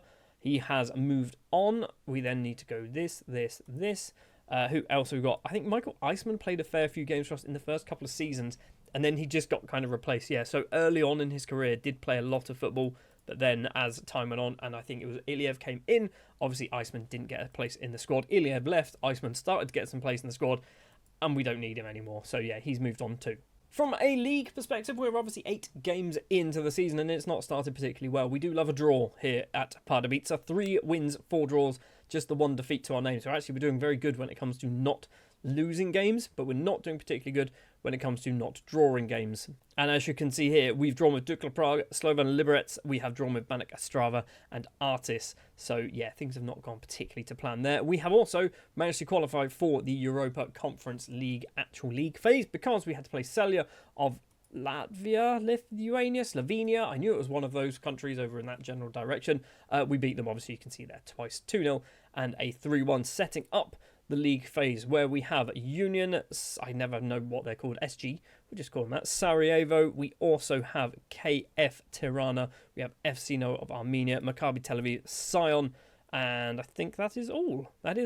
So obviously it would be quite nice if we were able to win this. A competition, by the way, if you look at the previous winners, are all over the place. So real life, we are here? Somewhere? We're around here. I mean, I'm assuming it's there, right? So we've got like Vallecano, Villa, Real Sociedad, Dynamo Kiev, Real Sociedad again, Werder Bremen, Man United, Ghent, Copenhagen, and Heracles of the Netherlands winning that one. I mean, Rijeka finishing as runners-up from Croatia. That's also pretty impressive. Levski of Bulgaria, runners-up. So, yeah, lots of teams getting quite far in the competition. I mean, Sparta Prague came second many, many moons ago. I'm silently hopeful, and by silently, quite loudly and vocally hopeful, that we can do well in this. Last thing to do then before we jump to the end of the regular season is to show you the players locked in. We have Arne Silla leading the line, and I realised last season that Mustafa Lama wasn't getting any football, and I've gone, you know what? Play on that left-hand side. You're not as good as what Iliev was, but you're a striker. If you can do the job that Iliev was doing on that left-hand side, I'm hopeful that you can score just a bucket load of goals. He has played 6 times there so far this season and scored absolutely none with an XG of 0, so it's not started off particularly well. I might need to reevaluate the decision to play Lama there. He is, by the way, I will show you now, I am training him to play in that position as well. So he is learning it. Problem is he's not getting any better. Oh, and the last thing I want to mention, Tyler Fredrickson, now the age of 30, still has 0 Czechia caps. He should have got 1, at least 1. He has played like 400 or 340 league appearances for us and not a single Czechia cap. He's probably he's good enough to at least get in the squad, and I don't think he's ever got in the squad. Right, anyway, let's jump forward then to the end of the regular season. Hopefully we can finish in the top 6, which is obviously where we want to be finishing. We'll see how well we can do. Maybe we could qualify for the Champions League again. I want to qualify for the Champions League pretty regularly. It does mean we need to break into the Slavia/Sparta kind of partnership at the top of the table. Maybe Pardubice is the team to do it. Well, after 30 games, we are currently sat 4th place in the table, just 8 points behind league leaders Slavia Prague. We're actually just 4 points behind 3rd place Sparta Prague. Slovan Liberec are stuck in the middle now somehow. I'm not sure how they've managed to do that. So we are definitely starting to become a somewhat title challenger. I don't know how much of that is us kind of reaching up above us or Slavia and Sparta falling backwards. It doesn't really matter. If we can win the Czech First League, I'll be pretty happy. And that shows that we've come a long way with Pardubice. I will always check this now, by the way, once we get to this point in the season to see whether we've lost anyone on permanent deals through minimum fee release clauses. Nobody has gone, which is obviously a very good thing to see. We will also take a look at our youth intake, which has 2 elite prospects. And who are they? We have Petr Stoll, could be his name, 16-year-old central defender, 6'6" with 19 jumping reach, amazing. And then we have Vlastimil Malik, who is a 15-year-old attacking midfielder, which is a position we don't play. He's 5'9". I'm not sure why that makes any difference for an attacking midfielder, but he is ambitious. I have been told in the comments the personalities are important. He's unambitious, so yeah, maybe Malik isn't going to make it. I don't think he's particularly good anyway. Anyone else of a strange nation? So we've got Jesper Sorensen, who is a Danish goalkeeper. We have Nguyen Tin Than, who is from Czechia, but he's almost certainly from Vietnam or something like that. Can we find out? It is Vietnam. There you go. Lovely. Not too convinced there's going to be anyone else from a silly nation. No, nobody else. So it's literally just the Danish goalkeeper, Jesper Sorensen, who I might be good. You never know. Might be. He doesn't look bad, does he? Doesn't look awful. Got Jesper Sorensen, and then, yeah, we also have Nguyen Tien Tan from Vietnam, by the way of Czechia. We're also into the semi-final of the FA Cup, where we'll be playing Baník Ostrava. Sparta Prague play Hradec Králové, could be their name. I will never know this. But if we can get past Baník Ostrava, I fancy our chances. Even if it's Sparta Prague, I fancy our chances of winning the FA Cup again. We did win it back in 2029-2030, and we beat Baník Ostrava in the final. Could this be another sign that we are going to win it this time? Another sign, as if like there were signs previously. The other things that are going on in the Europa Conference League, we're not in the semi-final, but my actual real-life team, Southampton, are, which is kind of weirdly nice to see, but also somewhat far-fetched. We, however, made it to the round of 16, where we lost to Dynamo Bucharest of Romania, which is not ideal, because Romania are a team that are technically lower than us in the coefficients. We want to be beating the teams lower than us, and arguably beating it. We want to beat everyone. It does mean in the league phase, though, we did actually do really, really well. We won 5 matches. We drew once, finishing 3rd in the group. Let's see what we actually managed to do, who we beat. So we actually kicked things off with a 2-2 draw against Union SG. Then we beat Sarajevo. We then beat Tirana. We then beat Noah 3-2. We beat Maccabi Tel Aviv. We beat Sion. So yeah, that is obviously we only play 6 matches, don't we? That's some good results. That is some good results against teams below us in the coefficients, or nations below us in the coefficients, but still, it's some good results. Coefficients, by the way, where we are currently sat 9th place in the listing. However, we are potentially going to be going higher than the Netherlands. In fact, I think we will. We get 47.5. They're on 45.5, and they have no teams left in any of the European competitions. Neither do we, which means we should be moving up to 8th place. And I was hoping that would be like a drastic change for qualification spots for the Champions League, but it doesn't look like it is.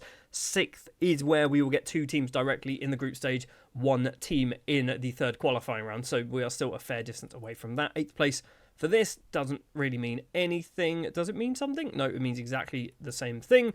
And 8th place for this means exactly the same thing. So nothing too exciting, but we are moving upwards. Last thing to do then is to jump to the end of the season. Will we win the Cup? Will we win the league? Will we get qualified for the Champions League? Or arguably the Europa League is probably the one we want to be aiming for. So let's find out. In the league, we did manage to actually finish in 3rd place, qualifying us for the Europa League. Slovan Liberec winning the league on just 69 points. We were just 6 points behind Slovan Liberec. We finished ahead of Sparta Prague. Slavia Prague obviously ahead of us in the table. But this is massively promising for us. 5 teams in fact, finishing on 60 points or above. And actually, it's very close. Literally, Victoria Pilsen, who finished in 5th place, were just 8 points behind the league leaders. And we also managed to qualify for the FA Cup final. It is Sparta Prague, I believe it's Sparta Prague, versus Pardubice. We are 18.5 minutes in. Mason Greenwood's effort hits the post and Rooney Bargi makes it 1-0. Things do not start off particularly well. However, after half an hour, we managed to pull one back, making it 1-1. There's probably a very long highlight, though, leading up to the goal. There's always such a long highlight leading up to the goal. It is Edmund into the penalty area. 2 options in the middle. Plays it back to Silek. Plays it to Silla. Spins. It is into the back of the net. It is 1-1. And just 8 or so minutes later, we get ourselves into the lead. Sielek with the ball on that right-hand side, spins, finds Edmund. Edmund blasts past Sornosek, making it 2-1. And it did not stay 2-1 for long. Arcila from the corner makes it 3-1 before half-time. And we are still not quite at half-time. There is one more goal before the break. Which way does it go? Does it go towards Pardubice, which will effectively seal the final? Or have Sparta Prague got themselves a goal back, making the second half a little bit more nervy? It is going to go to Sparta Prague. Bungard in on goal. Blasts it past Kim. Mason Greenwood with the assist, meaning it is 3-2 as we head into half-time. And there is one more goal left in this final. Karabek with a free kick for Pardubice on that right-hand side. Plays it calmly on the ground to Benno. Back to Karabets. It's Karabets, isn't it? It's Edmund in the middle to Sielek. The Polishman blasts it past Hornacek. And we win the the Czech FA Cup. Thanks to a Polishman, that's what I was trying to say. A 4-2 victory against Sparta Prague. We have won this competition twice. It's the only competition we've won, but we've managed to win it twice.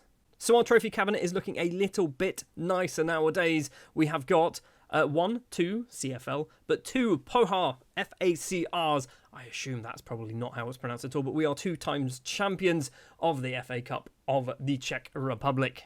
The last thing to do then is look at players who we had locked in, and obviously decent performers as well. So Damien Sielek finished with 10 goals and 11 assists. He's looking pretty good.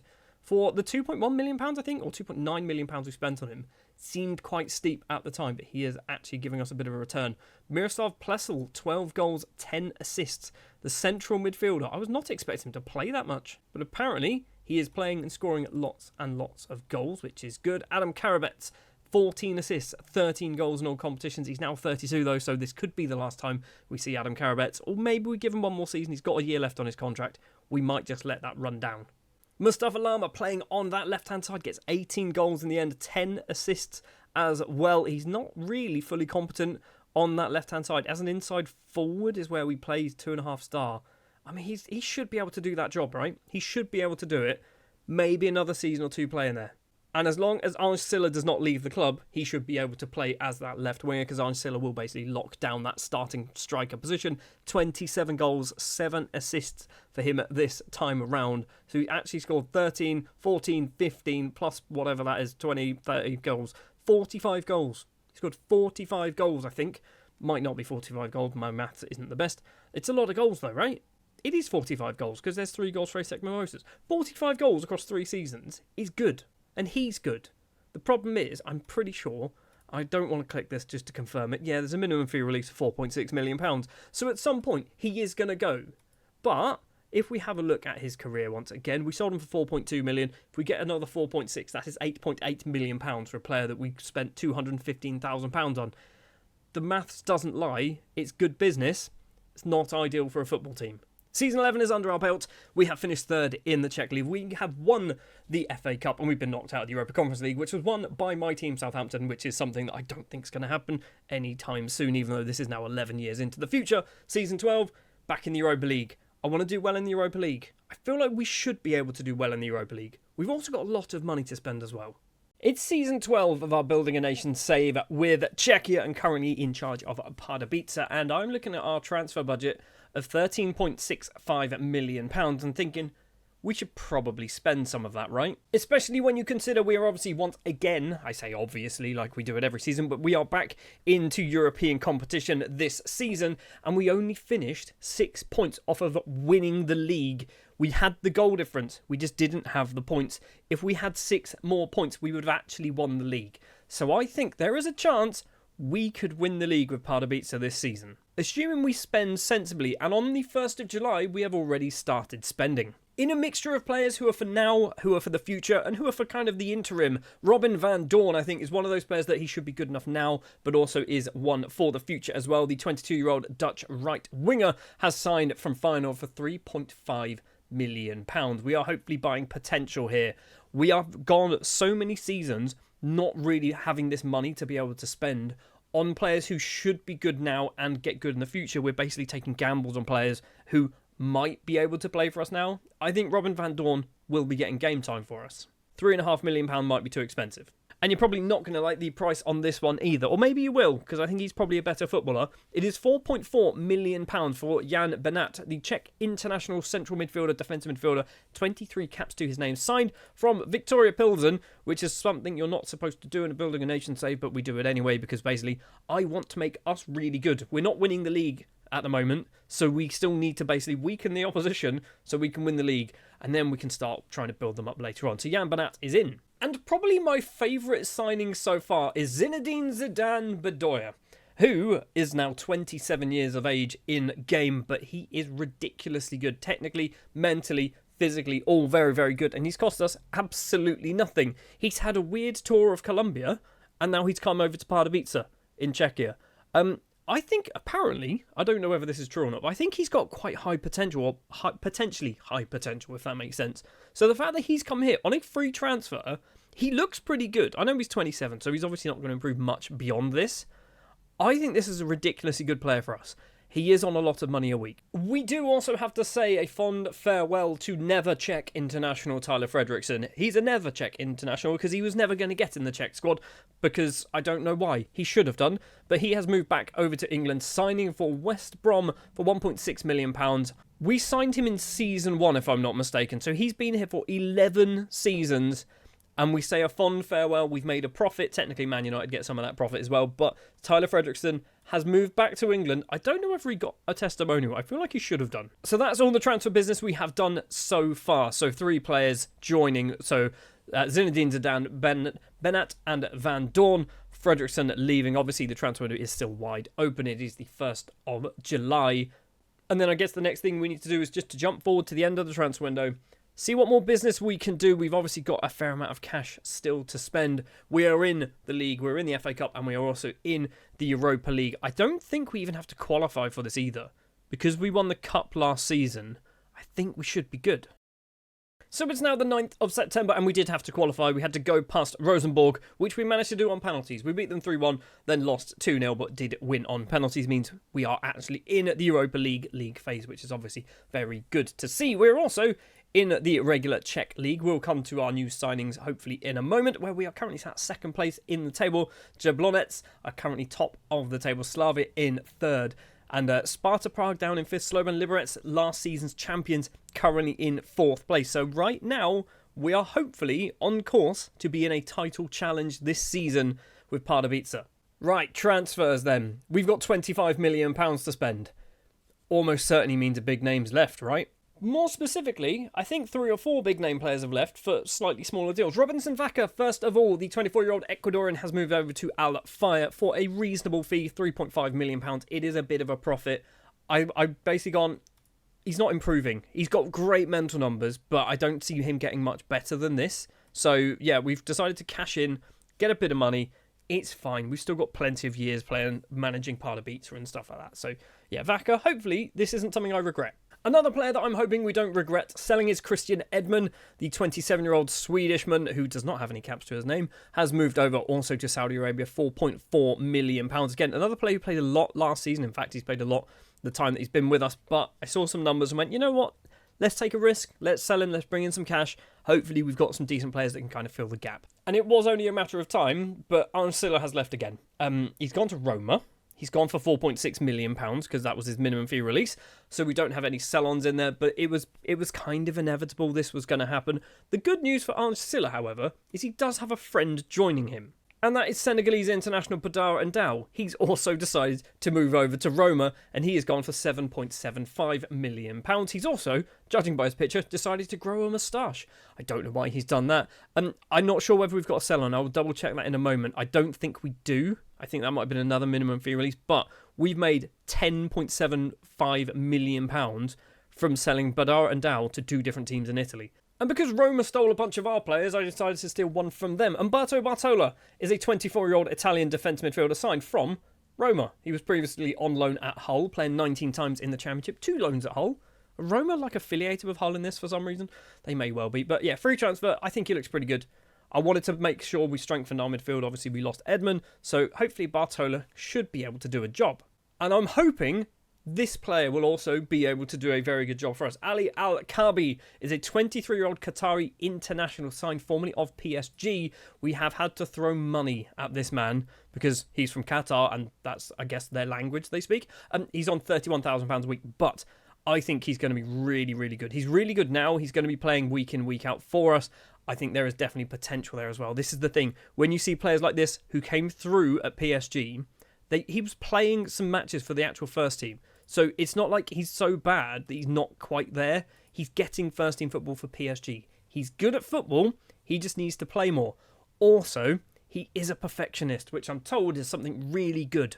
We have also brought in a new goalkeeper in the shape of Velimir Gojkov, who is a 21-year-old Serbian. He has come in from Partizan. No, he said Dukla Prague. It's not. It's from Partizan. He was on loan at Dukla Prague last season. We brought him in for £1 million. One for the future, but probably good enough to play for us now. He is wanted. Who wants him? Slovakia want him on loan. Probably not this season, mate. And we have also signed Vladimir Mudry, a 22-year-old Slovakian right-back international. He has come in on a permanent deal from Sparta Prague for £1.6 million. We needed, obviously, a Badara and Dow replacement. They're very difficult to find players as good as Badara and Dow, so Mudry is that man. Technically, he's not great, but mentally and physically, he is actually pretty good. We do also have a huge list of players who have also left the club on permanent deals, so we're going to fly through them now. Marconi has moved over to Slavia Prague for £950,000. Lakhdar Aribi has also moved to Slavia Prague for £925,000. Rafael has moved back to Spain, signing for Levante for £425,000. Pavel Meixner has moved over to Victoria Pilsen for £400,000. For £240,000, Michael Simmer, or Michael Simmer, maybe could be his name, has moved over to Sparta Prague. Our former number one goalkeeper, Musa Trabi, has moved over to Slovan Liberec as a backup for £180,000. Chu Yu Song has moved back to South Korea for £180,000 as well. For £115,000, this 16-year-old has moved to Banak Ostrava. Yavuz Arslan has moved over to Wolfsberger for about £100,000. Stanislav Gekov has moved to Willem II for £75,000. Rodrigo Quinteas, could be his name, has moved over to Sigma Olomouc for £62,000. It's a big loss, okay? It's a big loss, that one. Benno has moved over to Hoffenheim for £60,000. This one might be a mistake, okay? I admit this one might be a mistake. I thought he was older than what he was. Old Mickey Luke has left the club, signing for Banak Ostrava for £50,000. And Dominic Bosek has moved over to Karvina for £26,000. There we go. That's all the permanent deals. There's also a bunch of loans, but what we'll do is we'll just show you them and kind of point out any interesting ones. So, Kasanov to Vyskov on loan, hopefully getting some game time. We've got Diallo going on loan to Slovako, hopefully getting some game time. Obviously, all of these players, I'm hoping we'll get some game time. Jarosik to Mlada Boleslav. We've got Slavacek to Sokolov. We've got, I don't think anyone else is particularly interesting. Victor Wies, I think this is a feeder club of ours now. It's not, it's Vlasim. We've got a second one of Vlasim, but apparently Victor Wies is deciding to loan lots of our players. Fair enough. Is it Victor Wies? Victor Wietze? I'm not quite sure. Yeah, so we've loaned out a few people there. So Ruben Leon and Rafinha going there. It's obviously going to be very good for them. I don't know whether we've done some good business or bad business. We have brought in a lot of money. We have sold a lot of players. If we look at our first team squad, it is considerably smaller than what it used to be. I intentionally went, we've got too many players in our squad, so I'm going to do a trim down. We have now got a squad of just 29 players, which is arguably still too many players. But I think we are in a reasonable place now with the people we have. We've obviously locked in 3 players. You can see there into the starting 11. So it is Ali Al-Kabi will be that defensive midfielder because I think he is definitely the best one that we have on offer. We are going to be locking in Thomas Hudek. And this one might be a bit strange to you. He played a long time ago in season 2, 3, 4, whatever that one was. And he played a lot of football, a reasonable amount of football. I think there's potential. They still think there's potential there. 3.5-star potential. Mentally, he's really good. He just doesn't get game time. So I'm going to lock him in for a season and see how he does. It might be the stupidest thing we've ever done. And also, on that left-hand side is Zinedine Zidane Bedoya. Because we still need that Iliev replacement. We lost Iliev, and I think that was the biggest mistake we ever did was to sell Iliev. Zinedine Zidane, I'm hoping, is able to do that job. With his finishing, his dribbling, his first touch, his technique, and all that fun, fancy, cool stuff. I'm hoping he scores like 30 goals this season. He's already got 5 in 8 league games. So that is what we are locking in for the season. Obviously, we're in the 3 competitions here. I want to win the league. I feel like at some point we should be winning the league with Pardubice. I want to win the cup again. Back-to-back champions would be amazing. And also, I want to do really good in the Europa League. We are trying to build a nation. We need to do well in the Europa League. Not just us, though. Everyone else also who are in Europe from Czechia need to do well in their European competitions too. We are now going to jump forward to the end of the regular season to see how well we have done. And hopefully we have finished. I want to be top. I want to be top at the end of the regular season. This is not what should have happened. This is not what should have happened. We've been fired. So we have just been fired as well. So Pardubice the job is still available. So what happened? Can we find out? Is it that one? How do we find out management movements, managerial stats? Is that a thing? Not really. But we have been sacked. We've been sacked. And I assume it was recent as well. I assume it was really recent. Why have we been sacked? We had a horrible run. We're not doing awful. We didn't finish in the top 6. Where are they? 10th. 10th in the... I can understand why we've been sacked. Sparta Prague are 9th, to be fair. This is not how I expected to end my time at Pardubice, by the way. I was expecting to get them maybe winning a league, maybe comfortably challenging for the title, and then I move on to somebody else. But apparently, no, that's not how it's going to work. We're just going to get sacked. Can we just have a quick look, by the way? I want to find out. So, the players that we locked in, how have they done? Ali Al-Kabi is there. He's done 28 games, got an assist. Nothing particularly spectacular there. Who else was it? It was Zinedine Zidane. You got 14 goals. You've done all right. 14 goals. You're also wanted by Al-Faya.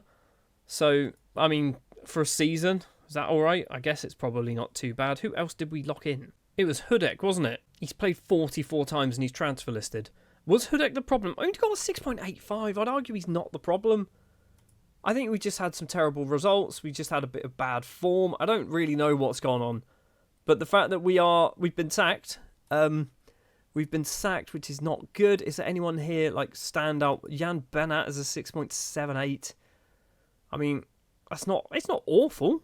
I just don't think we did particularly well. We had some pretty bad results, pretty bad form, and the board have just gone, nah, we're done, we're out. It does mean that we now need to find a job. And because we've only really got the Czech League on, we need to find a job in Czechia. And there is a name on that list that is standing out to me, and that is Sparta Prague. This is falling upwards, right? This is falling upwards. If we get the Sparta Prague job, we have fallen up the tree to a better team. They're currently managed by Manuel Neuer. I'm assuming he's the B team manager, so I'm assuming he's like a caretaker coach. Let's not get our hopes up here, but can we have a look? Can we see? We can't see star ratings. Of course we can't see star ratings. I want the selection 2 info. I need to fix those names, don't I? They're good, right? They've got Philip Bungard. They've got Rooney Bargi there. He's going to be old now. He's 31, but still, he's very good at football. I think we're going to have to do it, aren't we? I think we're going to have to apply for the Sparta Prague job. I don't want to get a second division side. So, Ústí nad Labem could be what they're called. Probably not.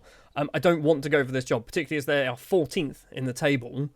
That's just not good, is it? They are potentially getting relegated. However, in the top division, admittedly, it's mid-table side, isn't it? It's 9th place Sparta Prague. So they're literally just as bad as what we were with Pardubice. I think we've got to apply for the Sparta Prague job. Well, it's now the 1st of June, and we are currently still unemployed. However, we are not going to be unemployed for long, because we will be becoming the Sparta Prague manager next season. They have accepted us as their new manager. At the beginning of season 13, we will be in charge of Sparta Prague, which arguably is a massive, massive upgrade on where we were with Pardubice. Financially, I'm not too sure what their sort of situation is. I guess we can't really see either. But we're going to be in charge of Sparta Prague for next season. I have seen, by the way, that Sparta Prague did lose against Pardubice in the playoff final. So the two teams that arguably did not perform as well as they should have done both got to the playoff final. Pardubice winning that one in the end. Have they got themselves a new manager? They have Jens Gustafsson. He's a 58-year-old Swedishman who's formerly in charge of BK Häcken, Alfetta Pogon, which is a team that I was in charge of on a former football manager, as well as IFK Norrköping. fair enough. Is he good? I mean, I don't like the good for the very good and all that kind of thing, but sure. I mean, he might be good. He does play a slightly different formation to what I play, but I mean, obviously he's doing all right. He started the season quite well. I say start the season. He's ended the season quite well. Pardubice, you've served me well. You have kind of just booted me out unceremoniously after everything I've done for you. Everything I've done for this club, you just got rid of me. So next season, when we return as the manager of Sparta Prague, my number 1 goal is to better Pardubice. My number 2 goal is to win the league. And I feel like I need to say this now. I don't really have any hard feelings about Pardubice, but I'm right now, in this very moment, kind of annoyed with it. Kind of annoyed. I would have liked to have actually been given the opportunity to try another season. I've had one bad season in 13 years or 12 years. Let me off, guys. So it's the start of season 13, and you might be wondering why I don't have a club. Well, I was wondering exactly the same thing. And Football Manager's done a Football Manage. So this is my profile. You can see Stuart Pearce, manager, 51 years of age, from England. I've got no caps for England. I'm not that Stuart Pearce. I'm a different one. And we have a transfer arranged. Look at the date up here. And then look at the date that we have arranged to join Sparta Prague. When I accepted the contract, I said to them, I want to join at the start of next season. I accepted that contract whilst last season was still going on. And they've gone, okay, you can start next season. So we now have an entire season of being unemployed at the age of 51 to do what? What are we going to do? We are going to take charge of Sparta Prague in a year. That is going to happen, but for some reason it's not happening right now, which is really confusing to me. I'm assuming Manuel Neuer is going to be the kind of caretaker for the season. Is he even good as a manager? He does look pretty good as a manager. He plays a 4-2-3-1 and then a 4-4-2-2 defensive midfielder for outer possession, but I'm kind of annoyed, right? I'm kind of annoyed that this is the thing that's happened. So I guess I don't really know what to do with this season. This is going to be, I'm going to have a normal season, going to treat it like it's a normal season, but we're going to, I guess, have a look at things to do with Sparta Prague initially. So it is the 1st of June, so we've not even got to the transfer window being open. I do want to have a look though. So affiliate clubs, we've got one. We have one affiliate club called Loco, who are in the 2nd division in Czechia. They're semi-professional in the 2nd division. We've got a B team. We have a B team in a proper league. Oh, that's interesting. Dangerous, because I'm now just going to hoard players like Chelsea, but that's interesting. So I guess there's no real point as well looking at the squad, because obviously by the time we take over, there's probably going to be a lot of these people who are out of contract and aren't going to be here anymore. So all of these guys are probably gone. We got nothing to do with them. They're probably gone. We've also got anyone's contract expiring in 2038. So all of that lot may well be gone, which includes Rooney Bargi. It includes Philip Bundgaard, Theo Bergval. We've got some pretty good players there by the looks of it. So yeah, we might be in a bit of a sticky situation when we join the club. Admittedly, they will still be there. I think we join at the end of May. So we've got a month to try and fix any contracts that we want to try and fix, which currently includes their lead striker, their main left-back, and their number 1 goalkeeper, and Rooney Bargi, who is arguably one of the best players that has ever played in this league, by the looks of it. He's been ridiculous every single season for them. So, it's going to be annoying. Right, we are going to jump forward to the end of the transfer window. So we're going to see what transfer business, I assume Manuel Neuer may be a director of football in charge of Sparta Prague, see what they have managed to do. We'll also have a little sneak peek to see whether Pardubice have just hemorrhaged all of their good youngsters, which is normally what happens when you leave a club. Well, first of all then, on the 9th of September, this is what the league table looks like. Pardubice currently sat top of the tree with 6 wins and 2 draws. They've only conceded twice in 8 games. That's ridiculous. They've beaten Teplice, they've beaten Ceska, whatever they're called, Sparta Prague. They've beaten Sparta Prague, who are down in 7th. Oh, that's not good. That's really not good. Right, let's take a look to see what transfers have taken place. So, Rooney Bargi is still at the club, which I guess is good. Manuel Neuer still appears to be the manager. We have spent 3.3 million on 7 players, but we've also sold £2.6 million worth of player as well. If we jump back, there's probably some other things. So, anything of interest leaving the club? I've just seen they've sold this man for £16.5 million. That was last season. That's a lot of money. That's a hell of a lot of money. We've also got rid of Philip Bundgaard has gone to Copenhagen. This man, Albert Kvankara, has gone to Pardubice. Vladimir Mudry has gone to Pardubice. That was actually this season. I did that one. I remember doing that one. We have also got Andrej Kostic to Slovan Liberec. So just 3 players there. Joining the club then, Lucas Andrel, a 15-year-old left-back from them. Okay. Maybe good. Might be good. I mean, I'm not too convinced, but sure. Why not? And then we've also got a whole load of people there. We've got players leaving. So we've got Kopriva to Dukla Prague. We've got Hornacek to Al Okdud. He was our number 1 goalkeeper, but he is 35. I'll accept that. You can sell a 35-year-old for £2.6 million. That's not too much of a problem. I do wonder if we've brought a goalkeeper in, though. Right, let's sort these by price. So first of all, we will look at the 2 loans. I think it's just 2 loans. So this man has come in on loan from somewhere. We've loaned him out to Loco. So we brought him. Okay, right, I'm confused. Is this Football Manager doing Football Manager things again? Yes, so that's you there.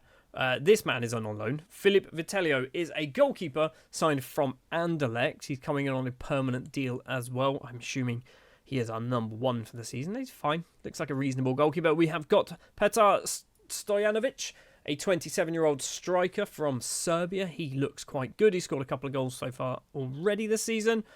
This man we don't really care about because he's gone out on loan. We have signed Albert Jarosic from Pardubice, who's a centre-back. I don't think he's that good, guys. He's played once. Why did we do that? You'd think they'd ask their soon-to-be manager. We have got Kousei Macha from ES Tunis. I'm hoping this guy's good. He's 30.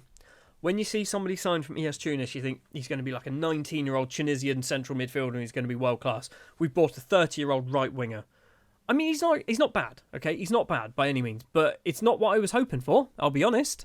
We also have Stav Avalav, who is just under £1 million, an Israeli striker. He's all right. He looks okay. Really good physical numbers, actually. Question is, did we need him after we brought in some other people as well? But there we are. We also have, this is the last one, actually. We have Joseph Pokorny. Could be his name. Defensive midfielder. Looks quite good. I do like the look of Pokorny. £1.4 million seems a bit on the steep side, but he has played the last 3 and a bit seasons for Slovan Liberec. One of those where they did win the league. I guess I want to have a look, don't we? Let's have a look. What did they do? They sold £14 million worth of players. £14 million worth of players. Right, let's jump back because there's obviously going to be some here as well. Maybe not. They do have a couple here. In fact, they've got a few. So they've signed a man called Molgard for 1.1.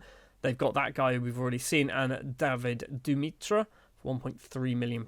And then they've also got, okay, that's the big one. That's the big one, isn't it? In fact, that's probably the only big one. So it is Snorri Margunarsson, the 21-year-old Icelandic international, has moved over to Werder Bremen. That's a really good club to sell to, assuming they have a sell-on clause. If they don't have a sell-on clause, that's a terrible transfer. Because he's not staying there. He's moving to a bigger club. And if he goes anywhere near his top-end value of £130 million, that's potentially £60 million that they're missing out on. But I don't care because I'm not in charge of Pardubice anymore. What else have they done? So selling Jay Ashford's gone to Artis. Jarosic we already know about. Lucas Rack to Al Wakra and Klepats to Banica Strava. So nothing really of interest. Ruben Leon going on another loan by the looks of it. Nothing really exciting. Thomas Hudek's gone out on loan. So he has gone to Sigma Olomouc. And actually joining the club, there doesn't seem to be anyone massive there really. They've spent £1.4 million on this man, who's a 31-year-old left-back. I'm not happy with that. They've also signed Kaka. I can only assume it's not that one. A 27-year-old Brazilian attacking midfielder. He looks good. For a free transfer, that's a good signing. I do quite like that. But I guess Pardubice being currently top of the table, it's working, right? Jens Gustafsson, whatever he's doing is doing the job. It is working. They are top of the table after 8 games. I mean, who's playing? I mean, there you go. You can see this is their last starting 11. So Zinedine Zidane Bedoya sits in that central midfield. All of these players are mine, apart from this guy, right? Is he mine? Maybe this one. Those two. Everyone else is players that I brought into the club. So Lama, now that obviously Ancilla has left, has moved back up to be in that striker position. Graham Kelly is still there. He's really good. Maybe if Graham Kelly is still at Pardubice when we take over at Sparta Prague, we maybe try and poach him, depending on how much he's going to cost.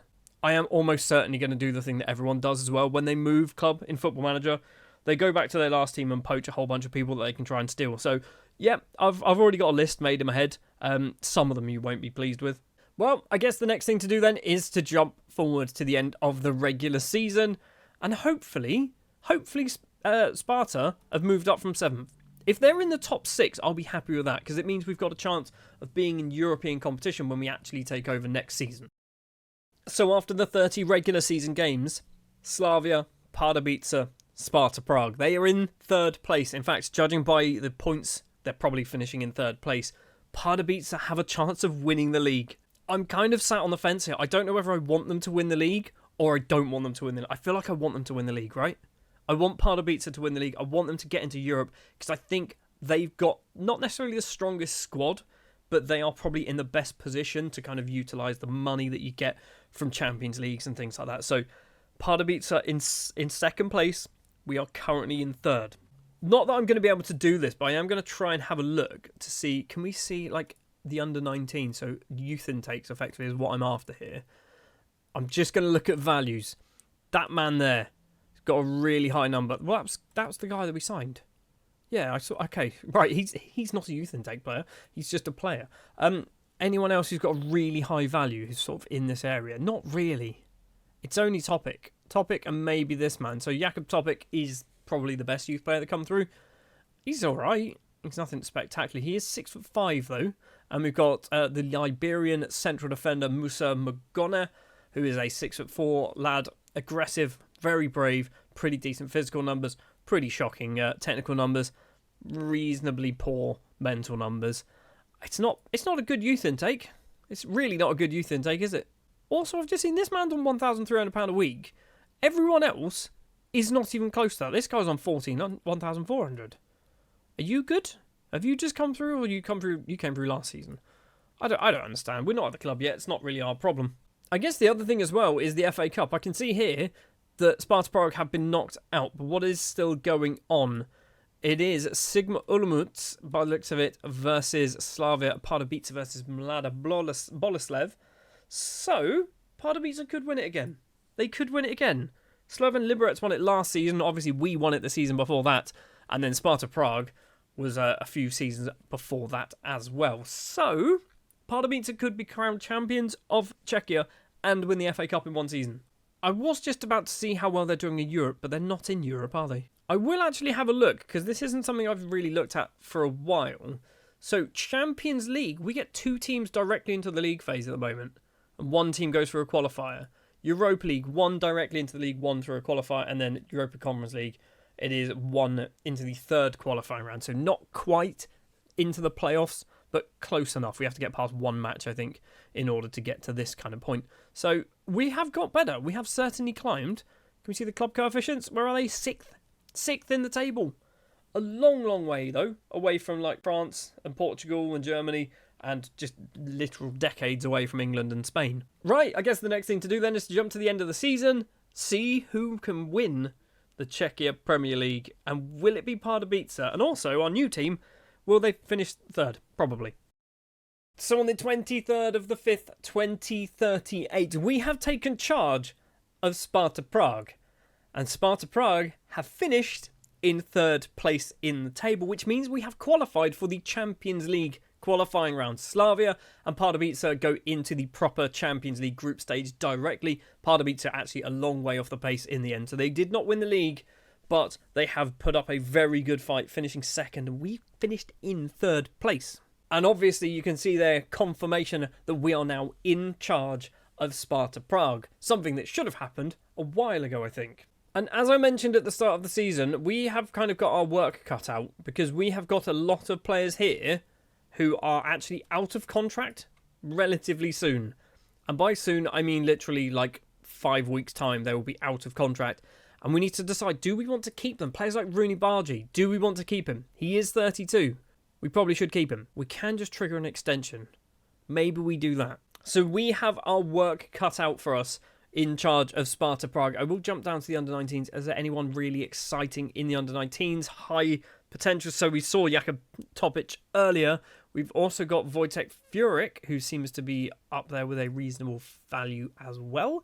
He looks quite good for a 17-year-old. Obviously, I completely forgot about this, But the B team actually play in a league, don't they?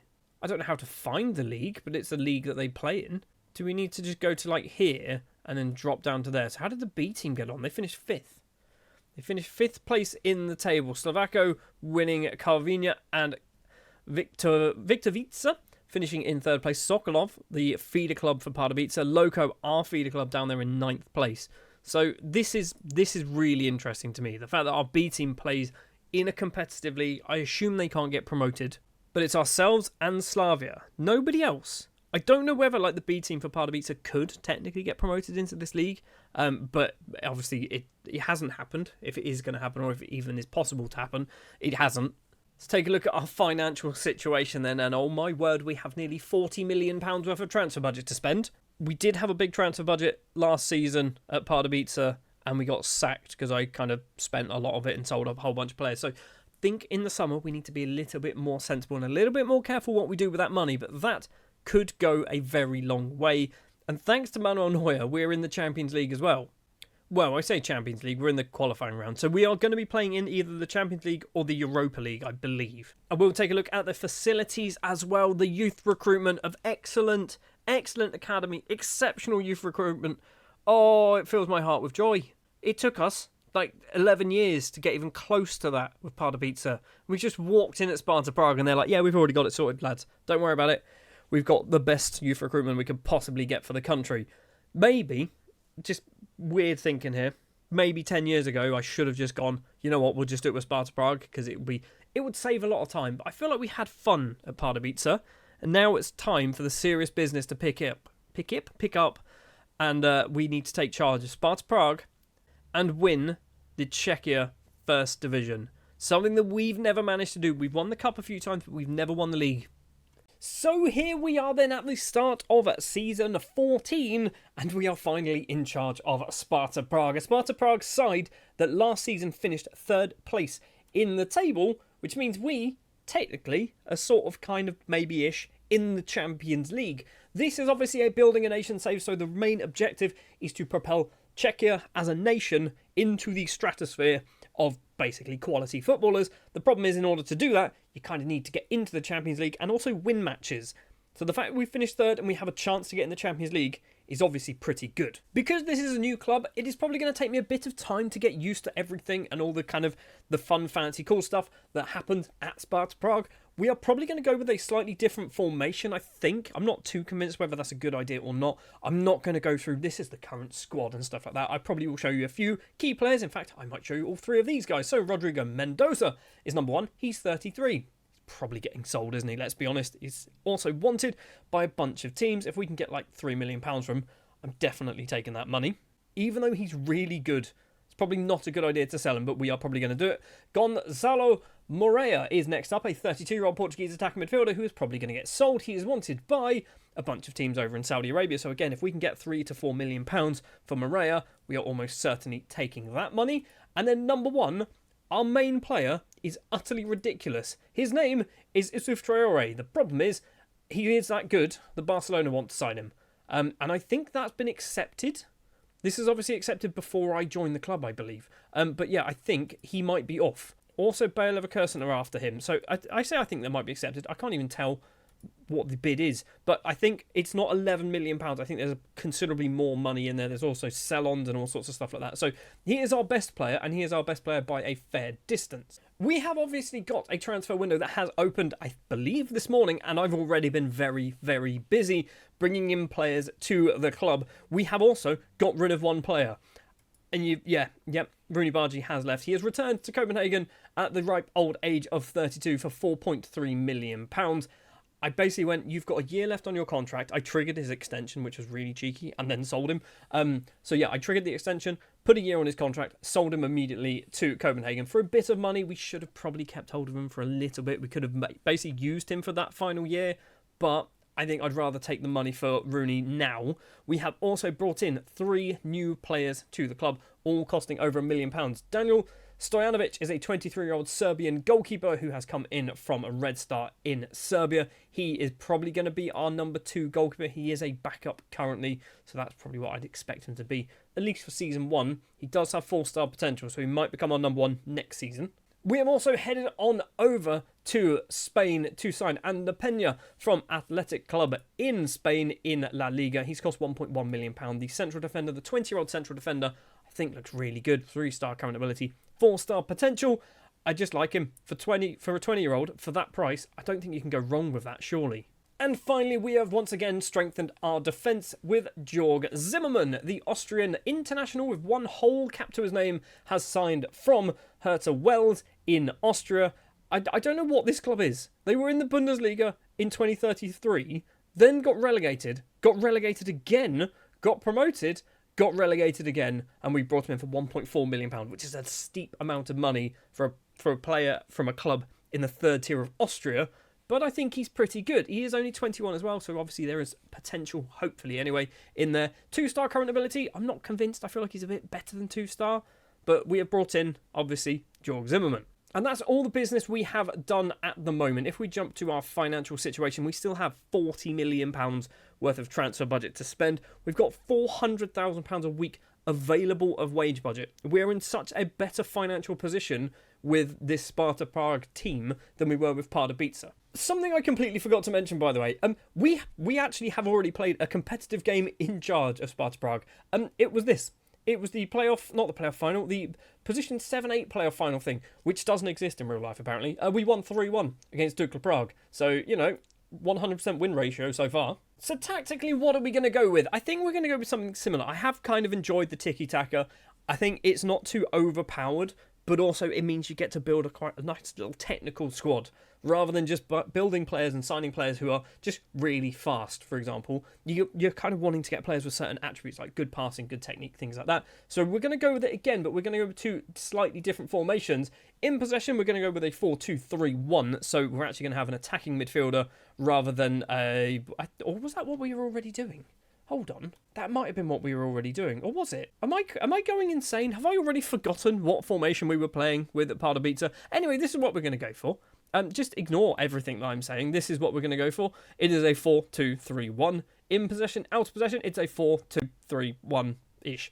These players have obviously dropped back a little bit more, but we still have that more central attacking midfielder role. And I have got somebody in mind who is going to fill that role, but he is not at the club just yet. But hopefully he'll be there come the end of the transfer window. Speaking of the transfer window, let's go to the end of it now, shall we? And see what new faces will join the Sparta Prague side.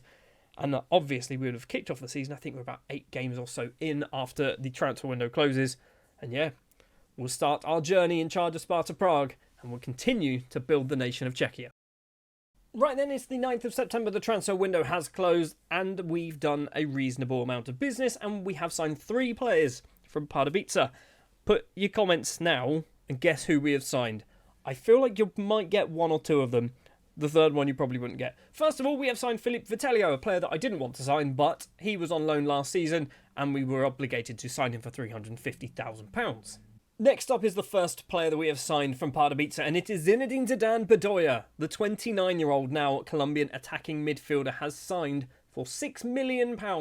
It is a lot of money, but I think he's good. We've brought him in, and I hope he does well for us this season. Obviously, being 29, I was a little bit shaky about spending that amount of money because he's going to be 30 before the season is out. But as long as we can get maybe 2 or 3 good seasons out of him, £6 million might be a reasonable bit of money to spend. He's already scored 3 goals so far in 13 appearances. Would have liked a few more. Also signing from Pardubice is Thomas Hudek, the 26-year-old central midfielder now. I have brought him in because he was transfer listed and I went, I feel like you're good. There's definitely something about you. He's cost £375,000. I don't know why. There's something in me saying he's not as bad as people seem to think he is. So we have brought in Thomas Hudek. We are retraining him to be a defensive midfielder because I feel like that's probably more suited to his ability. Maybe an attack midfield role. I don't know. But Thomas Hudek is in. He's playing for the B team. And also joining from Pardubice is Ali Al-Kalbi, the Qatari international, has also cost £6 million. And we spent £12 million on 2 players from my former club. But I brought him in because he's a perfectionist. He's really, really good at football. He's getting paid too much money, but that is fine. Ali Al-Kalbi is in. There is a bit of a concern here, though. There is a £9 million minimum fee release clause in Al-Kalbi. So if he is good, then we are selling him for £9 million, and he's getting 10% of that. So we're actually selling him for £8.1 million, I guess. We haven't just gone to Pardubice, by the way, to sign players. We've also brought some players from other teams. 2 people, in fact. Both of them from teams in Spain, if I'm not mistaken. Adrian Marco, the 24-year-old Spanish left-back and right wing-back of all positions, has joined on a free transfer, formerly of Las Palmas. He's played a lot of football. Last season, they obviously were in the 3rd tier. Played really well. Got released after his contract expired. I think he's good, right? For a free transfer, he's pretty good. Technically, not amazing, but for everything else, he's pretty good. And also signing from a Spanish side, but this time from a Spanish giant, is Alban Brandt, the 24-year-old defensive midfielder and maybe occasional left-back if he feels like it, signed on a free transfer from Real Madrid. So we've got a former PSG central midfielder, defensive midfielder in Alcabi, and now a former Real Madrid player who was actively playing for Real Madrid, off the bench, but still playing for Real Madrid last season in defensive midfield. I think we are starting to build a pretty good squad in Sparta Prague. I say building, I mean the squad's already built. We're just kind of adding to it and hopefully improving it. So that is the transfers of people that have joined the club. There's a whole bunch of people who have left the club as well. I'm not going to go through them all individually because most of you will have no idea who they are. But we have sold Rodrigo Mendoza. He has gone to Al Fire and he has gone for £1.3 million. We have also sold Gonzalo Morea. He's gone to Sporting, again for £1.3 million there. And then we start to move into the more fringe players. So Turek, Bolotov, Stockner, Prorok, could be his name. Vidachil, again, could be his name. Tomic, Kleibel have all gone out on loan, on permanent deals with various clubs. And then Kufal and Ondrasek have also gone out on loan to a couple of different teams as well. So that is the transfer business that we have done this season. We have spent a lot of money. We've spent around £15 million, I believe. More than that, isn't it? It's 6 plus 12, 13, 14, 15, 15 and a half, 16, maybe £16 million. It's quite a lot of money, but I don't think it's a ridiculous amount of money. I think buying Al-Kabi and Zinedine Zidane is certainly sensible business to do. If we jump to our tactics, we are locking in some people into positions because basically if we don't do it, they don't play there. We are first of all locking in Stojanovic as our number 1 goalkeeper. I said he's our backup.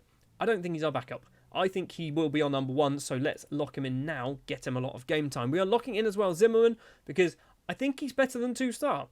And because he's 2-star, nobody will put him in. My assistant manager doesn't want to put him in. He is wanted by Dukla Prague and Hradec Krylov, which I don't really want to loan you out. We've obviously got Al-Kabi locked in, and Traore did not leave.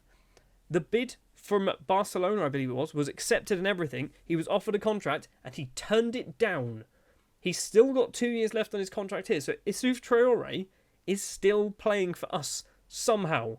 He cost £3.3 million to PSG and then went on a free transfer to Sparta Prague, initially from Lens. So, I mean, the fact that he's still here is pretty impressive. But this is what we're going to go with. So actually, if we look at the combined, that's kind of more what we're going to go with. Traore, I'm hoping to get a lot of goals from. He's already scored 3. Al-Kabi, sorry, he's got 2 and 3 assists. Al-Kabi's got a goal and 2 assists. We've already got an assist as well from Stojanovic in goal after just 8 games as well.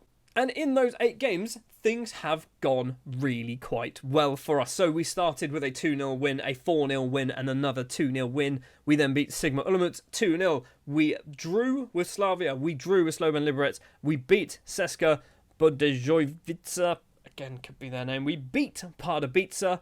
And then we have beaten everyone in the Champions League qualifying round so far to get us into the league phase, where we are currently 1 game in. And you've probably noticed there, we did play Waterford. Waterford, where are they? Are they still ridiculous? I think they are still ridiculous, right? So the team from Ireland have just got a ridiculous, just assortment, I guess is the best way of putting it, of nationalities. Let's have a look. So Algerian, Argentina, Cameroon, Chile, Costa Rica, 3 players from Czechia. They've got more Irish players now, 5 Irish players. They've got 2 from the Ivory Coast, a Japanese man from Mali, 2 people from Netherlands, 2 Nigerians, a Northern Irishman, a couple of Senegalese people, a man from Gambia, Togo, and Uruguay, all in their first team squad. I don't know what's happened to them. It's just funny to me. But it does mean when you look at the Champions League now, we can't sort by nation, but we have got Pardubice currently in 6th place, which means they have won a match. They've beaten Rangers. We are currently in 7th place. We have won a match. We have beaten Waterford. And then who else is the other team? It is Slavia, currently in 10th place. They have won a match. Who have they beaten? They've beaten Firenze of Portugal.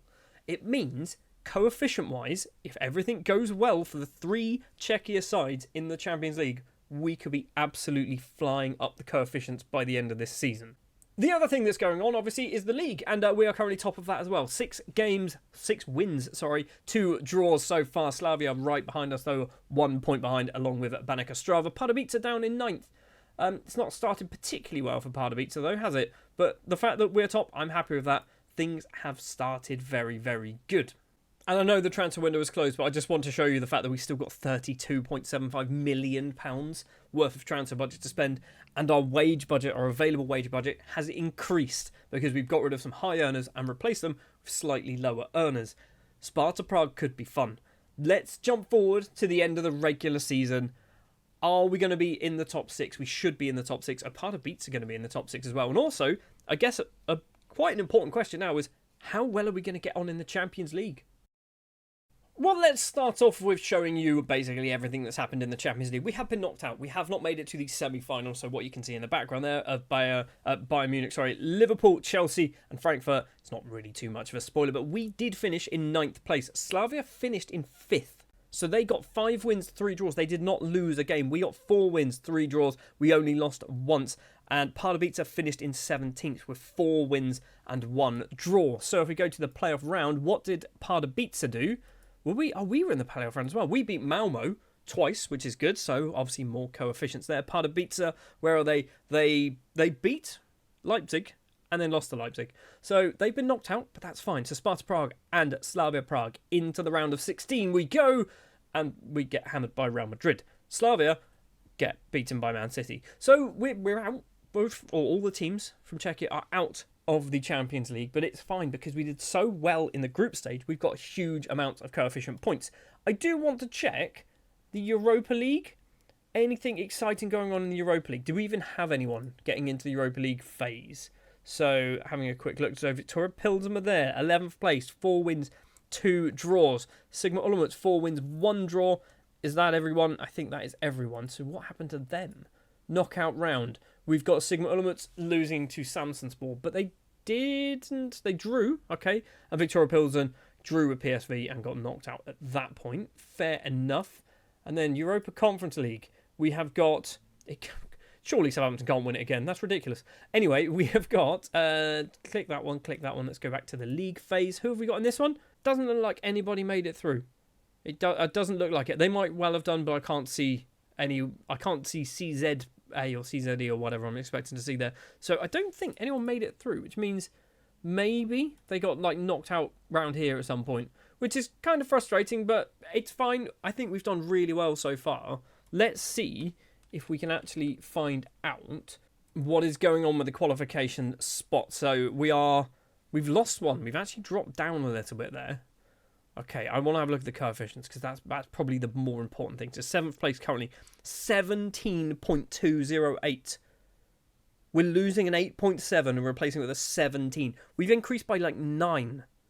It's not enough to move us up into 6th, but we are awfully close now to 6th place Czechia.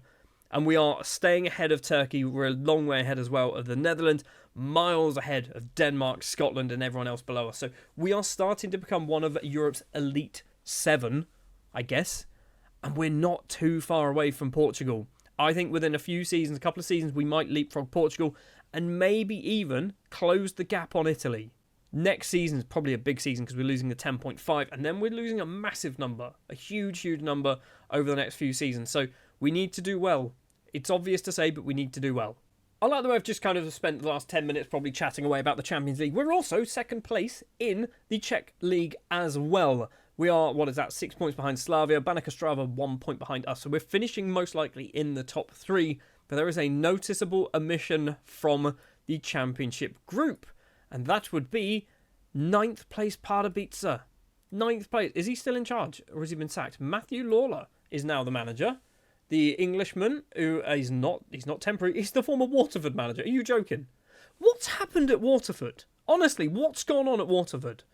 He was there as long as I was in charge of Pardubice, and then an extra season, and now he's gone over to Pardubice. I mean, I feel like me and you should like catch up and have like a meal sometime. You seem like you might be a nice guy. Also, if you're the one doing the transfers for Waterford, I really want to have a conversation about what goes through your mind about, oh, sorry, we've got too many people from Senegal. We've got two. I now must go to a different nation and maybe sign somebody from, like, I don't know, Togo and go for that one instead. But Pardubice aren't doing particularly well. In the FA Cup, we have made it all the way through to the semi-finals, so we have a chance of winning another trophy. This time, our first trophy potentially with Sparta Prague. It is Sigma Olomouc in the semi-final, Slavia Dukla Prague in the other one, so it's most likely going to be an all-Prague final. I don't know where this is based. They might be based in Prague, or they might be based in a place called Olomouc. I don't know. When you think contextually, I've lived in Czechia for like 14 years, and I don't know where this is. No idea. I've visited it countless times, playing matches there. The other thing to take a look at is obviously we have had ourselves a youth intake, our first ever youth intake at Sparta Prague, and we have some pretty good players. We have Jakub Svoboda, who is a 15-year-old goalkeeper. I like Svoboda. 4.5-star potential, 1.5-star current ability. We've got a couple of other elite prospects as well. We have Habib Getachew, who I want to say is part Ethiopian, it's my guess, who looks, oh, he's good. Retrain him as a striker or as an attacking midfielder who pushes up to be a striker. I really like him. Is he Ethiopian? Where is he from? Is he Ethiopian? It's Ethiopia. Why do I know that he's from Ethiopia? That's ridiculous. I feel like years and years of playing Football Manager and just signing random people from random nations has meant I've seen Getachew and gone, that's an Ethiopian name. The other elite prospect that we have is Martin Mateu, who is a defensive midfielder with some pretty good numbers in some places and pretty bad numbers in others. I'm not expecting the world from any one of these. Obviously, we're at a point now where I think our Sparta Prague side, we've got enough money that we can buy enough people to make our squad better. We just now need to start hoping that the youth players start coming through and the cream of the crop of those youth players comes out and starts playing for the first team as well. Right, last thing to do then is to jump to the end of the season. Will we win the CFL? No. Will we win the FA Cup? Maybe. And we won't win the Champions League because we're already knocked out of it. Spoiler alert, we did make it all the way through to the FA Cup final. And it was an FA Cup final of a Prague derby that we expected anyway, but it was Slavia versus Sparta, the big Prague derby, I assume. And after 24 minutes, roughly, we have ourselves the first goal of the game. But what direction is it going to go to? It is Slavia Prague making it 1-0. What is going to happen after that, though? With just 5 minutes left of regular time, Sparta Prague come forward with the ball. Stojanovic in on goal, blasts it past the goalkeeper. It is 1-1, and that takes us into extra time. And in fact, it takes us all the way through extra time into penalties. And depending on how the highlights go, I'm not quite sure what this is going to show. I know who wins, okay? And I feel like it's not going to tell us who wins. It's just going to show all the penalties going in, and you won't see the miss because I've only got the goals highlights on. I'm going to spare you watching through all of the penalties because we win the penalty shootout 3-0. They literally did not score a single penalty. Stojanovic, Bagdat and Pena with the penalties for us. It was Spitten Neister, could be his name, Soydan Kozan and Katowice, who were all missing their penalties, which means we have won ourselves a trophy in our first season in charge of Sparta Prague. But Slavia did have themselves the last laugh as they were crowned champions of Czechia, winning the league by just 3 whole points. We were a fair distance away from third place Baník Ostrava as well, so 7 points clear of Baník Ostrava, 3 points behind Slavia. Just 3 points is a tiny, tiny amount. It fills me with a lot of confidence that we could win the Czechia League with Sparta Prague. And if we win it once, I feel like we might start to snowball and be able to win it over and over and over and over and over again, hopefully. I do want to find out what happened in the playoffs. So, did Pardubice win? They didn't. They lost to Sigma Olomouc. Is there going to be this thing as well? It was Baník Ostrava played Sigma Olomouc in that final. So, fair enough, that's a thing that happens. Third place versus whoever wins the middle bit. Still a weird rule. Don't think it exists, does it? So, looking at the squad then, obviously we had 4 players locked in, which is a lot of players to lock in. We have got Daniel Stojanovic played pretty much every game, may well have actually played every single game and kept 25 clean sheets. That is a ridiculous amount of clean sheets to be keeping. Zimmerman also played 33 games, so it must have got a reasonable injury. Didn't play a Champions League match. I don't think he was registered for the Champions League. Fair enough. That's my fault. Sorry about that. Ali Al-Kabi also played a lot of football, did play a Champions League game, scored twice in it as well. And the other one is Issouf Traore, who just scored goals for fun by the looks of it. 21 assists, 14 goals. Most of his assists, 11 assists in the Champions League. That's a lot, right? That's a lot of assists. From a goals perspective, oh my word. Stojanovic has got 44. That is insane, right? 19 goals in the Champions League. 19 goals in the Champions League. 19 in the league as well. I'm guessing he got a few, so 6 as well in the FA Cup run. That 44 goals in 55 appearances of an XG of 31. I want to try and claim that I signed this guy, but he was here last season, wasn't he? Yeah, I didn't actually sign him, but Petar Stojanovic has been unreal. The question is, obviously there's 44 goals there, which means there's a lot of assists. We know Traore got a lot. We've got Zinedine Zidane getting 16 goals, 9 assists, so he must have played as that attacking midfielder for the most part of the season. 13 goals in the league, just 3 in the Champions League. I'd rather him get goals in the Premier League, in the Czech First Division. We have got Kwasi Macha, 10 goals, 20 assists as well. So those wingers seem to be getting a ridiculous amount of assists. That's where, between the two, that is 41 assists. Obviously, 44 goals, 41 assists. It's kind of lining up pretty good. So those 3, very key players. Macha is old though. He is 32. We probably want to replace you very, very soon, I think. We've also got Siltanen getting 10 assists. We've got Alban Brand as well getting 10 assists from that defensive midfield spot. So, we've had a good season. We have certainly had a good season. I feel like my change in tactics, because I genuinely cannot remember what my tactic was with Pardubice, but it definitely didn't have an attacking midfielder, right? Am I imagining that? Did we have 2 central midfielders and a defensive midfielder? I think is what we had, right? But I feel like this change in tactic was a very good change in tactic. We've got a lot of goals out of our main striker. So our first season in charge of Sparta Prague results in a trophy, finishing second place in the table. A really good performance as well in the Champions League. Can we actually have a very quick look at the coefficients and see, have they kind of been locked in now? I feel like everything should have been finished. So we are going to be on 64.158. So we're in 7th place again. Has that changed? Yes, it has, because I think we've now leapt over someone. I'm not sure who. Maybe it might have been Netherlands, dropped down a couple. We have moved up, and so have Turkey, I believe, is probably what has gone on there. So we have made some very good ground. Next season, we need to do the same thing again, do well in the Champions League. Hopefully, the other teams as well from Czechia do well in the Champions League. And we are starting to properly build this nation. It's only taken 14 seasons. Welcome back to our Building a Nation save in Czechia, and now in charge of Sparta Prague. Last season, our first season in charge of Sparta Prague, we did actually manage to win the FA Cup and finish second in the league. It has meant we have qualified for the Champions League, although I do think we might need to go through a qualifying round or 2 just to make sure that we get through, but we should be good enough to get into the Champions League. But the problem is with that, the only real benefit of being in the Champions League is financial, and we've got a lot of money. We've got £47 million in the bank. We've got a transfer budget of £33 million to spend if we want to spend it. And I don't really like spending lots of money. So the chances are, at the end of this transfer window, we're going to come back and still have £30 million worth of transfer budget to spend. But if we then get into the Champions League, we might have 60, 70, 80 million pounds in the bank.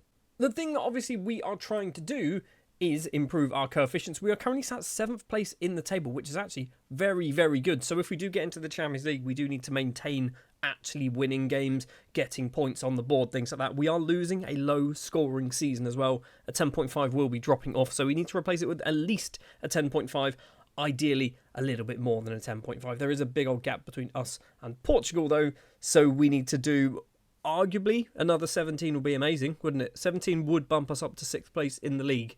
I don't think that's going to happen anytime soon. Anyway, it is the start of a brand new season. We have got a bunch of money to spend, as I've already mentioned. So if we do want to spend a lot of money, we do have the opportunity to do so. And also, luckily for us, looking at some of our players, we don't have a huge amount of people who are wanted by big clubs. I mean, this one's a concern because it is obviously a Saudi Arabian side coming in. We've got a few players leaving on permanent deals after their contract expires, which again is nothing too particularly scary or anything to worry about. So yeah, we're going to have a very big summer, I imagine, like most seasons when you first join a club anyway. And then eventually we'll stop spending lots of money and stop buying loads of people. I said stop spending lots of money. We'll probably only spend about £4 million. Let's jump forward then to the end of the transfer window, see what transfer business we have done. And yeah, hopefully we might even be in the Champions League as well. It's been a big old summer. It's been a very big summer. £9 million has left the club financially, so we have brought in £9 million worth of players. That was a really weird way of phrasing that, but we spent £9 million on new signings, but we have also sold £51 million worth of players as well. Some of these had minimum fee releases, so we literally could not do anything about them. Some of them, I just went, that's too good to be true. We're going to have to take the money. I've clicked on this man because he has left the club. He is the cheapest deal for £44,000. This guy's gone for £47,000. Noah Nati has gone for £58,000. For £62,000, Alcides Alonso has moved over to Saudi Arabia. For £300,000, Stav Avelav has moved back to his native Israel. For £2.5 million, Greek central defender Pellegrinis, maybe could be his name, has moved over to Saudi Arabia. One that I really did not want to do, but minimum fee release clauses caused this one to take place. Ander Peña has moved over to Atletico Madrid for just £3.1 million. And he's not registered, which is just ridiculous. So they brought him in. It might be he's just not registered for the Champions League, I don't know. But yeah, he's not registered. He's also got a hell of a moustache as well. Alban Brand has moved over to Al Rayed in Saudi Arabia as well. This one, again, another minimum fee release clause triggered for £7.25 million. So a free transfer, one pretty decent season, and has already moved on. Also, another really good moustache for some reason. Ali Al-Kabi, another player to leave on a permanent deal because of minimum fee releases, and this guy doesn't have a moustache, which is kind of annoying. The Qatari international has also moved over to Saudi Arabia for £9 million. So he did make £3 million profit, but he was much better than the £9 million that we got for him, I think. We are starting to move into the realms of silly money. Adrian Marco, next up, the 25-year-old Spanish left-back, has moved over to Barcelona, as you can see, and he has gone for £11.5 million. Once again, it was his minimum fee release clause. We couldn't do much about it, but £11.5 million is a lot of money, and obviously we were able to reinvest that. We didn't, obviously. We spent £9 million and brought in about 12 players, but we could reinvest that. It doesn't make sense. It makes sense in my head. And finally, for £17.25 million, Issouf Traoré has moved over to sign for Girona. The French left winger had some offers in the first season. I think I almost sold him to Southampton as well at the start of this season, but basically Girona were the team that he decided to go to. £17.25 million. This was not a minimum fee release clause, I don't believe. I just saw that money and went, it's too good to be true. I don't think he's that great. He's really fast, and that's pretty much it. So we'll take the money, thanks. So joining the club then in order of expense, we have Marco Ziliotto, who is an Italian left midfielder. Obviously, he has come in to be that Traoré replacement. He has come in from Roma with a wicked moustache as well for free. Into the defensive positions we go. Simon Roger Cabangu, next up, a 23-year-old French central defender, signed for a small fee, £86,000 from Rennes. He has played a fair few games for Rennes over the few seasons, but not really enough to develop. So he's only 2-star current ability, but 4.5-star potential. Still only a little baby at 23 years of age. So hopefully he's going to get a bit of game time for us. Hopefully he'll develop. I think I said this as well at my time in Pardubice. We're buying players that are far too good for us, or the potential is far too high. I'm hoping Cabangu, out of a scale of 200, has got a potential of, let's say, 150. If he gets to 150, we might have players also of 150 in our squad, so it's not out of the realms of possibility that he wants to stay. If we're getting players with 190 potential, they don't want to be playing in the Czech league unless we're the best league in the world, which we are definitely not right now. For £250,000, we have signed Mirko Jovanovic, a Montenegrin defensive midfielder. I think we're going to try and loan him out because I don't think he's going to get too much game time right now. Signed from Petrovac in Montenegro. He is wanted by a bunch of teams around Czechia. So if he can go out and get some game time, that'll be quite handy. He's good. He's got some real good mental numbers, I think. If you look at those, they're all 15s. If they were 16s, there'd be lots of greens there because they're all 15s. They don't look that as good as what they would if they were all 16s. But yeah, Jovanovic, definitely one for the future, but still not horrendous right now. We've also gone over to the Republic of Ireland to sign Stuart Gilroy for £700,000. Not from Waterford, from Shamrock Rovers this time around, but £700,000 I think is a decent bit of money to spend on a player who's, he's not young anymore. He's 25, so he's kind of approaching his peak, maybe even at his peak, but 3-star current ability. Maybe there's a bit more we can squeeze out of him at 3.5-star potential on that right-hand side. He's got 4 caps for Ireland, so he's obviously never going to get in the Czechia side, which is kind of annoying, but also he's Irish. He's not from the UK, which means he counts as an EU people, not a non-EU people. Those are words. Someone who is non-EU, however, is Gabriel Adenayi, is a 20-year-old Nigerian left-back. He has cost us a reasonable fee, £750,000 from Remo Stars. If you want to be signing decent young Nigerians, they're a good club to go take a look at, but I think he's going to be good enough to play for us now, because obviously the transfers that took place in the summer, we did need ourselves a new left-back. Adenayi was expected to be like a backup. He might actually have to play now, which is fine. I'm happy with that. He's good. He's hopefully got a bit of potential. I'm okay with this. If I keep saying I'm okay with this, I will eventually start to believe it. We've also brought in Serbian central defender Milos Todorovic, or right back. I'm trying to train him up as right back, basically, is what I'm trying to say here. The 27-year-old international, he's got a few caps, 4 caps in total, has come in from Partizan for £1.8 million. Much like I said earlier, we are getting players who have got much too high a ceiling. This is the type of player who I don't think he's going to have a particularly high ceiling. He could be with us until he's 30 years old. We'll get 5 years out of him, maybe, something like that. That 27 plus 5 is not 30, it's 32. But if we get 5 seasons out of Todorovic, he's a good player for us, a good solid defender, does the job, doesn't do anything particularly exciting, but just keeps clean sheets. Sensible business to do. He's not going to leave us for anyone, or he leaves because we basically force him out of the club. We have headed back to Spain, and this time we have brought in another striker. It is Alberto, the 20-year-old striker who has been signed from Valladolid for £2.5 million. He went there for £300,000 last season, and we've basically just given them a whole heap more money. He scored 13 goals and 20 appearances for Murcia in the 37-38 season. Obviously, a year or so has passed. He's good. He's really good. He's still only 20, 3-star current ability, 5-star potential, 6'6". He's a big lad. 18 jumping reach, 12 heading, not the best, but 18 jumping reach at 6'6". I mean, if I actually knew how to do corners and stuff, he'd get hundreds of goals for us. Maybe. Or 20, 25. And the final signing we have made is Japanese international Kazuya Nishida for £2.7 million. We've not spent huge sums of money on players, but we have spent a lot of money across all the people that have come to the club. Formerly of Hiroshima, he started quite well, 7 games, 1 goal, 1 assist as well to his name. So I think we've basically lost some really good players and replaced them with players who are, I think, just as good, maybe slightly worse, but we've saved a fraction of the money. And obviously, when you look at our finances, that's really important, apparently, for me. We've got £67 million to spend. We've got £61 million of our transfer budget left to spend. At some point, I'm just going to blow all this money, aren't I? Or I'll get sacked and someone else will do it for me. So obviously, we also had the Champions League qualification to worry about. We started off things okay, not amazingly. We did draw Hammarby of Sweden. We beat them 3-0, but we did also lose to them 1-0. So from a coefficient perspective, we've actually not done particularly well. We should have beaten them both times around, particularly when you think we were able to beat them 3-0. The problem is we then got to the league playoff final, or the league path playoff final, up against Sporting, and as you can see here, we lose 6-2 on aggregate, and you think, oh, maybe we did all right because we scored a couple of goals. No, we lost 2-0 and 4-2. So we picked up absolutely 0 coefficient points against the nation that we are chasing down in the coefficient, which is not ideal. But because we actually got knocked out of the Champions League, I think we're in a better position to get some coefficient points, and we have dropped down into the Europa League. We've already played 1 match. I believe it was a draw against Southampton, if I'm not mistaken, a 2-2 draw away from home at St Mary's. So that's actually a really good result when you consider Southampton, I think, like 3-time winners or 2-time winners of this. I'm now going to have to check. It might not be this, actually. I think it's the Europa Conference League, isn't it? Well, they've won a couple of times in a row. Let's find out. So they're the holders of the Europa Conference League, and they've also won it back in 2035-36. So yeah, Southampton are a good side in this. Shame not so much in real life.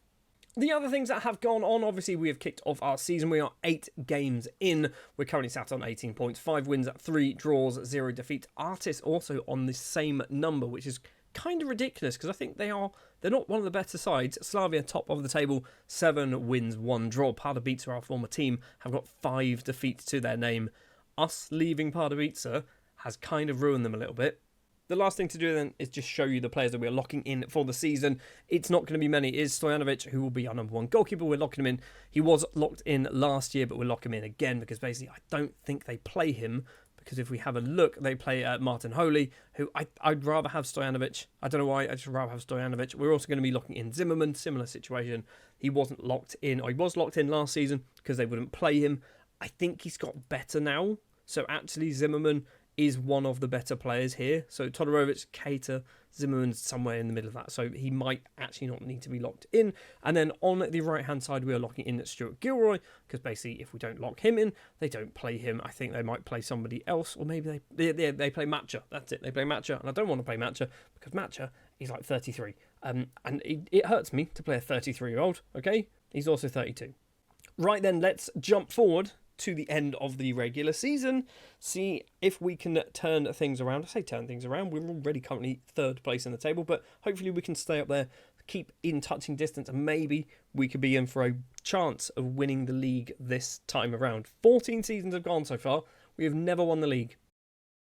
And judging by the gap between 2nd and 3rd place, I don't think season 15 is going to be the time to win the league either. Sigma Olomouc and Artis are the 2 teams running away with it at the moment. Sparta and Slavia and Viktoria Pilsen in 3rd, 4th and 5th. And then Karvina have managed to creep in to the championship group. Pardubice are down in 9th. They are falling off a little bit, aren't they? The fact that we've only lost 5 and we are way, way behind the league leaders is kind of ridiculous, right? But there is some very good news from a Building a Nation perspective, because in the Europa League we have finished 6th place in the table. Not amazing by any means, but we have done quite well. We have picked up 4 wins, 3 draws and 1 defeat to our name. Viktoria Pilsen, 6 wins, 2 draws, 0 defeats to their name as well. Obviously, because we have finished in the top 8, we go into the round of 16, where we drew Ludogorets and beat them twice, the Bulgarian side, so that is more coefficients coming our way. Banaka Strava and Viktoria Pilsen drew each other, which is kind of funny, and obviously we picked up coefficient points because of that. It goes to the quarter-final, where we managed to get past Real San Sebastian, beating them 4-3 on aggregate. Viktoria Pilsen beating Werder Bremen as well, which means we are into the semi-finals along with Viktoria Pilsen. Now, are we going to be playing an all-Czech semi-final, or will we get somebody like Bayern, or will we get PSV? Well, it is not going to be an all-Czech semi-final. We are up against Bayer Leverkusen, Viktoria Pilsen up against PSV.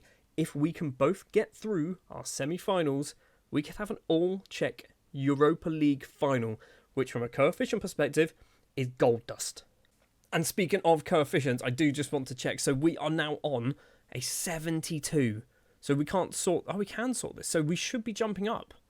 We're actually going to be jumping up into 6th place. So we're going from a 64 to a 72, which means we actually go ahead of Portugal. Turkey go ahead of Portugal as well. We're still a fair distance away behind 5th, but we could be 6th place.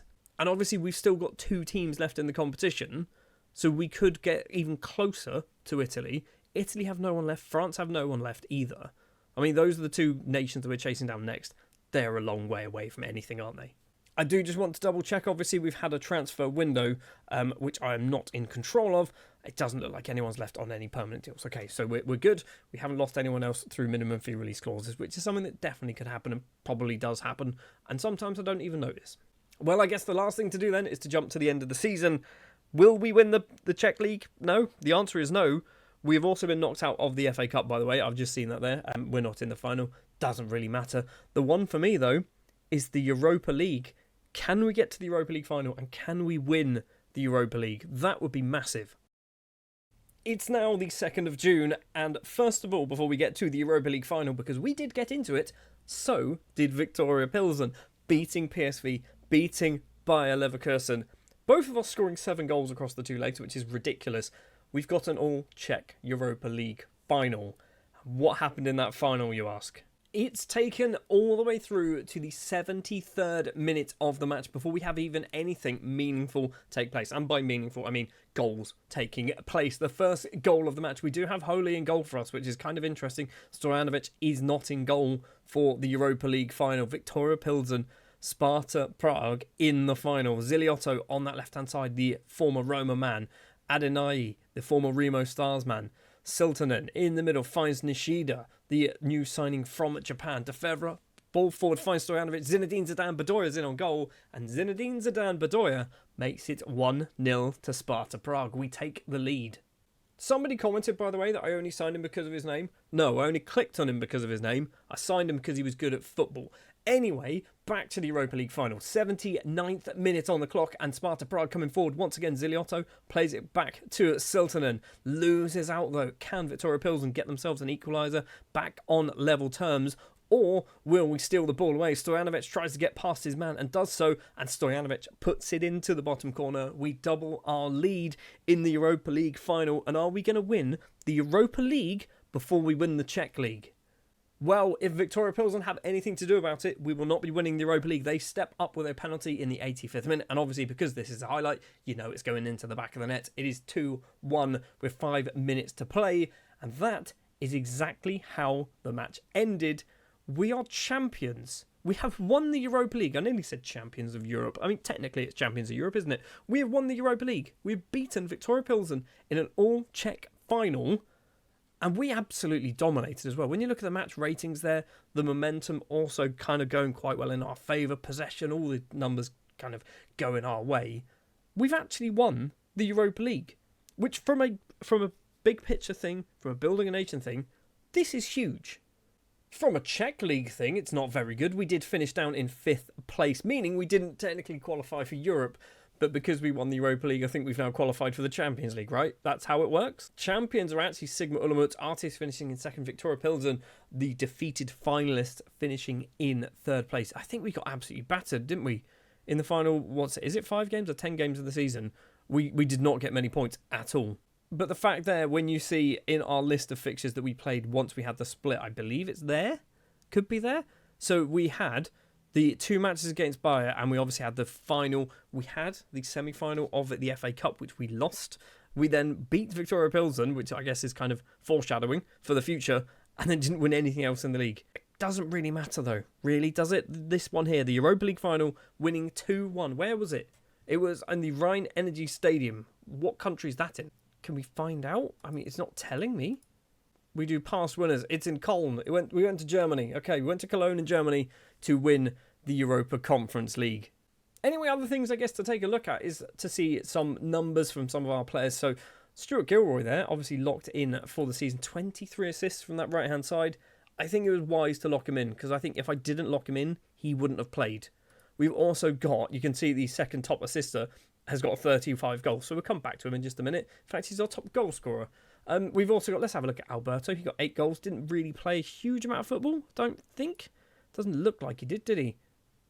11 starts, 7 off the bench. So not a lot of football really for Alberto. I think realistically we didn't need to sign him, did we? Stojanovic, our second top goal scorer with 21 goals. Another really good season. Last season he got 19. I think he got way more than that, didn't he? 44 in all competitions. He got 19 in the league, 19 in Europe. This time around he didn't do as well, but still he's doing the job.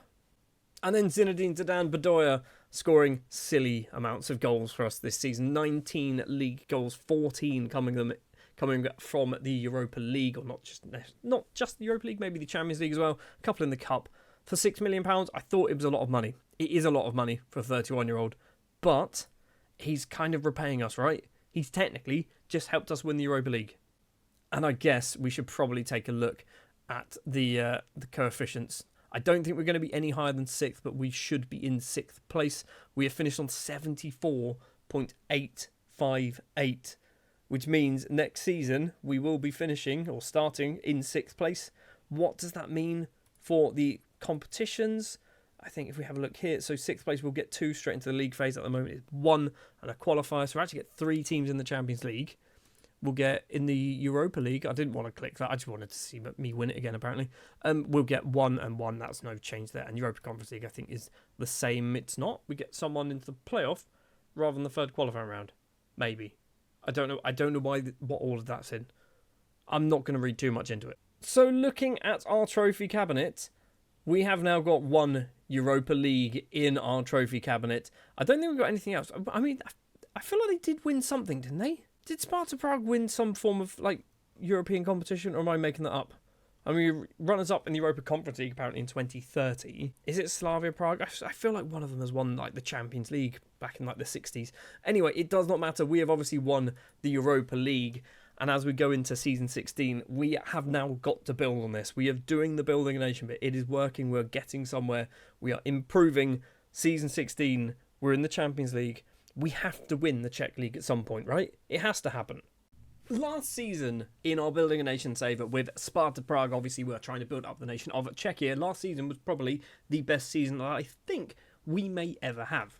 Not only did we win the Europa League, but also it was an all-Czech final up against Victoria Pilsen. So we picked up a trophy, but I guess more importantly from a Building a Nation perspective, we picked up a bucket load of coefficient points. Not really enough to do too much when it comes to the actual coefficients for the overall kind of Europe thing, but we are now in 6th place. We were the 3rd best nation in all of Europe last season. England were number 1, Spain were number 2, Czechia were number 3, and I believe Germany might have been number 4. In fact, we could probably sort by this. There you go. We were the 3rd best of all European nations.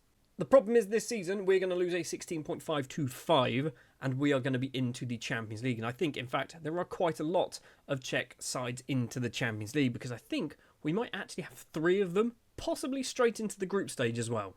Anyway, it is the start of a brand new season and we are going to be doing some big things this year.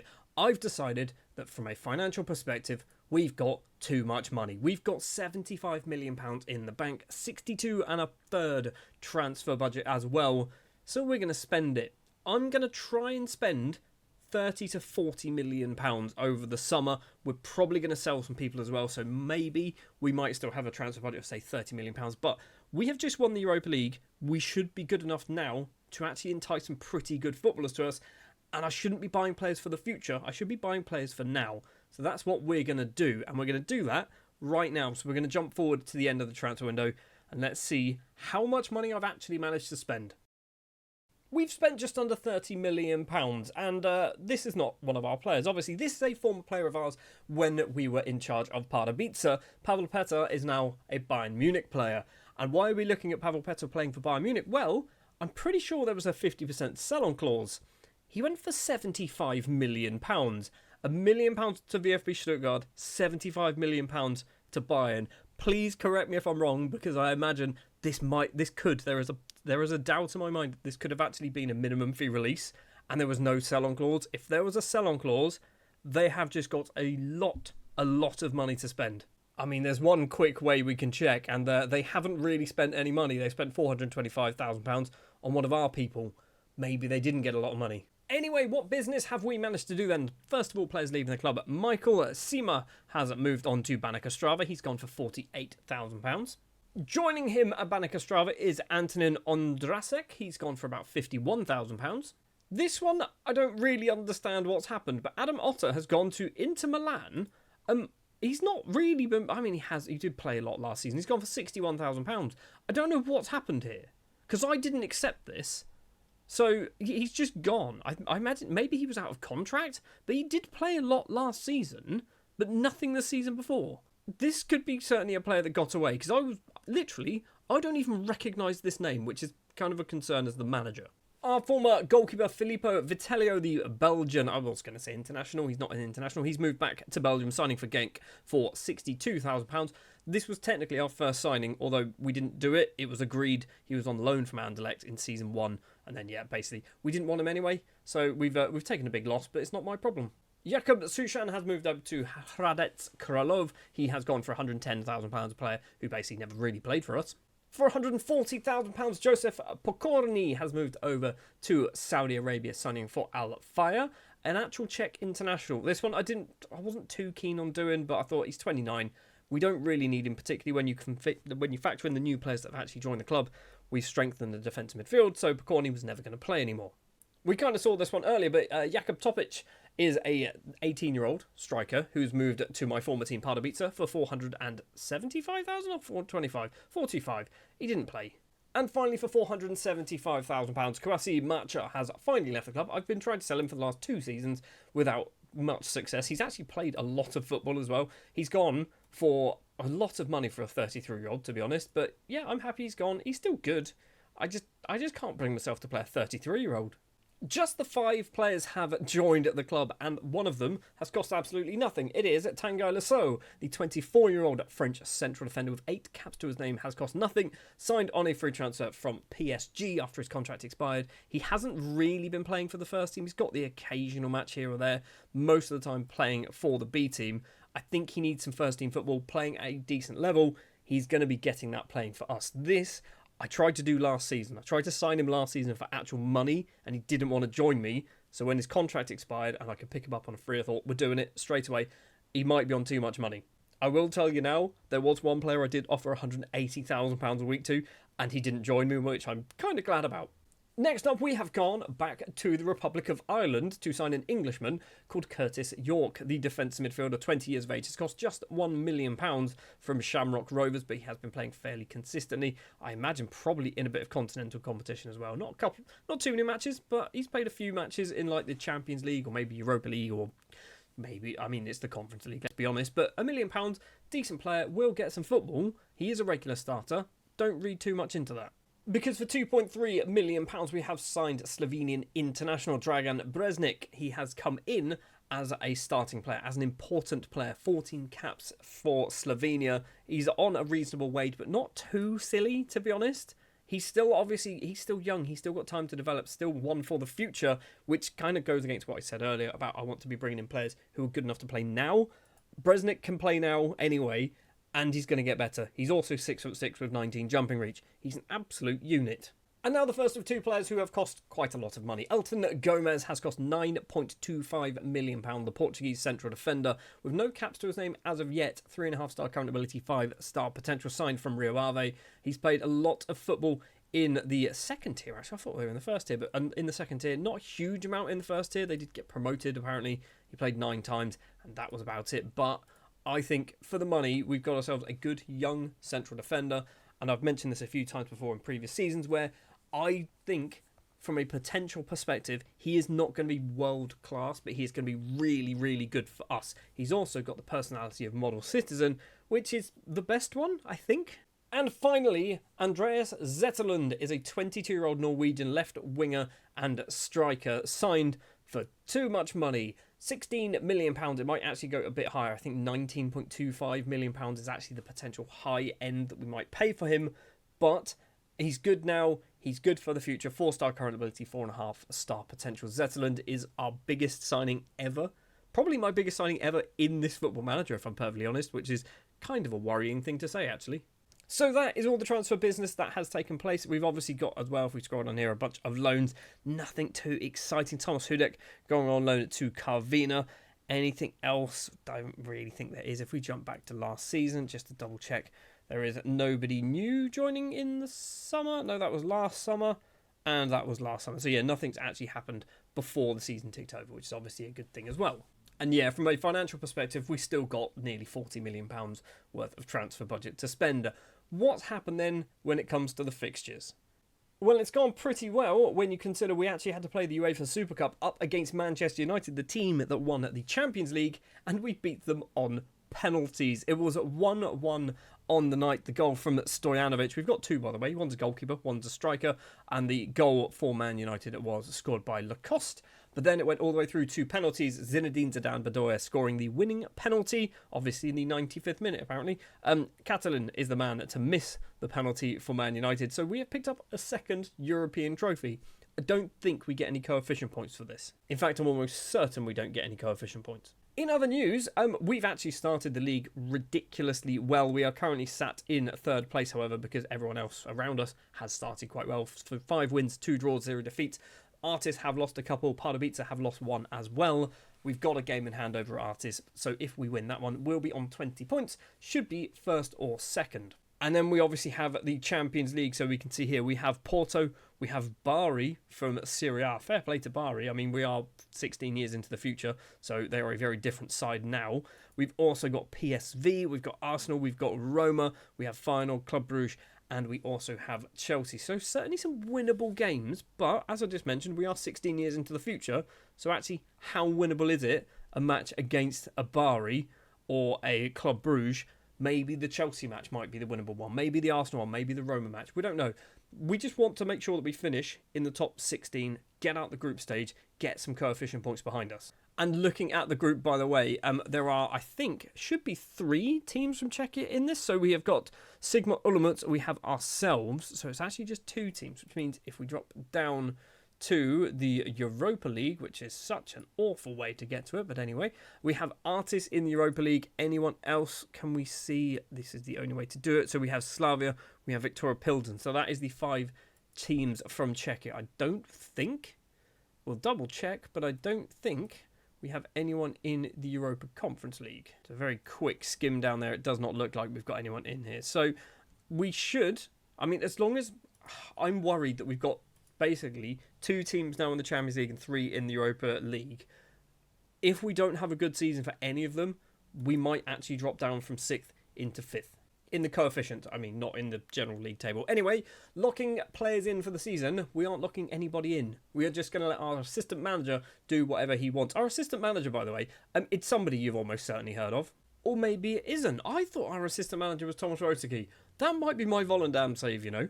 We've actually got 2 Slovakian assistant managers who probably aren't good enough, to be honest, so maybe we might need to change some things around. He's my director of football. Okay, I knew he was knocking about. He's actually is he the real life director of football here? Apparently he is. Fair play. But yeah, I knew he was knocking about on one of my saves, and I was certain it was this one, and it is. Anyway, we're now going to jump forward to the end of the regular season, see how well things go. Obviously, the Champions League is what we want to do well in. I think this could be the season where we actually win the league as well, but we are just going to have to go forward, find out if that is actually true. So from a league table perspective, we have finished 2nd in the regular season, 10 points behind our former side Pardubice, 7 points clear of Viktoria Pilsen, 8 points clear of Slavia and Baník Ostrava, and 10 points clear of Slovan Liberec. So we are likely to be finishing 1st or 2nd, or well, we could finish anywhere, let's be honest. I mean, you'd like to think we're going to be finishing 2nd. We've got a 7-point buffer between us and 3rd place, but this is Football Manager. From a Champions League perspective, we haven't managed to win it, obviously. We've been knocked out of the competition, but we did finish 22nd in the table. 3 wins, 2 draws, and 3 defeats. And the other team from Czechia, Sigma Olomouc, got just 2 wins, 1 draw, and they got 5 defeats. So it's not a good look so far. We did get through into the playoff round where we played at Bayer Leverkusen, and we lost. So we did beat them, technically. No, we didn't. We drew with them once. We drew 1-1 and lost 1-0, but we got knocked out at the first possible opportunity. Let's have a very quick look at the Europa League. That's not the Europa League. That's the Champions League. The league phase of the Europa League. So we have got Slavia finishing in 7th. So 5 wins there. That's obviously very good. Viktoria Pilsen, 3 wins, 1 draw. And the other team, Artists, just 2 wins, 6 defeats. That's not good. And then what have we got then? So we're looking for this one, the nice big green square. They've been knocked out by Mannheim. Great, amazing. That's not what you want at all. Round of 16, we've got Slavia losing to Mannheim. Really? Oh, we might have had a very bad season when it comes to coefficients. I'm not even going to look right now. We're going to come back and look later on at the end of the season. Something we will have a very quick look at is obviously we've had a youth intake. We've got 3 players we're going to have a look at. So we have Dominik Misovic, or Misovic, maybe could be his name, 15 years of age. He looks really good. He's a very angry and very brave young man at 15, but he's a defensive midfielder. I like the look of you. We've also got Lucas Crisera, who is a 15-year-old attacking midfielder. Lots of things on the up. I mean, he looks right. He looks like he could be pretty good, but he's got, like, the mental numbers aren't necessarily there on Lucas. Then Thomas Nemetz, we have a reasonable striker as well. 5'10", so not the biggest in the world, but also not the smallest. He is a mercenary, which I don't think is the best, but he does also attempt overhead kicks. So that could be fun. The last thing to do then is to check to see whether we've lost anybody in the January transfer window, and it does not look like we have. Okay, that's obviously very good to see, because the last thing you want is to lose one of your starting players just on a free transfer. I've actually seen, so Zetterland has only started 10. He cost £16 million. He's not even started 10. He started 10, 21 off the bench. 5 league starts, 15 off the bench in the league. He has got 9 goals though. He might be getting annoyed. I've just seen this. Well, he's on £85,000 a week. Yes, he's definitely getting paid too much, isn't he? I'm ruining this club financially. Anyway, let's jump forward to the end of the season then. Can we win the league? Probably not. Can we finish in 2nd? Hopefully. And then obviously we will also take a look at the coefficients for Czechia for season 16. So the championship group then, Pardubice, have managed to win their first ever CFL, Czech Football League Division 1 or Czech Premier Division, whatever we want to call it, but they have won it 77 points. So they only actually picked up 7 points between the end of the season and now. We only picked up 8 points by the looks of it. Slavia have, I think, had the biggest gain moving into third place. But we finished second. We go into the Champions League, and I will double check to see whether that is straight into the league phase. I think it probably will be, which might not be a good thing. Obviously, as well, you can see there that Slavia also go Champions League. Victoria Pilsen, Europa League, Europa Conference League is Banica Strava. So let's find out. We just go for this, don't we? We go continent, and we go Europe. And we go club coefficients. What does it mean? And then 11.9. 11.9. What does that mean? We are staying there. We are staying in 6th. Portugal have had a massive season, but it's still a drop-off. It's still a drop-off.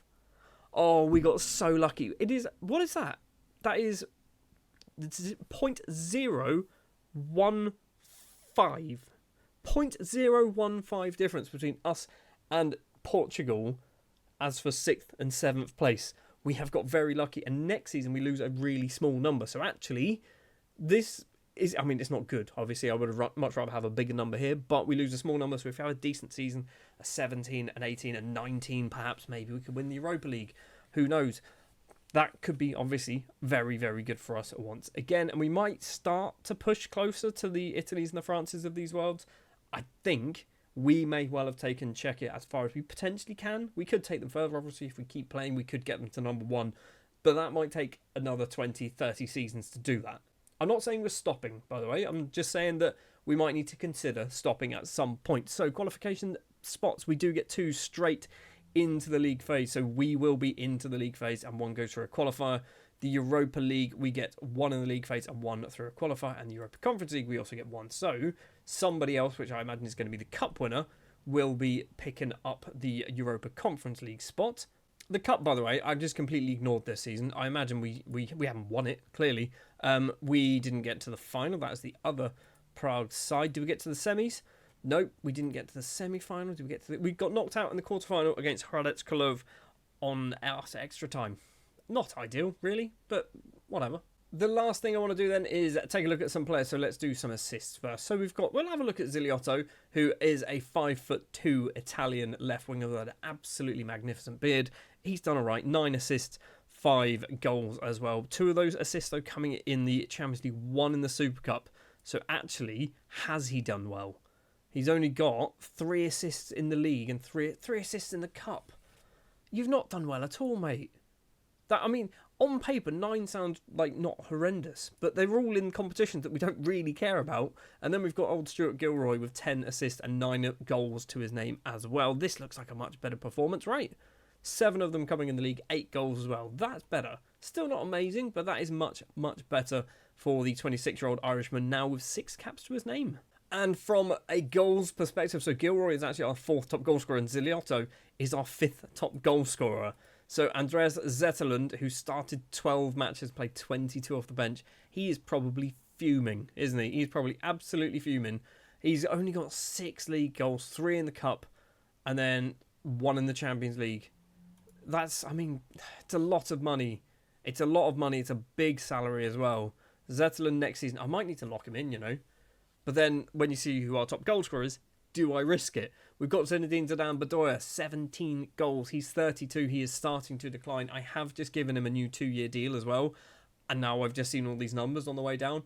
Might have been a silly thing to do, but there we are. He's probably, I mean, in 2 years' time, he'll be 34 come the end of the season. I don't think he's going to be playing a huge amount. Next season, he might still get a lot of games. The season after, maybe not so much. So what has he done then? He's got 4 goals in the Champions League, 12 coming in the league. One of them, just the one in the cup there. And then our top goal scorer for the, I think the 3rd season in a row, potentially, is Stojanovic. He's now 31 though. He's 31. Maybe Zetterlund is the successor. He's had a cracking season, hasn't he? 20 goals in all competitions. 20, not in all competitions, 20 goals in the league, 1 in the Champions League, 1 in the Super Cup. He's had a very good season. His XG was just a 14 as well, so he's actually outscored his XG by 6. But like I said, he is 31. He's got 1 year left on his contract. We could cash in the summer, and then Zetterlund becomes our number 1 striker. He's shown that he can score goals. Zetterlund has shown that he can score goals. I might need some help here, okay? I might need some help. Who's better? Do we stick with Stojanovic?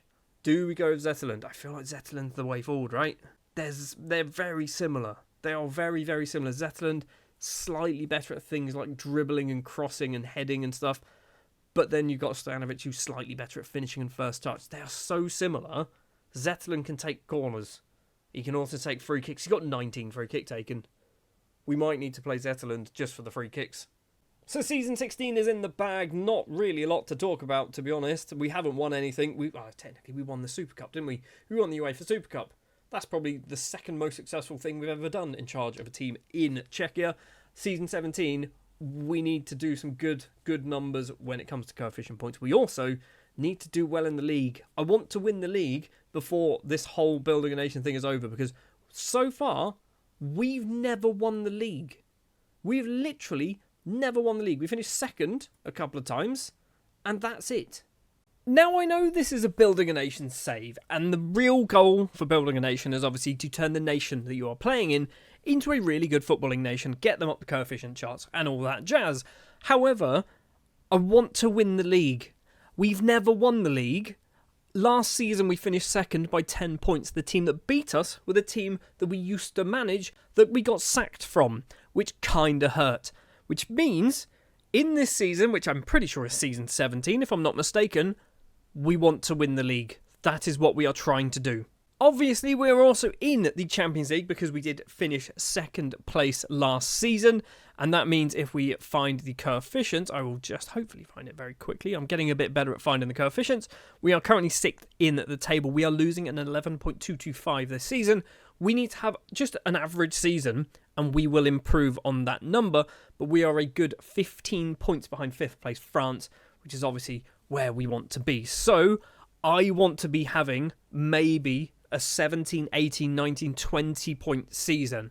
I don't think we've ever had a 20 point season. The closest we've ever come was the 19.4 when we won the Europa League. Obviously, it's a brand new season and the transfer window has literally just, I think it technically opened like 4 or 5 days ago. We haven't done any business. I'll just kind of show you there. So these were transfers that were done last season. Financially, we have got some money to spend. We've got £40 million to spend. Last season, I kind of set myself out to go basically, when we do on our transfers, let's spend some money. Let's spend a big amount of money. Let's bring in some nice big name players. We spent £16 million on Zetterlund, which was a mistake because he didn't really play too much. But maybe we try a different tact and we don't spend money, but we just get really good free transfers on really high wages. That sounds like it might work in my head. So we're going to go forward to the end of the transfer window and see if we've managed to do that successfully. There will also probably be some players leaving the club, because there always is. So it's now the 9th of September, and we have done some transfer business. You can see on the right-hand side there, £2.4 million has been spent on, I think, one player, but we brought in 7 people. We have gone down the route of bringing in, hopefully, really good footballers on free transfers. There is one name on the screen right now who is one of those people. It will mean nothing to you. His name is Kai Amadin. He is an England international striker that we arguably didn't need, but he's really good at football. First things first, leaving the club, a whole bunch of players who weren't really good enough to play for us. So Kamil Kronos has gone to Jablonec, Jan Cervenka has gone to Baník Ostrava, and Artis have picked up Mataj Mandus. All 3 of these have gone for under £100,000.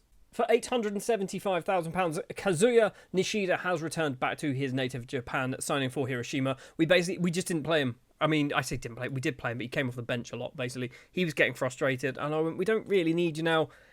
It's a waste of money. We've sent him back for a fraction of what we paid for him, back to the club that we brought him from as well. So they've got a very good deal out of that.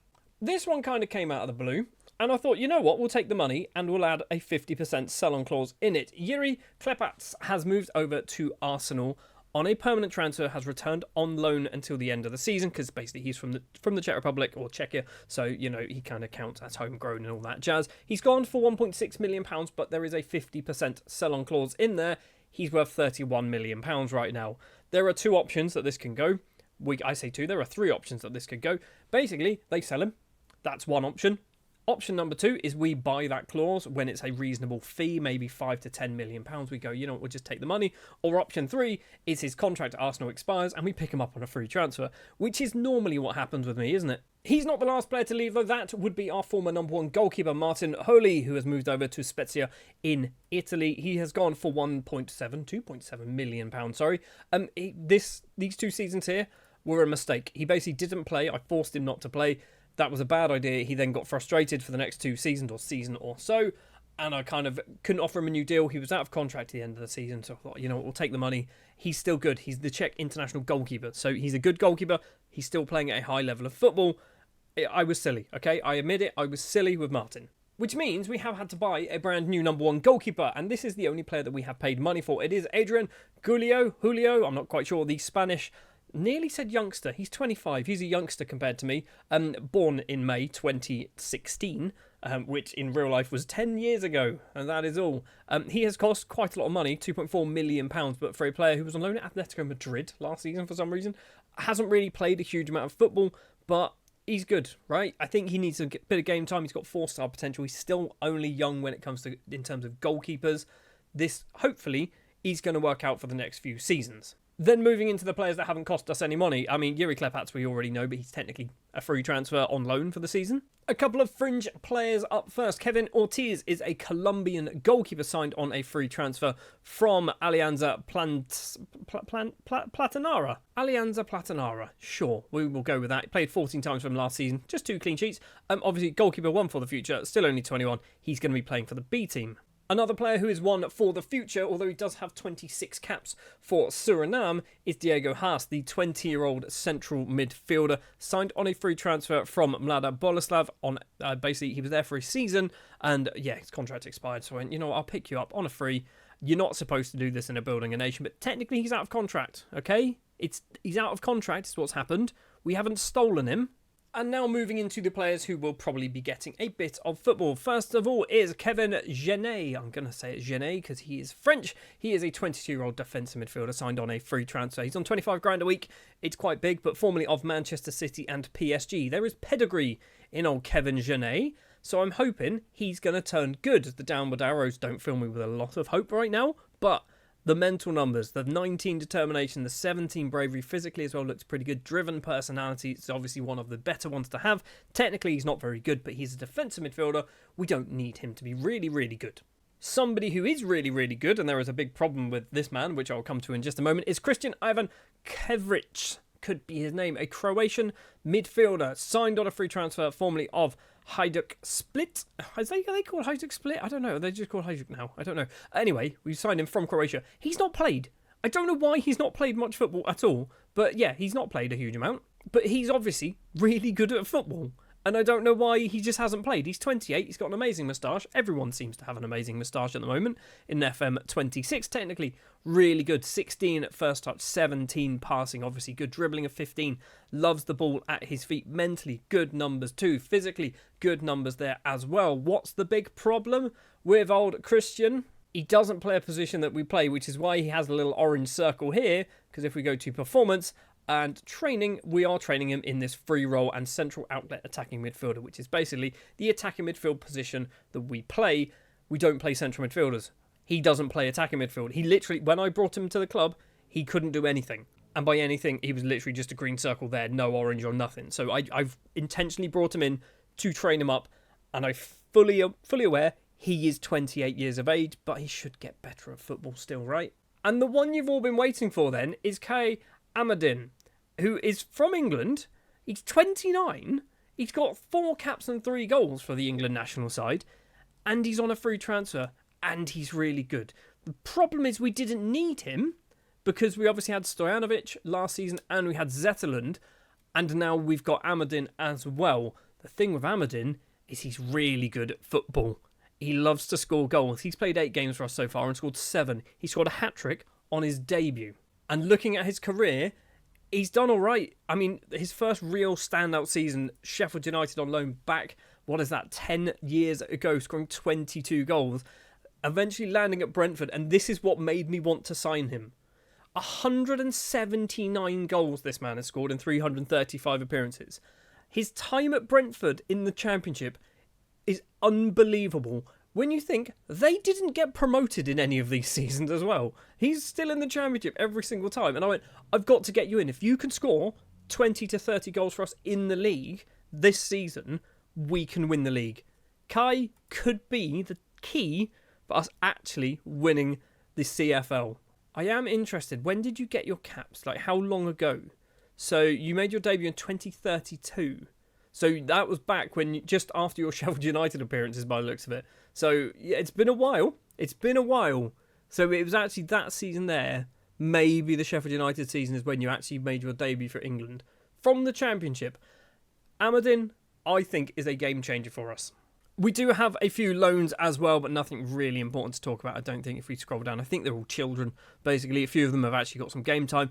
Most of them haven't really done too much. From a league table perspective, things are good. Things are going really, really good. We are top of the table. We are joint on points with Bohemians, but we have only lost one match. That was a 2-1 defeat against Artists. We've drawn once and we've won 6. We've scored 18 goals in the last 8 matches. We've only conceded 4. I am very, very optimistic that this could be the season that we actually win the league. It's a possibility, and I didn't mean to punch the microphone when I said that. The other thing that is going on as well, obviously, is we're in the Champions League group stage, and I think there are 2 teams directly in it. So Pardubice are in it, and ourselves are in it. So Pardubice, I mean, this is obviously going on alphabetical order. Fair enough. I thought this was going to be going on like nation coefficient or club coefficient, but no, apparently not. So there are 2 teams from Czechia in the Champions League. If we drop down to the Europa League, which is so far away, I hate these menus. We have got, where are they? We have got Baník Ostrava. That is 1. Anyone else in the Europa League? We have also got Slavia, and we have Victoria Pilsen, and I'm going to assume we don't have anyone in the Europa Conference League, because we never really do we? We do. We have Slovan Liberec down in 33rd place. I think that is everyone. So we've got a few teams playing in European competition, which is obviously quite a good thing, because it means coefficient-wise we could hopefully get a fair amount of points for it. The last thing I'm going to mention is players that we are locking into position. That's right, we are actually locking in people, because basically some people should be playing and aren't playing. Some people maybe need to get some game time in a particular position. So we're actually locking in our left-back, Gabriel Adonai, the Nigerian youngster who's got 12 caps to his name, but he just doesn't play. Really comes off the bench a lot, but I think he should be starting. So we're going to lock him in for the season. Hopefully he's going to do some drastic improvements there. We are also going to be locking in Zetterlund on that left-hand side. I believe someone in the comments said, stick Zetterlund on the left wing and then stick Stojanovic up front. I've done half of that, okay? Zetterlund will be playing on that left wing. He can't technically play there perfectly, but he should be good enough to do that job. He's already played there 8 times, 2 goals, 3 assists, average rating of a 7.22. So this one, I think, should be fine. I think that's actually going to turn out quite well. And then we have Kervik in the centre of the attacking midfield role, which obviously means Zinedine Zidane Bedoya is getting dropped. But if we find old Zinedine Zidane here, he is now 32, will be 33 come the end of the season. I'm okay with him not playing every single week now. So lots to talk about at the start of the season. There was also this, we'll talk about him very quickly. Elton Gomez was wanted by pretty much everyone under the sun. Quite a few big clubs went in for Gomez. I rejected all of them. I have just seen, has he got a minimum fee release? He's got a minimum fee release. Oh, well, maybe I should have accepted one of them with a sell-on clause, shouldn't I? Oh well, you live and you learn.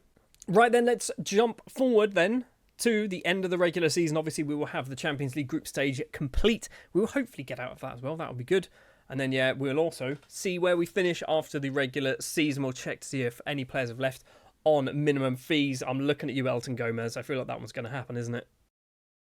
Right, before we go anywhere, we didn't lose Gomez, but we did lose 2 central defenders. Jörg Zimmermann has moved on. He's gone to Al Okdud for a reasonable fee, to be fair. He's gone for a sizable fee, £6.25 million. I mean, that will be a minimum fee release, that one. Not ideal there. But also, Tanguy Lasso, a player who we brought in a couple of seasons ago on a free transfer, has gone to Borussia Dortmund for £11.25 million. I was hoping he would stick around, because I think he's got potential, but I wasn't expecting him to be really good. He was one of those players that I kind of had hope that he would just happily sit here until he's like mid-30s and not care. Apparently, Dortmund is a bigger pool than playing for Sparta Prague. Fair enough. But good news is Elton Gomez is still here. He's also wanted by absolutely everyone under the sun, so he'll be off in the summer, most likely. So then, in the CFL, you can see we are currently third place in the table, which is not the entire story. We are actually just 4 points behind table toppers Banica Strava Jablonec in second, 1 point ahead of us. So there is 3 teams in this title race, and luckily for us, we are one of them. Pardubice, last season's champions, down in 9th. We are also through to the semi-final of the Cup, where we'll be up against Banica Strava, I believe that is who that is. We've got Mlada Boleslav and Victoria Pilsen in the other final, so we could find ourselves winning another Czech FA Cup, which will obviously be very, very helpful for us. And what's happened in the Champions League, you might ask? We got knocked out in the playoffs. Annoyingly, we got knocked out in the playoffs. So did Pardubice, losing against Atletico Madrid. We lost to Celtic. But that's not the whole story, because the league phase, we won 4 matches. We beat Galatasaray, AZ Alkmaar, Fiorentina, and Real Madrid.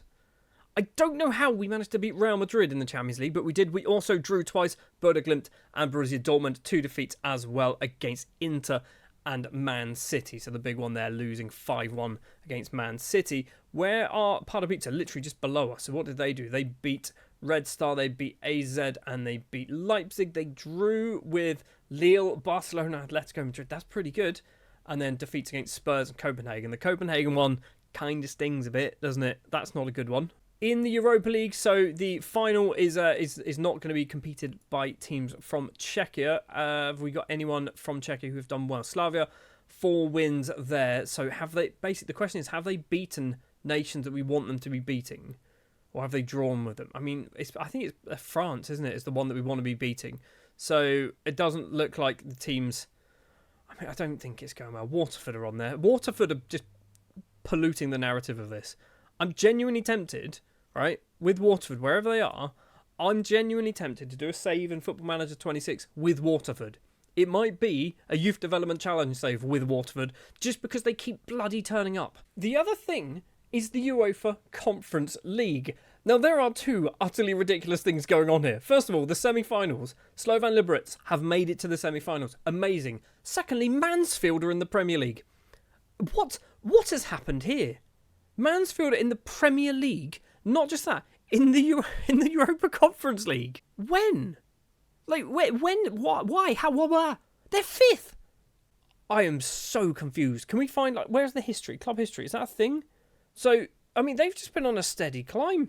I mean, actually, since the start of the save, so I think that's, like, here? So, League One, they've dropped down. They actually dropped down to non-league football and then have climbed up every few seasons into the Premier League. They've not won anything. I mean, they won the EFL. They won the EFL, the Championship, last season, I assume.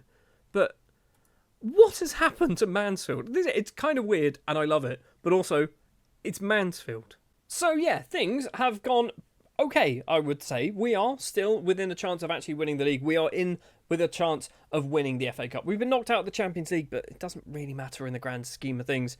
We've also had a youth intake. Let's take a very quick look at the youth players that have come through. We've got 1 player, 1 elite prospect. I guess that's the only one we'll take a look at then. Andre Dietrich, who is a right back. He's fine. I mean, I'm not expecting the world from some of these people. We should be getting better. We really should be getting better players, but I just don't think we're getting them through. I mean, this man is not even from Czechia, so the fact that he's 1.5-star current ability doesn't fill me with joy. It's kind of difficult to do a building a nation save when you don't get ridiculous amounts of really good youth players, right? That's kind of a struggle, but it's fine. We don't need to worry too much about it. We're doing all right when it comes to actually playing well in Europe, and so are Mansfield for some reason. 1 point. 1 point was the whole difference. That was it. And it was, we lost against Slovan Liberec.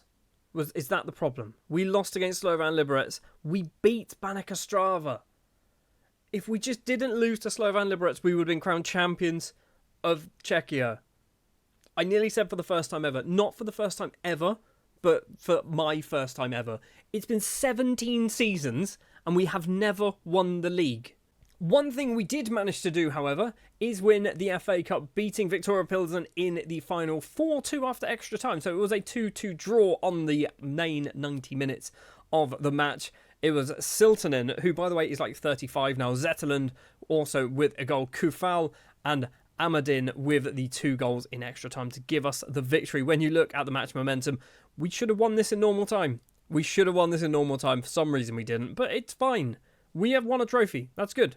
And I will take a look to see who have won the European trophies, because obviously there is a very, very important story that might be happening in the Europa Conference League. It could be Mansfield in the final with the Europa Conference League versus, was it Bannica Strava, potentially? So anyway, Arsenal win the Champions League. The Europa League is won by Frankfurt. And what happened? Who was it? Really? The 2 teams that I wanted in the final didn't make it to the final. They both got knocked out in the semis. So Cluj beat Mansfield 6-3 on aggregate. Slovan Liberec was the team, losing 4-1 in the end. So 2-0 and a 2-1 defeat. So they didn't even get the coefficient points from that either. Not ideal. How did they get to the semis, though? So Mansfield beating PSV is funny to me. They beat Larissa 6-2 and a 1-1 draw. Now, not good, because that is dropping valuable points there. We've also got, they have beaten, again, a 2-1 win and a 1-1 draw. More points dropped. I know Slovan Liberec obviously got further in the competition than we did, but they keep drawing. A 4-3 win, a 3-2 win, and a 1-1 draw. And then obviously the league phase, I'm hoping they're near the top of it. They are in 9th place. So 4 wins they managed to pick up. So Molde, Osijek, Kukesi, whoever they are, and Elfsborg defeats against Juve and PSV. Fair enough. And Mansfield, by the way, finished 4th, just in case you're wondering. And in the Premier League, they finished 5th because, Football Manager's going to football manage. Swindon are 12th. So before we round out this season, let's take a look at some of the players then. So Stuart Gilroy, first up, is our second top assister of the season. 13 in all competitions, 6 goals as well to his name for the Republic of Ireland International. For the money we spent on him, he's doing pretty good, right? Average rating of a 7.2 something across the 3 seasons so far he's been at the club. So Stuart's doing a good job.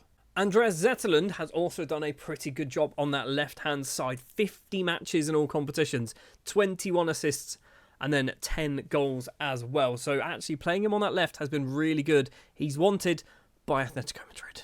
Okay, well, I mean, we'll get your wage off the books, I guess, is probably a good thing. But I don't want to lose you.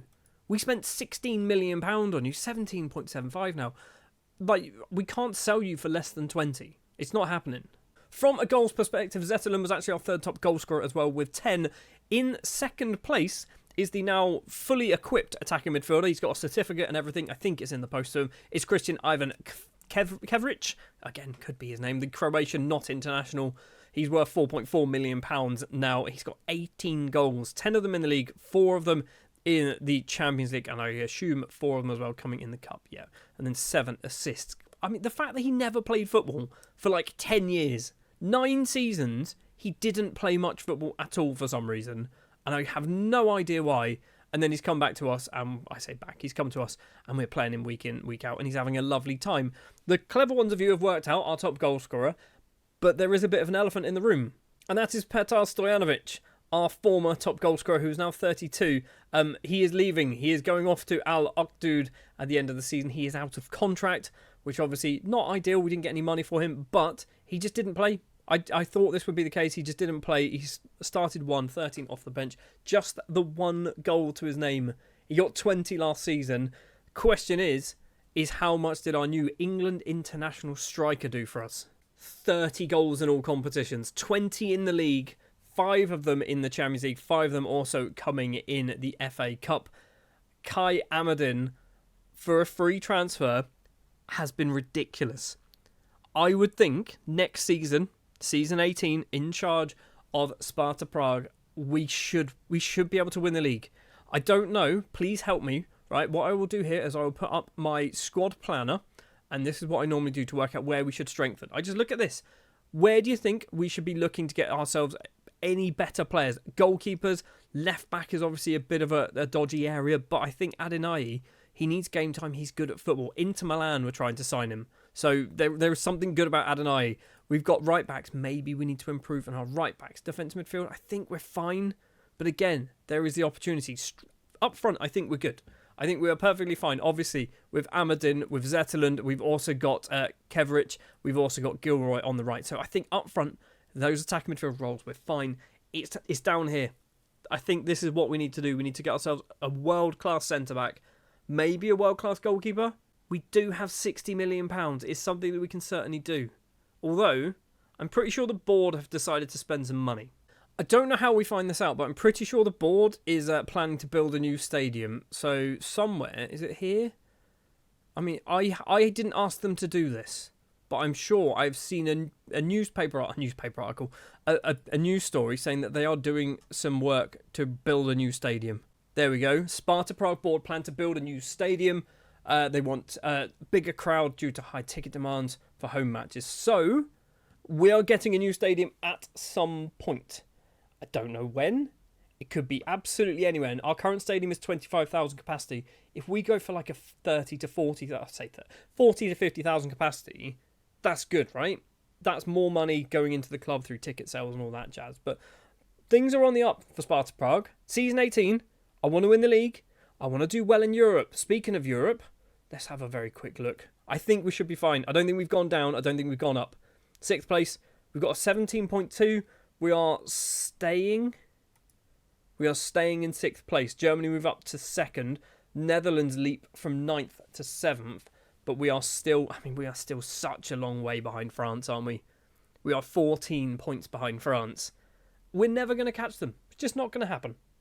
It's now season 18 of our Building a Nation save with Czechia and currently in charge of Sparta Prague. And my brain has kind of shifted away from trying to build the nation to just trying to win the league. Because, to be honest, we should be able to do this. This is basically doubling down on the fact that when we look at the predicted league table, which is something I literally have never seen before in FM26, we are predicted to win the league. We should be winning the league. There's no odds or anything there for some reason, so I don't know whether that kind of helps. Like, how far ahead of Slavia should we be? I don't know, but we are predicted to win the league. We have got Gomez as one of the best players in the team. We've also got Amadin and Zetterland as the two leading strikers, which obviously we don't play Zetterland as a striker. The worrying thing is we do have Pudil, Bedia, Gekov and Salilovic, all from Pardubice in there. We've got 3 players from Slavia, and we've also got the goalkeeper from Banica Strava. Now, something I've mentioned quite a few times is the fact that we've got quite a lot of money to spend, and I find it very difficult to spend this money, and I promise you, I am trying. I am genuinely trying to spend this money. We've got £60 million worth of transfer budget to spend this season. The problem I have is I can't justify spending £30 million on one player, and if I can, I then have to pay them £150,000 a week, and then they go to PSG. Like, we're in this kind of weird sort of twilight zone where we can afford to buy really good people, but they don't want to join us. So we have to buy the people who do want to join us, who aren't necessarily as good or as expensive. We're going to give it a go through the summer, try and spend a bit of this £60 million and try and improve our squad. So obviously it is a brand new season and it is the 1st of July. The transfer window is open. I don't think any new business has taken place. We did have these transfers that took place last season. I feel like this one might not have been mentioned. So the Michael Jicha one could be his name, going to Banica Strava. But basically the other two, Jorg Zimmerman and Tanguy Lasso, I believe I mentioned. I can't remember. But so far this season, no transfer business has taken place. Like I said, £60 million to spend. So we're now going to jump forward to see how much of that money we can actually spend. I will actually have a very quick look. My squad planner here. This is what I do. I do that and I just look at the star ratings and see what numbers are low. Defensively, we struggle. I'm happy with our strikers. Obviously, we've got Amadin, very, very good. We've got Zetterland on the left. We've also got Ziliotto on the right. We've got Gilroy, who's pretty good. Attacking midfield, we've got this man, I can never pronounce his name, but yeah, the attacking midfielder from Croatia, who played like 5 games of football up until he joined us. He's very good as well. We've got Zinedine Zidane still knocking about as well, even though he's, 34 now? 33? This might be his last season. But defensively is where we are starting to struggle when it comes to quality. So we've got Dragan Besnic, who is probably off to St Etienne. So defensive midfield, we need some improvements there. Left back, we've got Adonai, probably need some improvements there. We've got a right back in Todorovic, but he's a centre back really, so probably need a right back. Elton Gomez, Todorovic, Keita, Genet. I'm happy with my centre backs, but I think they're not necessarily good enough. Gomez is quite clearly a star player and our best player, but the problem is he is wanted by 14 clubs. They're all big boys, and he does have a minimum fee release. So Elton Gomez might not be sticking around for too much longer. Right, let's jump forward then to the end of the transfer window, see what business we have managed to do, and have we actually strengthened our side or made it worse? My money's on making it worse. It doesn't fill you with lots of hope, does it, that our transfer budget has gone down by just about £7.5 million between the last little clip and now. But we have brought in quite a few players. We have obviously sold a few people as well. So let's take a look at the players leaving the club first. The biggest one that we obviously expected to happen is Elton Gomez. He has left. He has gone to Barcelona for £13.25 million, which was his minimum fee release. This is kind of what I was saying earlier. When we do spend big as well, we also lose those players fairly quickly because we are not as big as Barcelona. So we spent £10 million on Elton Gomez and we sold him for a £4 million profit. It's not a big profit for 2 years worth of football for a player of this quality. We should be making £20 million worth of profit on Elton Gomez, but we just can't do it, and obviously minimum fee releases kick in as well, which does cause a few problems. The only other sizable fee is for Alberto. He has moved back to his native Spain, signing for Deportivo La Coruña. He's gone for £1.6 million. It is technically a loss, but there is a 50% sell-on clause in there.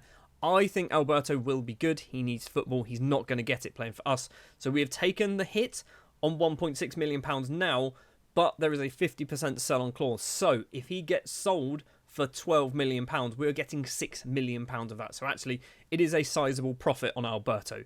This one is obviously going to be a slow burner. He might just leave for absolutely nothing, or he might just stay here forever as well. That's also an option. A few other older players to leave the club. Petar Stojanovic is one of them. Obviously, was our number one striker for a few seasons, has been knocked down. He's now moved over to Saudi Arabia to get that bag for the final few seasons of his career, now at 32. He's on £110,000 a week. Fair play, mate. Joining him at Alokdud is Matthias Siltanen, a player who's actually still very good for a 35-year-old, but he's also a 35-year-old, and I can't bring myself to keep playing him. He's on £125,000 a week. Alokdud, I think, have picked up like 4 of our players recently. Can we even see? I mean, they've got Zimmerman. So they've got Zimmerman, they've got obviously Siltanen, they've got Ali Al-Kabi as well, as obviously one of our former players, Stojanovic as well. They've got quite a few of our people. Why do I feel like Diego Jimenez is also one of my former players? He's a Peruvian. No, he's not. It's the type of player that I would buy, though. The final one of any interest to mention, I think, is Lucas Andrele, who has gone to Nice for a very small fee. £58,000. I don't know what happened here. I just don't know what happened here. He was very unhappy playing for us. I say playing, he wasn't playing for us, which is part of the problem. And Nice came in and went, we'll buy him. So he's gone there with a sell-on clause and everything. He's worth £4.5 million. I looked at it and went, we are technically trying to build a nation. If he goes over to France and plays really well, he could make a name for himself in France, and that's fine. Joining the club then, starting from the cheapest to the most expensive, Juan Bardales is a 30-year-old Peruvian central midfielder. He's been brought in for a bit of depth. He's come in on a completely free transfer. At 30, I did kind of get a bit nervous bringing him into the club, but he's still got a good couple of years left on him. Current ability, 3.5 star. We have also tried to buy some players for the future as well. Wilson Fury is a Zimbabwean attacking midfielder signed from FC Platinum for £63,000. Obviously one for the future, will be playing in the B team. For £120,000, we have also signed Solomanu Ngong, who is an 18-year-old Cameroon international, in fact. He's got 8 caps for Cameroon. He, much like Fury, he is going to be playing for the B team, but he is actually in the first team, so might get the odd game here or there. The fact he's got 8 caps is impressive. And he's only cost £120,000. The last of the youngsters, I think the last of the youngsters, is Joel Barai, who is a Senegalese defensive midfielder. 4 Senegal caps as well. Again, will be playing in the B team for us. £500,000. It's a lot of money, but I mean, I'm hoping there's some potential there. There's obviously 5-star, according to my coaches. He's also pretty good right now, isn't he? For £2.5 million, we have signed the incredibly Scottish-sounding John Brady, who is actually from the Czech Republic. He's got 40 caps to his name. He has been signed from Inter in, obviously, Italy. He spent a few seasons out on loan playing for Juve last season in Serie A, playing for Genoa, playing for Juve again for a previous season. Udinese, some game time. Never got into the Inter side. Did initially start his career at Jablonec. Obviously, we brought him back over to Czechia. £2.5 million. I think that's a good signing. He's still only 23. For £3.2 million, we have gone back over to Japan and signed a player from Hiroshima. It is Takayuki Uchida. Could be his name. The 24-year-old with 17 caps to his name is what I was trying to say there. Cost £3.2 million.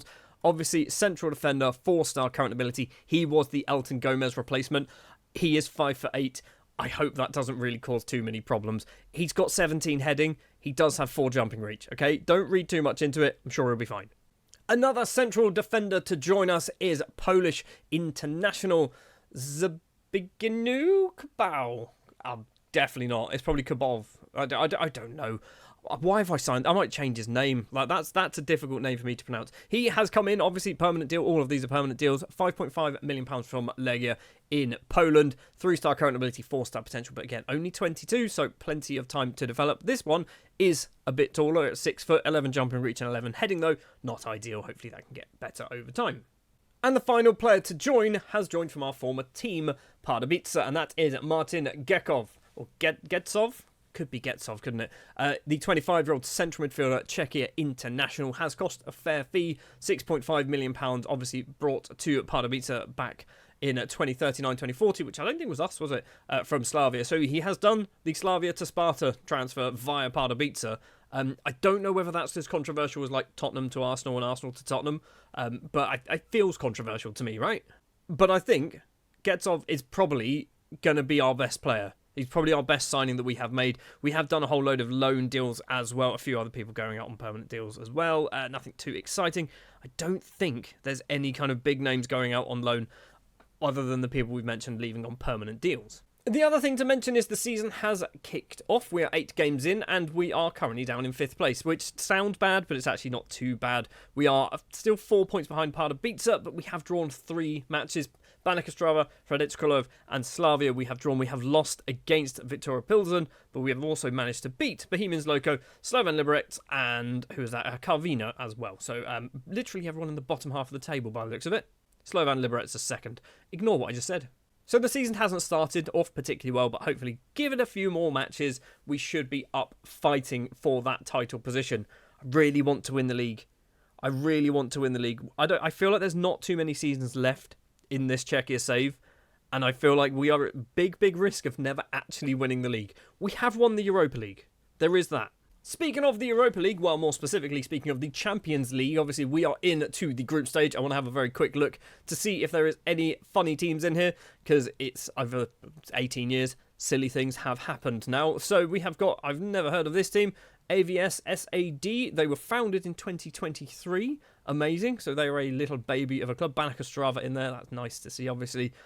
Anyone else silly? Please point out if there is anyone. I mean, Fortuna Sittard seems a bit silly to me. We've also got Mansfield in the Champions League. Any Mansfield fans? There you go. You're doing good. You are definitely doing good there. Can we jump back to here and have a look at the Europa League? So anyone silly in here? We've obviously got Jablonec from Czechia in there, and we've also got Slovan Liberec in there. There might even be another one somewhere else. Maybe. So anyone funny? Bradford's in there. That's obviously quite funny to me. Anyone else? There's a few teams in here who I've never really heard of, but I'm not too sure whether that's particularly funny. Like Bradford and Mansfield in European competitions is funny because they're like League 2 clubs right now. They've gone quite a way. Last one then, let's check the Europa Conference League. So we have got anyone of interest in here. We have Slavia, obviously our rival in Czechia, are in the Europa Conference League, and that's it. And obviously Waterford, because, you know, it wouldn't be a Czechia save without Waterford getting a mention. Just so you're aware as well, the fixtures that we have in the Champions League, obviously not going to be easy. It is the Champions League, but I am confident. We've got VfB Stuttgart, we have Galatasaray, we have Manchester City at home, Liverpool away at, I'm going to assume still at Anfield. It is Anfield. We also have Inter at home, Dinamo away in Croatia, Fenerbahce and St Etienne rounding out the league phase. We should be good enough to get through this, right? Last thing to do then before we jump to the end of the regular season, this is what we're locking in for the season. It is Zetterland. We're keeping him on that left-hand side. I don't think if we took him out, I think they'll play Ziliotto. And I want to keep Zetterland happy. I want to keep him getting some game time. So we're going to stick with that. Let's jump forward then to the end of the regular season. And hopefully we are in the top 2 or 3 in the league. And hopefully we've got out the group stage as well of the Champions League.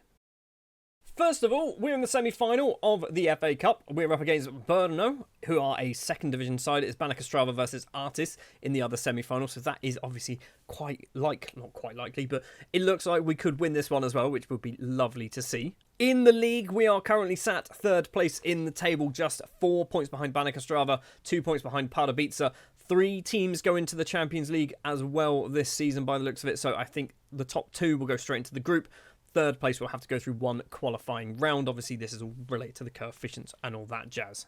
And speaking of Champions League, It is. It's not gone amazingly well for us. The semi-final has been drawn. It's Olympiacos versus PSG, Arsenal versus Borussia Dortmund. Olympiacos have done pretty good to get that far in the competition. We did manage to get through the league phase, finishing 21st in the table, and I believe, Banek Ostrava also got through. So 3 wins we managed to pick up against VfB, Inter, and Dinamo. Fair enough. I'm surprised we beat Inter. We drew Galatasaray and St Etienne. That's where we have fallen over. We should have won both of those.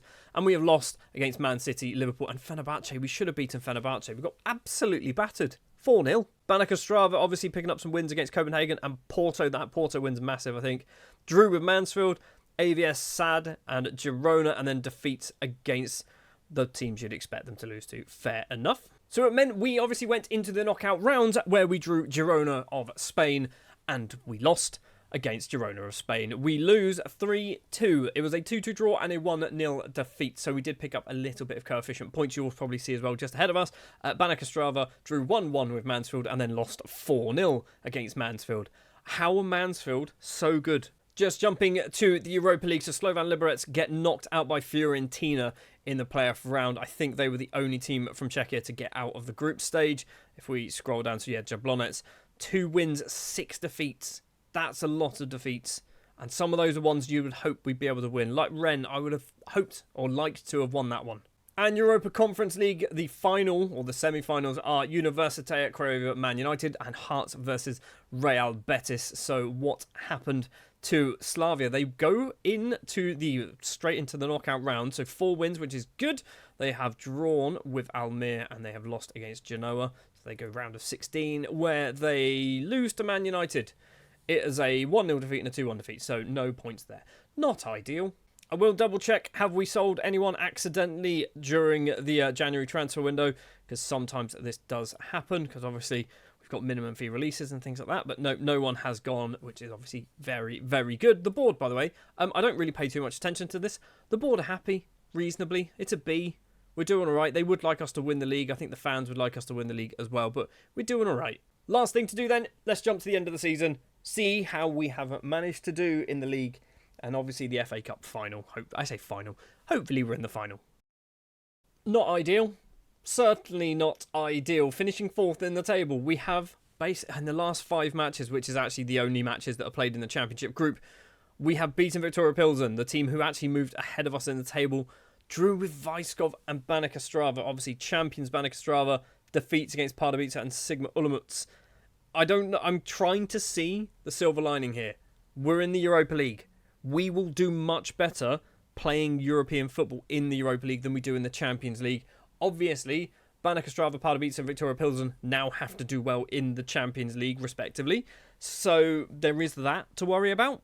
We did manage to win the FA Cup, however. We managed to beat Artis 2-0 in the final. It was Bardales and Amadin with the goals in this one. Gecko for the assist and obviously Stuart Gilroy, you can see there. Looking at the match momentum, we definitely deserve to win this. So I'm happy we've got another trophy in the cabinet, but we still don't have that elusive league title. And I don't know how to get it. I mean, I do know how to get it, and it is that £62 million transfer budget. And we might just need to go big for season 19. We might need to find, not necessarily a world-class player, but we need to get a couple of really, really good players. Maybe 20 million apiece. And just bite the bullet with the 180, £200,000 a week wages. Because we've already got Zetterlund, who's on £85,000 a week. Zetterlund, by the way, has managed to pick up 10 goals and 10 assists this season from that left-hand side. I mean, he's earning his wage, okay? That's the good thing. He is wanted by Al Nassr and Al Fire. He is very, very cheap. He's out of contract next season. We might need to renew that. Hopefully not on 85 grand a week, though. The top assister for us was Stuart Gilroy, the Irishman, on that right-hand side. Only 9 caps for Ireland, but he has picked up 16 assists, 3 in the Champions League, 11 of them in the league, 8 goals as well to his name. For the £700,000 we spent on him, he's been really good. He was also really good for Shamrock Rovers as well. But yeah, I'm very happy with that investment. I was sceptical, I think, when I signed him. I thought, he's good, but is he good enough? But this is the type of player that I think we need. Someone who's not going to leave us. He's not going to be drawing the attentions of your Barcelonas and your Real Madrids and things like that. He'll be drawing your attentions of the Slavia Pragues and the St Etiennes of the world and the Shamrock Rovers and the Waterfords. And we can fight those ones. We can win those by just offering more money in his contract. We can't compete with the big dogs of Europe. Speaking of big dogs, we have got Kai Amadin, the England international. I mean, he is technically an England international, but he hasn't played for England for about 12 years. The now 30-year-old striker has picked up 25 goals this season. Just the 4 assists, but 25 goals, obviously very, very good. I think this is one of his worst seasons, in fact. I mean, it's his second. I mean, there's 3 seasons where he's got 20. Obviously, last season for us, 21 for us this time around in the league. He's still good. My worry is we've obviously got a few seasons that we are still going to play in this. He's not going to last until season 20 playing here, because by the time we get season 20, he'll be 32 at the end of the season. We might need to replace him as well, which is not what I wanted to do. I was hoping he'd be good enough and we'd just be laughing. I do want to have a look actually at the average rating. So Stuart Gilroy's at the top, but Uchida is our second best player. 30 starts, 1 goal, 1 assist. For a centre-back who's 5'8", who's got no jumping reach, I'm happy with that. He's wanted, which is a worry. He's wanted by teams in Saudi Arabia. That's fine. We can kind of just keep rejecting those. We're not in the position where he wants to leave to get some money. He's still got a lot of career ahead of him. If he was 30, we probably can't reject those ones. The last thing I'll do is mention our youth intake. I didn't actually look at them when they came in, and they've gone. So if I go to youth setup, there's literally says just awaiting prospects for next season. This man here, I think, could be really good. I think he could be really good. He is a centre-back. He's 6 foot. He can't really jump or header, but he's only 15. I think he could be pretty good. We've also got Radim Spazia, who is a right winger, so he could be the long-term Stuart Gilroy replacement. He's worth £1.6 to £2.9 million already. And we've got ourselves a young goalkeeper. Again, worth a reasonable amount of money. That's normally a good sign of a bit of potential there. But the 16-year-old Latvian goalkeeper, fair enough. Maybe you could be our long-term goalkeeper. We don't have a striker. I was hoping we'd get a striker. I mean, we do have strikers, obviously, but no good ones. Apart from this man, by the way. This man came to our youth intake a few seasons ago, and he's actually really good. I promoted him to the first team. He's playing B-team football, scored 10 in 17. Habib Getachew, who is from Czechia and Ethiopia, I believe. I might need to start weaning you into the first team in the next couple of seasons, because you should be good enough. You're getting better. You're 6'4". You're unambitious. You're never going to leave us. Maybe Habib could be our striker of the future. One day we will win the CFL, but this is not the season. Maybe season 19 is where we will finally pick up that trophy to join the Europa League and the 3 or so FA Cups that we've got in our trophy cabinet. So this is a page that I've never actually seen in FM26 until now. This is my manager overview, and I was just interested to see whether it kind of counts how many different trophies we have won. There probably is a way, but I've not quite managed to see it. But we do have our job history here, which is in a very weird order for some reason. Sparta Prague is at the bottom, but we did win the cup with Pardubice in 2035. We won the cup in 2029 with Pardubice, and we also won the cup multiple times for Sparta Prague. In fact, every season we've won the trophy. Have we? That's not right, surely. We definitely haven't won the cup every single year. We've won it a few times, don't get me wrong. So we've won it 1, 2, 3 times, maybe 4 times. So we have won it 3 times. But it is saying we've won a trophy every single year. I guess there are some seasons where we won the Europa League, which is a trophy. That's the only other trophy we've won, right? Super Cup. I think we won like the Europa League there and then the European Super Cup in that season or something. And that's why we've got like 5 trophies in a row. Fine, it all makes sense. But I guess the main point that I was trying to make there is there is one competition that we have not won. And that is the top division of Czech football. And we have 2 seasons left. We are going to do 20 seasons in this Building a Nation save with Czechia. And we are going to win the Czech top division eventually. Is season 19 the season that we managed to do it? From a financial perspective, we have actually got £62 million worth of transfer budget to spend. We've got a fair amount of wage budget as well. So we've got £375,000 a week of wage budget to spend also. So we've got a fair amount of cash if we want to start throwing it around. It is literally, by the way, the day that the transfer window opens, so no business has taken place. It is midnight of that day, so we are starting with a completely blank slate for season 19. We are going to jump forward to the end of the transfer window, see what business we can do. I think what we might need to do, we might need to go big again. I say again as if we've tried in the past. We spent £18.25 million last season. Maybe we need to be spending 30 to 40. We have gone big. We've spent quite a lot of money. We've also sold a few people as well. We haven't spent big money on like 1 or 2 players. We brought in like 8 players, but we have spent, I think, around £40 million. Marco Ziliotto is the first player to mention, however. He has left the club. He has moved back to his native Italy, signing for Bari. A Bari side, by the way, who are really good. They're actually doing quite well. He's gone for £2.3 million. Not a huge amount of money, but he has played 3 times for them so far and got 3 Man of the Match awards without scoring a goal or getting an assist. That's quite impressive. Emmanuel Keita has also moved on. The 28-year-old Liberian international has moved over to England, signing for West Ham. And this was a minimum fee release. I couldn't do too much about this. He came through our youth intake. Many moons ago, before we were even in the club, he came through our youth intake. He's moved over to the Premier League. He's already got 3 appearances as well under his belt. Not the best, 6.53 rating. But Emmanuel Keita, I didn't want to sell him. But when that minimum fee release is triggered, obviously, there's not a lot you can do about it. And another minimum fee release was Takayuki Uchida, the 25-year-old Japanese international, has moved over to Al Qadsiya, and he has gone, obviously, over to Saudi Arabia. So we've basically doubled our money, which is quite good. But yeah, not ideal that we did lose a player who got a 7.11 rating last season. But as was pointed out a couple of times, he is a 5'8" centre-back who can't jump. So is it really the end of the world? Don't worry, by the way, we have replaced all of these players. A couple of other transfers that have gone through, a few players who are just literally just children. So Naskos has gone to Banik Ostrava, Veseli has gone to Artis, and Curtis York has gone to Aston Villa. Now, technically, he's not really a youngster, but the 23-year-old Englishman, yeah, he was out of contract, and they just kind of would take him back then. I say back. Obviously, he's not back. He's gone from the Republic of Ireland to Czechia to Aston Villa now in England. So we have taken a fair old whack of a loss there. He did play as well. And I did try and offer him a new contract. He wasn't having it. He just kind of went, I'm off, boss. I'm heading to Birmingham because it's a much nicer place than Prague, apparently. I've never been to Prague, but I have been to Birmingham, and I'm honestly not convinced it's nicer.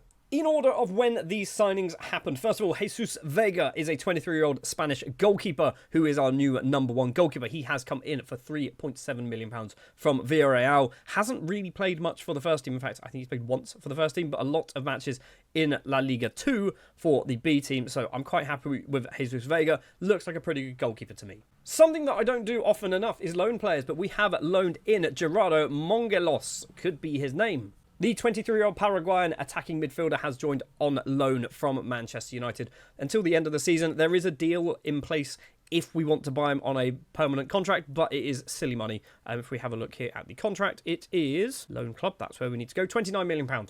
We're not paying £29 million for this man. He's good, but I don't think he's £29 million worth of good. Now, I think this was our biggest transfer possibly ever, to be honest. It's Maroje Smoljo. Definitely not how either of those names are pronounced, but he's a 20-year-old Croatian central midfielder, international footballer, 2 caps to his name, £14 million. It's a lot of money. Signed from Dynamo, but he's had some really good seasons last couple of years playing for Dynamo and the second team as well.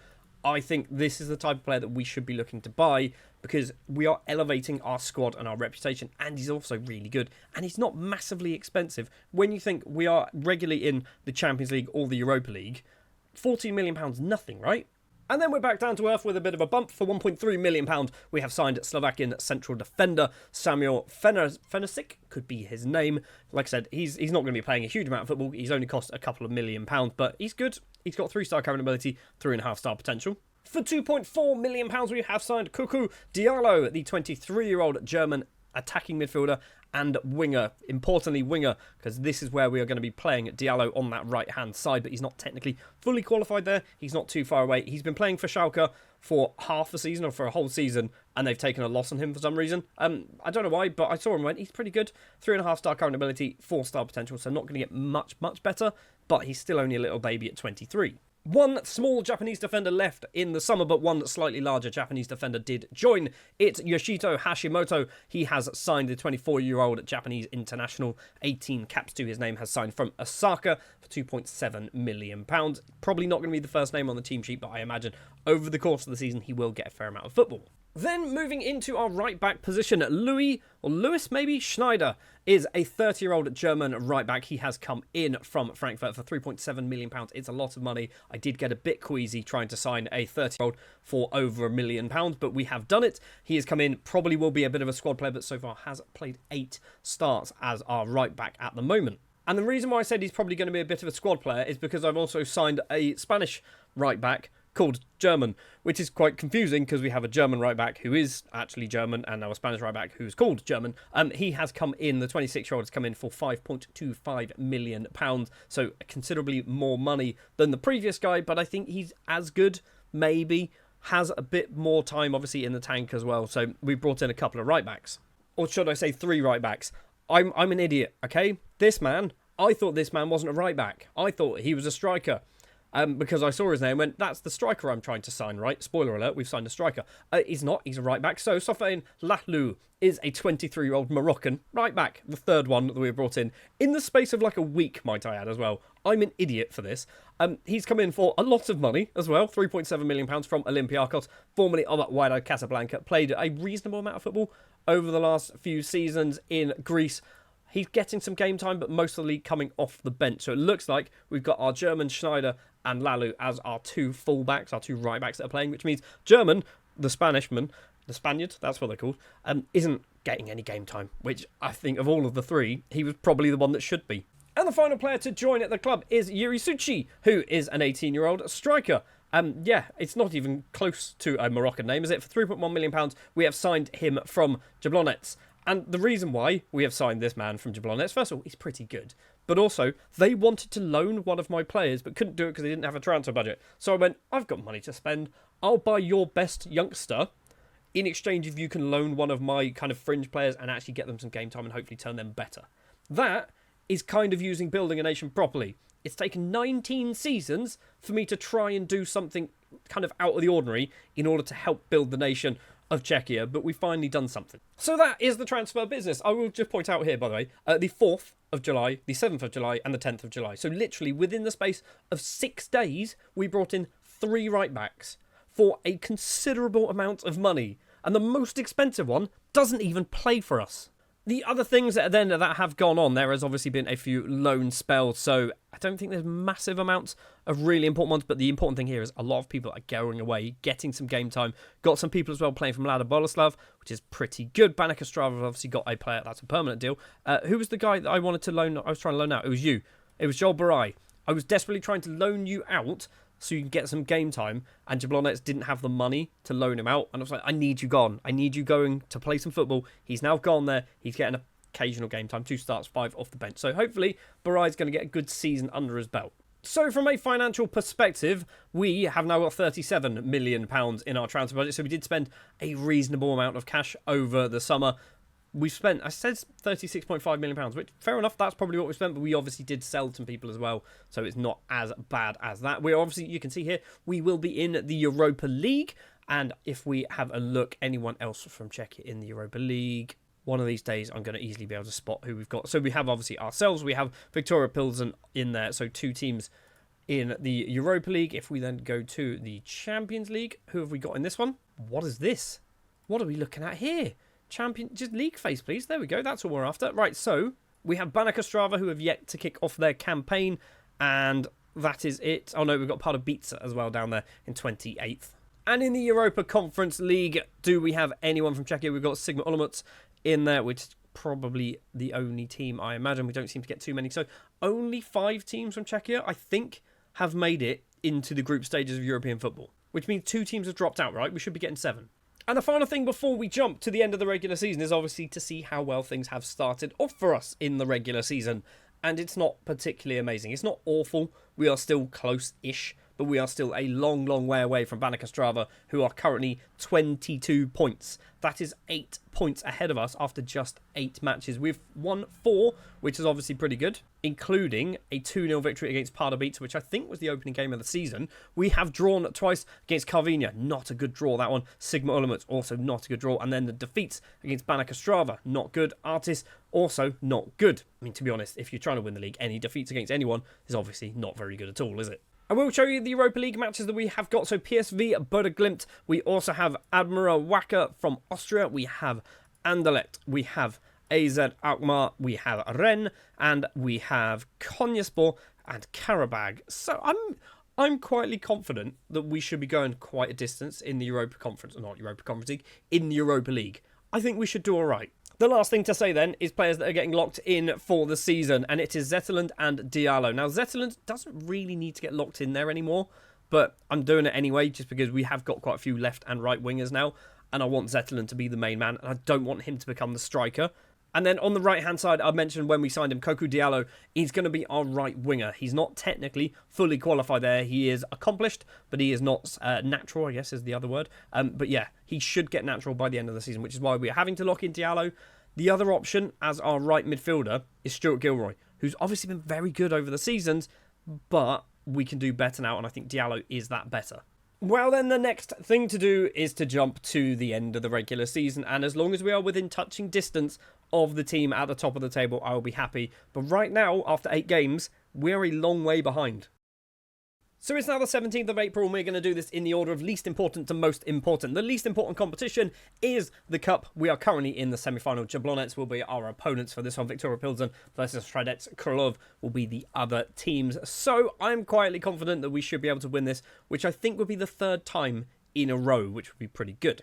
In the Europa League, you will notice that we are not in the semi-finals. So the semi-finals, which are actually going to be contested between Manchester United and Galatasaray, and VfB Stuttgart and Viktoria Pilsen in the semi-final. So we will have to keep an eye on what Viktoria Pilsen do in this one. But we did manage to get through to the quarterfinal where we did lose against Man United. We lost, 3-1 and then a 2-2 draw. So we did get a bit of coefficient points there. The good news, obviously, Viktoria Pilsen are flying the flag for Czechia football in European competition.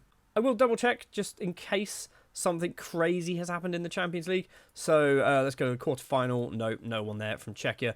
No one in the round of 16 from Czechia. We did get Pardubice against Bayern Munich, where they did draw, so they did get a bit more coefficient points there. And in the Europa Conference League, so we have no one in the semi-finals, we have no one in the quarterfinals, we have no one in the round of 16, and we have Sigma Olomouc in the knockout playoff round where they lost against Hibs. They drew, so they did get a few more coefficient points, but they did draw, which means, that's embarrassing, right? So Sigma Olomouc, they barely even scraped through. I would have liked to have seen a much, much better performance there. That's not good for me. The other thing, however, is we are currently top of the table by 6 points. What has happened? What has actually happened for us to get to this point? So we had lost 2 matches at this point. We've only lost 3 more matches in the subsequent 22 games that were played. We'd already drawn twice, so we only drew 2 more matches as well. And then we won basically everything. So we've won 18 matches or 17 matches, something like that, out of the last 22, which puts us top of the table, 6 points clear of Slavia. This could actually be the season that we win the league. And also, we could technically win the double. We do have a bit of bad news, however. Andreas Zetterlund is no longer at the club. He's moved over to Al Hilal. He went over in January, I assume for a minimum fee release, which is madness that we spent 17.75 million on him. Gave him a new contract as well, by the way, at the start of this season, which then had a minimum fee release in of 1/3 of what we initially paid for him. That's just crazy. Why would we do that? It doesn't matter. We've made a loss, obviously, but he's had a few good seasons, 2.5, 3 seasons maybe out of Zetterlund. But yeah, he has moved on. It's not the end of the world. Now, obviously, we're only going to be doing 20 seasons, so we've got 1 more season to go after this, but it is worth having a look at our youth intake, and in particular, this young man here, Jakub Kriz. There are accents on 3 of the 4 letters in his surname. That's confusing to me as an Englishman who can't speak anything other than English and a little bit of French. The 15-year-old goalkeeper then, I think could be pretty good. 5-star potential, 2-star current ability. He's only 5'9", so he does need to do a little bit of growing, but he is only 15. I was about to say something about how at 15 I was less than 5'9", and I'm still less than 5'9" now. So he's definitely taller than me. But then again, I'm not a goalkeeper. What am I talking about? We also have this man here, Teroso Onura, who is a Nigerian central midfielder. Another little lad at 5'5". I am taller than you. Give it a month and you'll be taller than me. But I'm taller than you. Doesn't look horrendous. Got some numbers already on the up as well. But we've got a few good players hopefully coming through. We do get some pretty good players coming through particularly the Sparta Prague youth intakes. We do get a few of those coming through. But realistically, they're not at the level that's going to propel us up the table, up the league, winning competitions, and ideally progressing well in Europe as well. So then the last thing to do is to move forward to the end of the season. And can we finally lift the league title? We could also win the cup as well. Well, first things first is the FA Cup final, where we do manage to beat Victoria Pilsen in the final on penalties. Not the most exciting way, a 0-0 draw after the full-time whistle blows, and actually, we maybe weren't the better side here. Most of the time, when we get to these finals, we are the better side, but we know Victoria Pilsen were in the semi-final of the Europa League, so we'll have a look at that in a minute. But yes, we have managed to pick up one trophy this season. Have we managed to pick up two, is the other question. And the answer is resoundingly yes, we have. We have finally managed to win the CFL, the Czech Football League. We are taking that trophy home. 19 seasons. That's embarrassing, right? 19 full seasons in FM26, in charge of teams who should be good enough to be winning this league. And we have finally won the league. And we've got one more season to go, so maybe we can win it twice. Slavia did look like they were closing in on us towards the end, but we actually lost them 3-0, but I think that might be the final game of the season, potentially. Beating Jablonec, beating Pardubice, beating Baník Ostrava was probably enough to do the damage. Victoria Pilsen, another draw there with them in the middle. So, we've finally won the league. Speaking of Victoria Pilsen, though, we do need to take a look, and they have not won the Europa League. They did not win the Europa League. It was Man United, so VfB Stuttgart. So they did lose against VfB Stuttgart in the semi-final. They did beat them, but they lost 3-0 and then beat them 2-1, which means they obviously get themselves knocked out of the competition. What does that mean for coefficient points? What does that mean? They've obviously done well. They've got far enough in the competition. It's a 14.333, but we are losing a 19.4. But I think we should be safe, right? Yeah, no one really has made too much ground in and around us, so we are fine. It does look like Germany and Spain are swapping places, but everyone else is pretty much staying where they are. Turkey have leapt up from 9th to 8th, swapping with Portugal. Greece have swapped with Belgium. Scotland have swapped with Denmark. So yeah, nothing too exciting really going on. Let's take a look at some of the players then, in particular our two top goal scorers. We have Kai Amadin, who is actually our second top goal scorer this season. 28 goals in 50 starts for the 31-year-old England international, who still has no more England caps, by the way. Real San Sebastian are interested. He is 31. He'll be 32 come the start of season 20. Do we cash in or do we leave him? I think we leave him, surely. He's a model citizen. He's still really good at football. We can't sell him now. And the top goal scorer, which is somewhat unexpected, is Coco Diallo.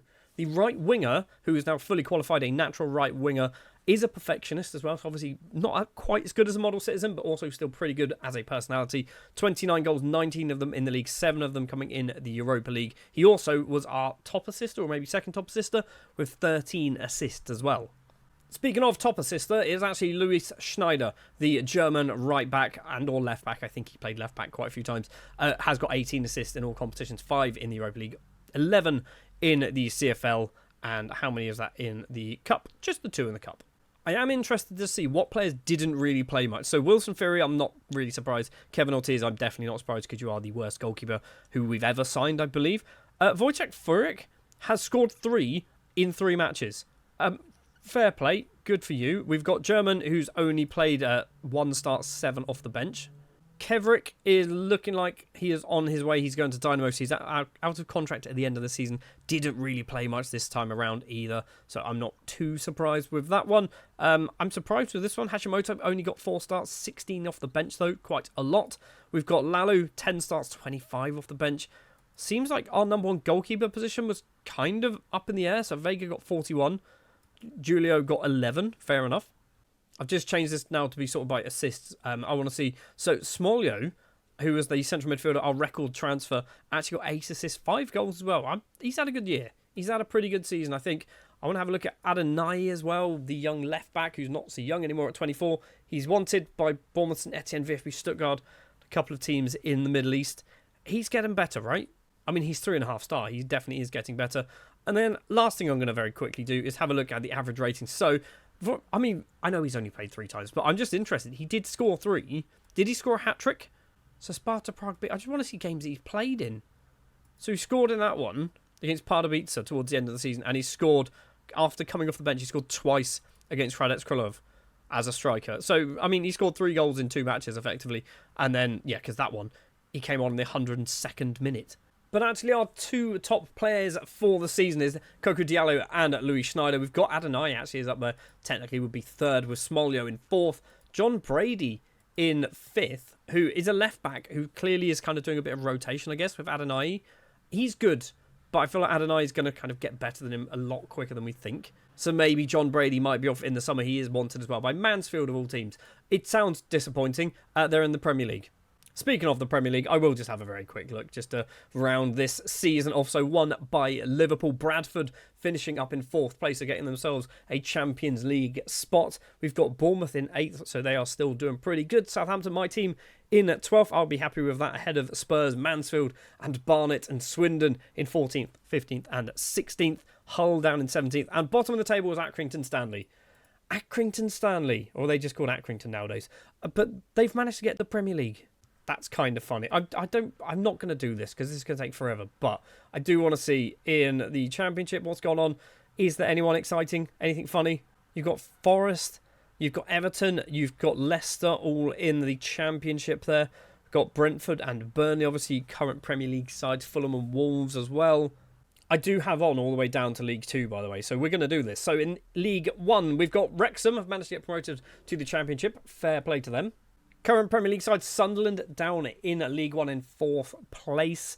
We've got no one really too exciting, I don't think. So Reading, Preston, Swansea, I feel like that's kind of like a League 1 Championship sort of collective there. Leeds down in 18th. West Brom actually finishing bottom of League 1, so getting relegated down to League 2 is pretty embarrassing. And speaking of League 2 then, so this is how it finished after 19 seasons. Barnsley winning it. Blackburn finishing in second and going... maybe getting promoted via the playoffs. Stevenage and Barrow also still in the playoffs, so that one's undecided. Middlesbrough in 4th place, but have been knocked out of the playoffs, so in League 2. And the last thing I'm going to do is have a look at the FA Cup, because it's funny to me that Mansfield are one of the previous winners of the FA Cup, beating Man City this season. Also beating Charlton just 2 seasons ago as well. Man City, Liverpool, Chelsea, Man City. My team, Southampton, getting to the final. Obviously losing because, you know, we don't win cup finals too often. Man United picking up a trophy. Arsenal, Liverpool, Man City winning it a lot. Leicester also picking it up in 27-28. I can't see that one happening in real life. And there's the EFL Cup winners, in case you wanted to see that one as well. So Mansfield getting to the final, Saints getting to a couple of finals as well. Amazing. That's going to do it for Season 19. We have one more season left to go in our Building a Nation save of Czechia. We will see if we can do anything in, I guess, surely it's the Champions League next season. We're going to have a big old transfer budget. We might need to go big for the final season in charge. So it took us 19 long years, technically 18 because we were unemployed for one of them, but 19 long years from the very first season to finally pick up the league championship. And it did mean we have to leave, obviously, one team to move from Pardubice over to Sparta Prague, but we have managed to become champions. We have one more season left in this Building a Nation save, which I think we have built the nation, but I've not really done a lot of building, have I? I've kind of more been focusing on us as a team and things like that, not necessarily Czechia as a nation. Maybe in the future with other Building Nations, I might try and change that a bit. Obviously, in Season 20, we've got one more season to go, and I've got one real objective, and that is to become back-to-back champions. I want to win the league again. I've done it once. I feel like we should be good enough to do it for a second time. From a financial perspective, we've got just under £50 million in our transfer budget. If we do so wish to spend all of that money, we've probably done some transfers already, haven't I? No, we haven't. Of course we haven't. The transfer window is literally just opened. It's 9 a.m. on the morning of the transfer window opening. This is obviously the transfers that took place last season. So the last one that actually left was Andreas Zetterlund, and no one has joined since Yuri Suchi in July last year. So we are now going to jump forward then to the end of the final transfer window that we will be in charge of, and see how much of that £50 million we can spend. Obviously, some big name players will almost certainly leave the club as well. 5 players have joined the club, including one player who has joined for £20 million, which I'm 99% certain is our record transfer, but we have also lost a number of people as well. Christian Ivan Kveric has left. He has returned back to his native Croatia, going to Dynamo, so obviously we signed him on a free transfer after he never really played. We played him for one full season where he was really good, and then we never played him again. I kind of feel bad, but hopefully now going back to Croatia, he should get a bit more game time. We've also sold one of our 3 right-backs that we signed last season. German has moved over to Baník Ostrava. Now, this was a kind of sensible tactical decision in a way. We have taken a fairly sizable loss on German, but he is staying in Czechia. So building a nation, it's taken 20 years, but we might actually be doing it now. But yeah, he's moved over to Baník Ostrava, getting some game time there. He's a really good player for this level of football as well. And the other notable player to leave the club is Juan Bardeles, the 32-year-old Peruvian central midfielder who we brought in a few seasons ago now, had 2 really good years, and then I went, you're 32, mate. We can get £3 million for you. We are definitely taking that money. I was contemplating not doing it because he's obviously still pretty good, but I thought, no, we'll take the money. We'll try and use that on something else. As I mentioned, we have brought in 5 new faces. And in order of expense, we have signed a free transfer.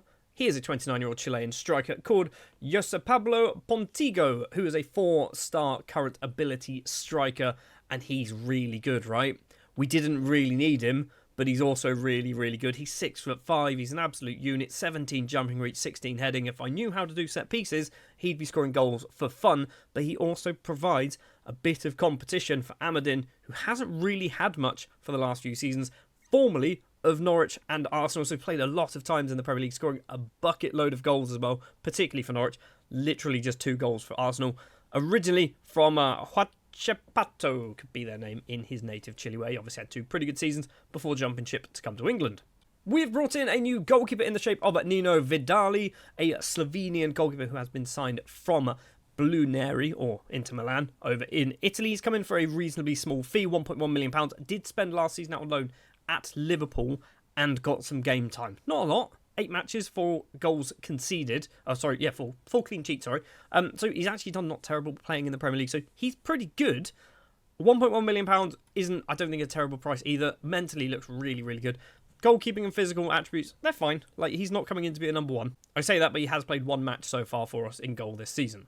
For £2.4 million, we have signed Serbian left-winger Bosko Maric. He has come in from Vojvodina over in his native Serbia, and we had to offer him a silly amount of money. It doesn't look like it. £20,000 a week does not seem particularly silly. He only wanted £4,000 a week, but we had all of the big dogs from all over Europe interested in him, so I just went, here, have like 5 times the amount of actual wages that you were after to basically fend off. I think it was like Man United, I think Man City, Spurs, Arsenal, I think Barcelona, I think Real Madrid, so a lot of big clubs from all over Europe were after Maric, and I went, you'll come to us and you'll play week in, week out. So he's happy, and I'm happy we've got our man. For £2.7 million, we brought in a Polish central defender called Mariusz Kowalski. He has come in at 23 years of age. He's come in from Lech. £2.7 million, like I said. He's played fairly consistently over the last plenty of seasons, to be honest. He's played a few seasons, actually, in the second team for Lech, but whatever. 13 caps as well for his native Poland. He's good. I think he's a good player. We've also now got 2 Polish central defenders, if I'm not mistaken. And the big one, our record transfer of all time, I assume of all time, is Lucas Kofod Storm, who is a Danish central midfielder, defensive midfielder, maybe an attacking midfielder on his day. He has cost £20 million. He has come in from Barcelona. They spent £17 million on him. He's played basically a season's worth of football over the last 2 years, and I think he's good, right? I think he's good. The problem is he's played 8 times off the bench, so we might need to consider locking him in, because I think he might not play if we don't lock him in. So that is all of our transfer business. I will just very quickly sort this by fee. Solomon and Gong apparently is a loan fee, which is greater than £64,000. It's gone on loan to Baník Ostrava. We've also got a few sort of fringe players and players who weren't really going to do too much. Jakub Kufau, actually, he has played a lot for us, but he's just not good enough. He's moved over to Pardubice. He's been playing occasionally over the last however many seasons. So yeah, he's moved over to Pardubice and a bunch more loan spells. I don't think there's really anything too exciting going on there. And I think what I'm going to do is I'm not going to lock in any players. And the reason is I have a suspicion that Storm wasn't playing because Bardeles was still at the club. And now Bardeles is gone. Storm is just going to take that place. So we're going to risk it. We're going to risk it and see what happens. We're going to lock nobody else in. The assistant manager can do as he pleases, which, if I just do this, the best 11. So Storm doesn't get in there. Gekov is in there probably ahead of Storm. I'd argue that Storm should be... He's quite clearly better. Why are they playing Gekov? Anyway, it doesn't matter. I'm happy with this squad. We do have some kind of weak spots, I'd say. Goalkeeper, central defence is ideally not the best, really. but I think we've got some good depth in where it matters. So Amadin actually isn't our best striker anymore, but he has already scored 6 goals in 6 starts and 2 off the bench. We have our new signing as well, the Chilean striker, if this is actually going to work, Pontigo, who has got 5 goals in 9 starts, 8 starts of those in the league where all of his goals have come from. So we've got 2 competing strikers, which is good. I think from a midfield perspective, we are in a very good shape. Smolio and Storm, I think, are going to be probably the 2 best central midfielders in the league. Defensively, not amazing, but we are just going to go for the outscore the opposition approach rather than let's not concede too many goals. We should be good enough to not concede too many goals anyway. Things have obviously already started in the league, and we are currently sat top of the table. 7 wins, 1 defeat. Who do we lose against? It was up against Loco, the team in 7th place. Our former feeder club, I believe, or maybe with Pardubice, one of our feeder clubs. We lose 3-1, but we have won 7. Dukla Prague, Artis, Hradec Kralov. We've beaten Banaka Strava, Victoria Pilsen, Bohemians, and Jablonec as well. So we are well on our way to being definitely in a title race. Having a very quick look at this. So the best players in the league, Vega in goal, Kubo, Brady, Gekov, Smolio, Diallo, Amadin and Pontigo. We've got a lot of people in the Media Dream 11. And this is what the projected lineup is. So Pontigo on the right, Amadin there. It means Diallo, who's currently our right winger, moves into a central midfield role. I don't see that one happening, to be honest. The other thing that is going on is obviously the Champions League. We are straight into the group phase because we did win the Czech First Division. We have beaten so far Valencia 2-1 in the opening game of the competition. Kai Amadin with both of the goals in this one. I want to be getting through this, right? We should be getting out of this group stage, ideally finishing in the top 8, getting ourselves a whole bunch of coefficient points as well. We also will play Eintracht Frankfurt, we'll play Atletico Madrid, Bradford. We'll play Bradford in the Champions League. Fair enough. We've got Roma, we've got PSG, we also have Benfica and AC Milan. So, I mean, I think we should be good, right? There's some difficult games, but we have to remember we are 20 years into the future. We don't know. Roma could be the best team in Italy or the worst team in Italy or the worst team that have qualified for the Champions League. You know what I'm saying? Bradford have got into the Champions League. Anything can happen at this point. I'm half expecting to see Mansfield on this list as well. They're almost certainly somewhere in Europe, aren't they? The final thing that I want to mention before we jump to the end of the regular season is our stadium, by the way, is being updated, or we're getting a new one at some point. I don't know when. It's going to be completed in 10 months. We have no news about this stadium at all, as far as I'm aware. But there will be a new stadium built and it will be completed in 10 months, which is at the end of the season. So I guess we'll see what happens there. Well, it's now the 16th of April. The regular season is now complete and we have finished top of the table so far. It means, obviously, as expected, we are going into this championship group. Pardubice, Victoria Pilsen, Slavia, Slovan Liberec and Jablonec are the other teams in this. But we are 5 points clear of Pardubice. We are a fair distance away from Victoria Pilsen. So we are definitely finishing, I'd assume, in the top 2. I think mathematically we can't really finish any lower than second. Victoria Pilsen could get 15 points and we could get 0, so technically they could finish on 76. It is unlikely they're going to win all of their games. Other things that have gone on, so in the Champions League phase we finished in 16th place, 3 wins against Valencia, Frankfurt and Milan, 3 draws against Atletico Madrid, Bradford and Roma, and then 2 defeats against PSG and Benfica. I would have liked to have beaten Benfica, and obviously Bradford seems like a match we should have won, but we've managed to get through, so that is not the end of the world. Into the playoff round, where we are here, we lose to Atletico Madrid. Thing is, we did beat them, so we got some coefficient points. Slavia also get through, but they lose to Napoli. But again, they did beat them once, so they also get some coefficient points. Somewhat frustratingly, in the Europa League, Pardubice and Victoria Pilsen drew each other in the knockout playoff round, which means only one team goes through, which is Victoria Pilsen. It also means Banaka Strava have been knocked out by Waterford because they're still there, guys. They're still knocking about. We've not spoken about them for a few years, but they have been knocked out. If we go into the round of 16, we have Victoria Pilsen losing against Girona, but they did beat them 2-1, so coefficient points did come our way slightly. And finally, in the Europa Conference League, in the quarter-final, Jablonec have managed to get through the quarter-final. Hold on, let's go back to the league phase. Not league phase, we want to go this one here. So it is only Jablonec. So they beat Union SG, but they did draw as well. Not ideal. Round of 16. They then beat Altash of Austria and drew, annoyingly. And then in the quarterfinal, we know they have beaten Partizan as well. A 2-2 draw and a victory. In the semi-final then, it is VfB Stuttgart versus Jablonec. Bournemouth versus Juve. There is a chance that we could win the Europa Conference League, and we being Czechia. I have just double-checked as well, transfer perspective-wise, nobody left the club in January because basically minimum fee releases, none of them were triggered, which is obviously very good to see. And I do just want to check with old Lucas Storm here. So he started 12, 18 off the bench, so he's still not playing as regularly as I'd like for a £20 million player, but he's getting some game time now, so that's fine. He's got 3 goals and 4 assists. I have just seen as well that we are not in the cup anymore. We've been knocked out. We have been knocked out in the Prague derby, a 5-2 defeat at home against Slavia. It means we've been knocked out, which is it's not good, is it? I wanted to win this again, but it's fine. We should be winning the league, right? We are now going to jump forward and find out if we do win the league back to back. As if it was ever in any doubt whatsoever. We have become champions for a second successive time, 85 points on the board. So we actually win 4 of the last 5, losing to Victoria Pilsen. Pardubice finishing in second, Victoria Pilsen in third. By the looks of everyone else's results, we would have probably won the league without even kicking a ball, right? Or maybe we would have had to get 1 win and then we would have won the league. But still, we have won the league for a second successive season. And I feel good about that, right? I feel good about that. There is also something else that we need to mention. And it's not the fact that Jablonec got knocked out of the Europa Conference League in the semi-final against VfB Stuttgart, or the fact that our new stadium isn't built yet. It's going to be built in 3 weeks' time.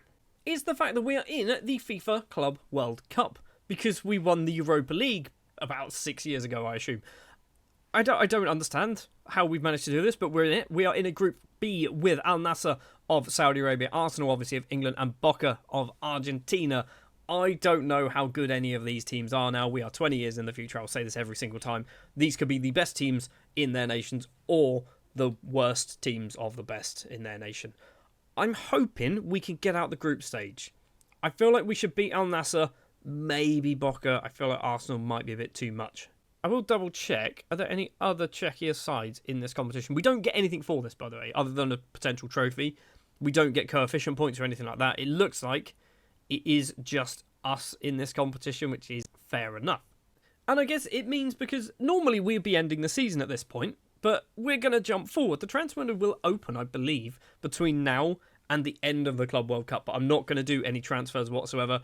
We are going to jump forward to the end of the Club World Cup, or maybe when we get knocked out, because I assume we're not going to win it. But yeah, let's jump forward, find out what happens, and also, hopefully, in 3 weeks' time, we'll also find out if we get a new stadium or not. So then the FIFA Club World Cup, it's now the 10th of July, and we have managed to finish second in our group, winning twice against the 2 teams you'd expect us to beat, Boca and Al Nassr, and then obviously losing against Arsenal, but that is enough to get us through to the second round. A second round where we drew Inter Miami of the MLS, where we managed to win that one 2-0 as well, meaning we go into the quarter-final of the FIFA Club World Cup, where we lose against PSG. I am interested. Where was this being taken place? Loftus Versfeld. Where's Loftus Versfeld? Is there no way of finding this stuff out? Like, where is Loftus Versfeld? Newlands Stadium? Newlands Stadium? Ellis Park? F&B Stadium? F&B Stadium. I'm going to assume Australia, right? And I have no way of finding it out. I mean, it doesn't look like any of those. Right, it's not Australia. Right, now we're on a mission to find out where this competition was held. I'm an idiot. Host nation South Africa. It's up here in the top corner. There you go. It's in South Africa. Anyway, we also wanted to check on the progress of our new stadium, and it's going to now be completed in 12 months. I don't know what's new. Is there a news article maybe about a stadium? It doesn't look like it. I mean, if there is, it might have just been lost because it was before this time. But yeah, apparently there's a new stadium coming. There must be a way of finding this stuff out, right? If I go to facilities, it doesn't say we're going to a new stadium. It just says about the existing one. It doesn't say anywhere, I don't think, club site. Is it going to be on here? Again, clicking facilities down there just takes us to exactly the same space. So I have no idea if we're moving to a new stadium or not. I mean, we're not going to be here because this is the final season. The last thing I want to do then is to take a very quick look at the first team squad. We will sort by, this is last season. Or this is this season, sorry. This isn't going to help. Right, give me a second. I've just had to go back in time to before the FIFA Club World Cup, but then we should be able to see, obviously it won't have the Club World Cup ratings and whatnot in there, but assists-wise, Adonai, 15 assists as our left back. He's getting good. He is 25 though. I feel like he's younger than what he is, but he's 25. He should be better than this now. Our top assist is Bosko Maric, the new signing. The 21-year-old Serbian left winger has managed to pick up 16 assists, 15 goals as well in all competitions. So he is definitely going to be up there as well in the goal scoring charts. No one else really contributing a huge amount. So Coco Diallo, we've got Smolio on 7 apiece as well. From a goals perspective, Maric is number 3. Amadin is number 2 with 16 goals. Not a single assist. Not one assist to his name for the entire season. He is now 32, will be 33 relatively soon as well. But he's done a job. For a free transfer, he has scored 20, 40, 60, 74 goals. 74 league goals over the course of 4 seasons. That's very good. But the new signing, Jose Pablo Pontigo, is our top goal scorer for this season. 29 goals in 44 starts. 24 of those goals coming in the league as well. I was on the fence about signing this guy. I'll be honest. I looked at him and went, he's good, but he is 29 at the time of when we signed him. Do we need a 29-year-old striker? I think because he was a free, it made that decision a little bit easier to go for, and went, yeah, you know what, let's just do it. 24 goals in 34 league games. I feel like that's justified, right? And he's still got maybe a year or 2 left in him. Just sorting by average rating. So actually, technically, our player of the season, because he did play 16 games, would be Lahlou, the right back. Soufiane Lahlou played 14 starts, 12 off the bench as a right back. Gets a 7.15 rating, 7.21 across the season. Then in second is going to be Pontigo, then Adonai, then Smolio in fourth. Smolio he's very good, isn't he? He's only 23 as well. He's wanted. Who wants him? Al Ali. He's not going anywhere. I'm also impressed, actually, by Kubo, who's on this list. One of our 2 Polish central defenders has had a pretty good year, 7.17 in the league. Well, the final thing to do then is to take a look at the coefficients, and this is where we will end the Building a Nation of Czechia in 6th place. I don't know where we started. I'll be honest, I can't remember where we started, but it certainly was not 6th place. I think it was kind of around here, like high teens, maybe low 20s, potentially. So to get them all the way up into 6th place, we have done pretty good. We have won a European trophy as well. So I am very, very happy with how things have gone in this Building a Nation save. We could do this for another 10 or 20 seasons and we would start to see improvements, but we will never get to the top of this tree. England, Spain and Germany are just too far away from us. Arguably, Italy and France are just that little bit too far away from us as well. There is a 20-point coefficient gap between 5th and 6th. If you take 20 off of ours, we go down to 51 and we'll drop all the way down to 13th. That's a huge, huge gulf in coefficient points that I just don't think we're going to be able to break anytime soon.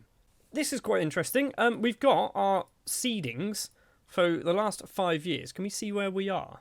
I mean, it's not going to be easy, is it? I have just seen Slavia in 46th, Victoria Pilsen in 27th. I feel like we should be higher than them, but then again, both of those 2 sides, I think, have got to European finals. Baník Ostrava in 71st, Slovan Liberec in 82nd. We should be definitely higher than some of these, right? I'm almost certain I'm just missing us now at this point. We're somewhere on this list, almost certainly. I'm an idiot. I found it. We're literally on the first page. We're 14th. We are 14th, which means there are only 13 teams in Europe that are worse than us. Admittedly, next season we're going to drop down to 90 points, which I think will drop us considerably lower than where we are. Not massively lower, actually. I think 20th. We're going to drop to about 20th. So, I mean, with the 14th best team in Europe, that's pretty good. So we will leave this Building a Nation here. Thank you very much for watching. Hopefully you did watch every single season of this Building a Nation in Czechia. And please do remember, I will be back with some more Football Manager very, very soon.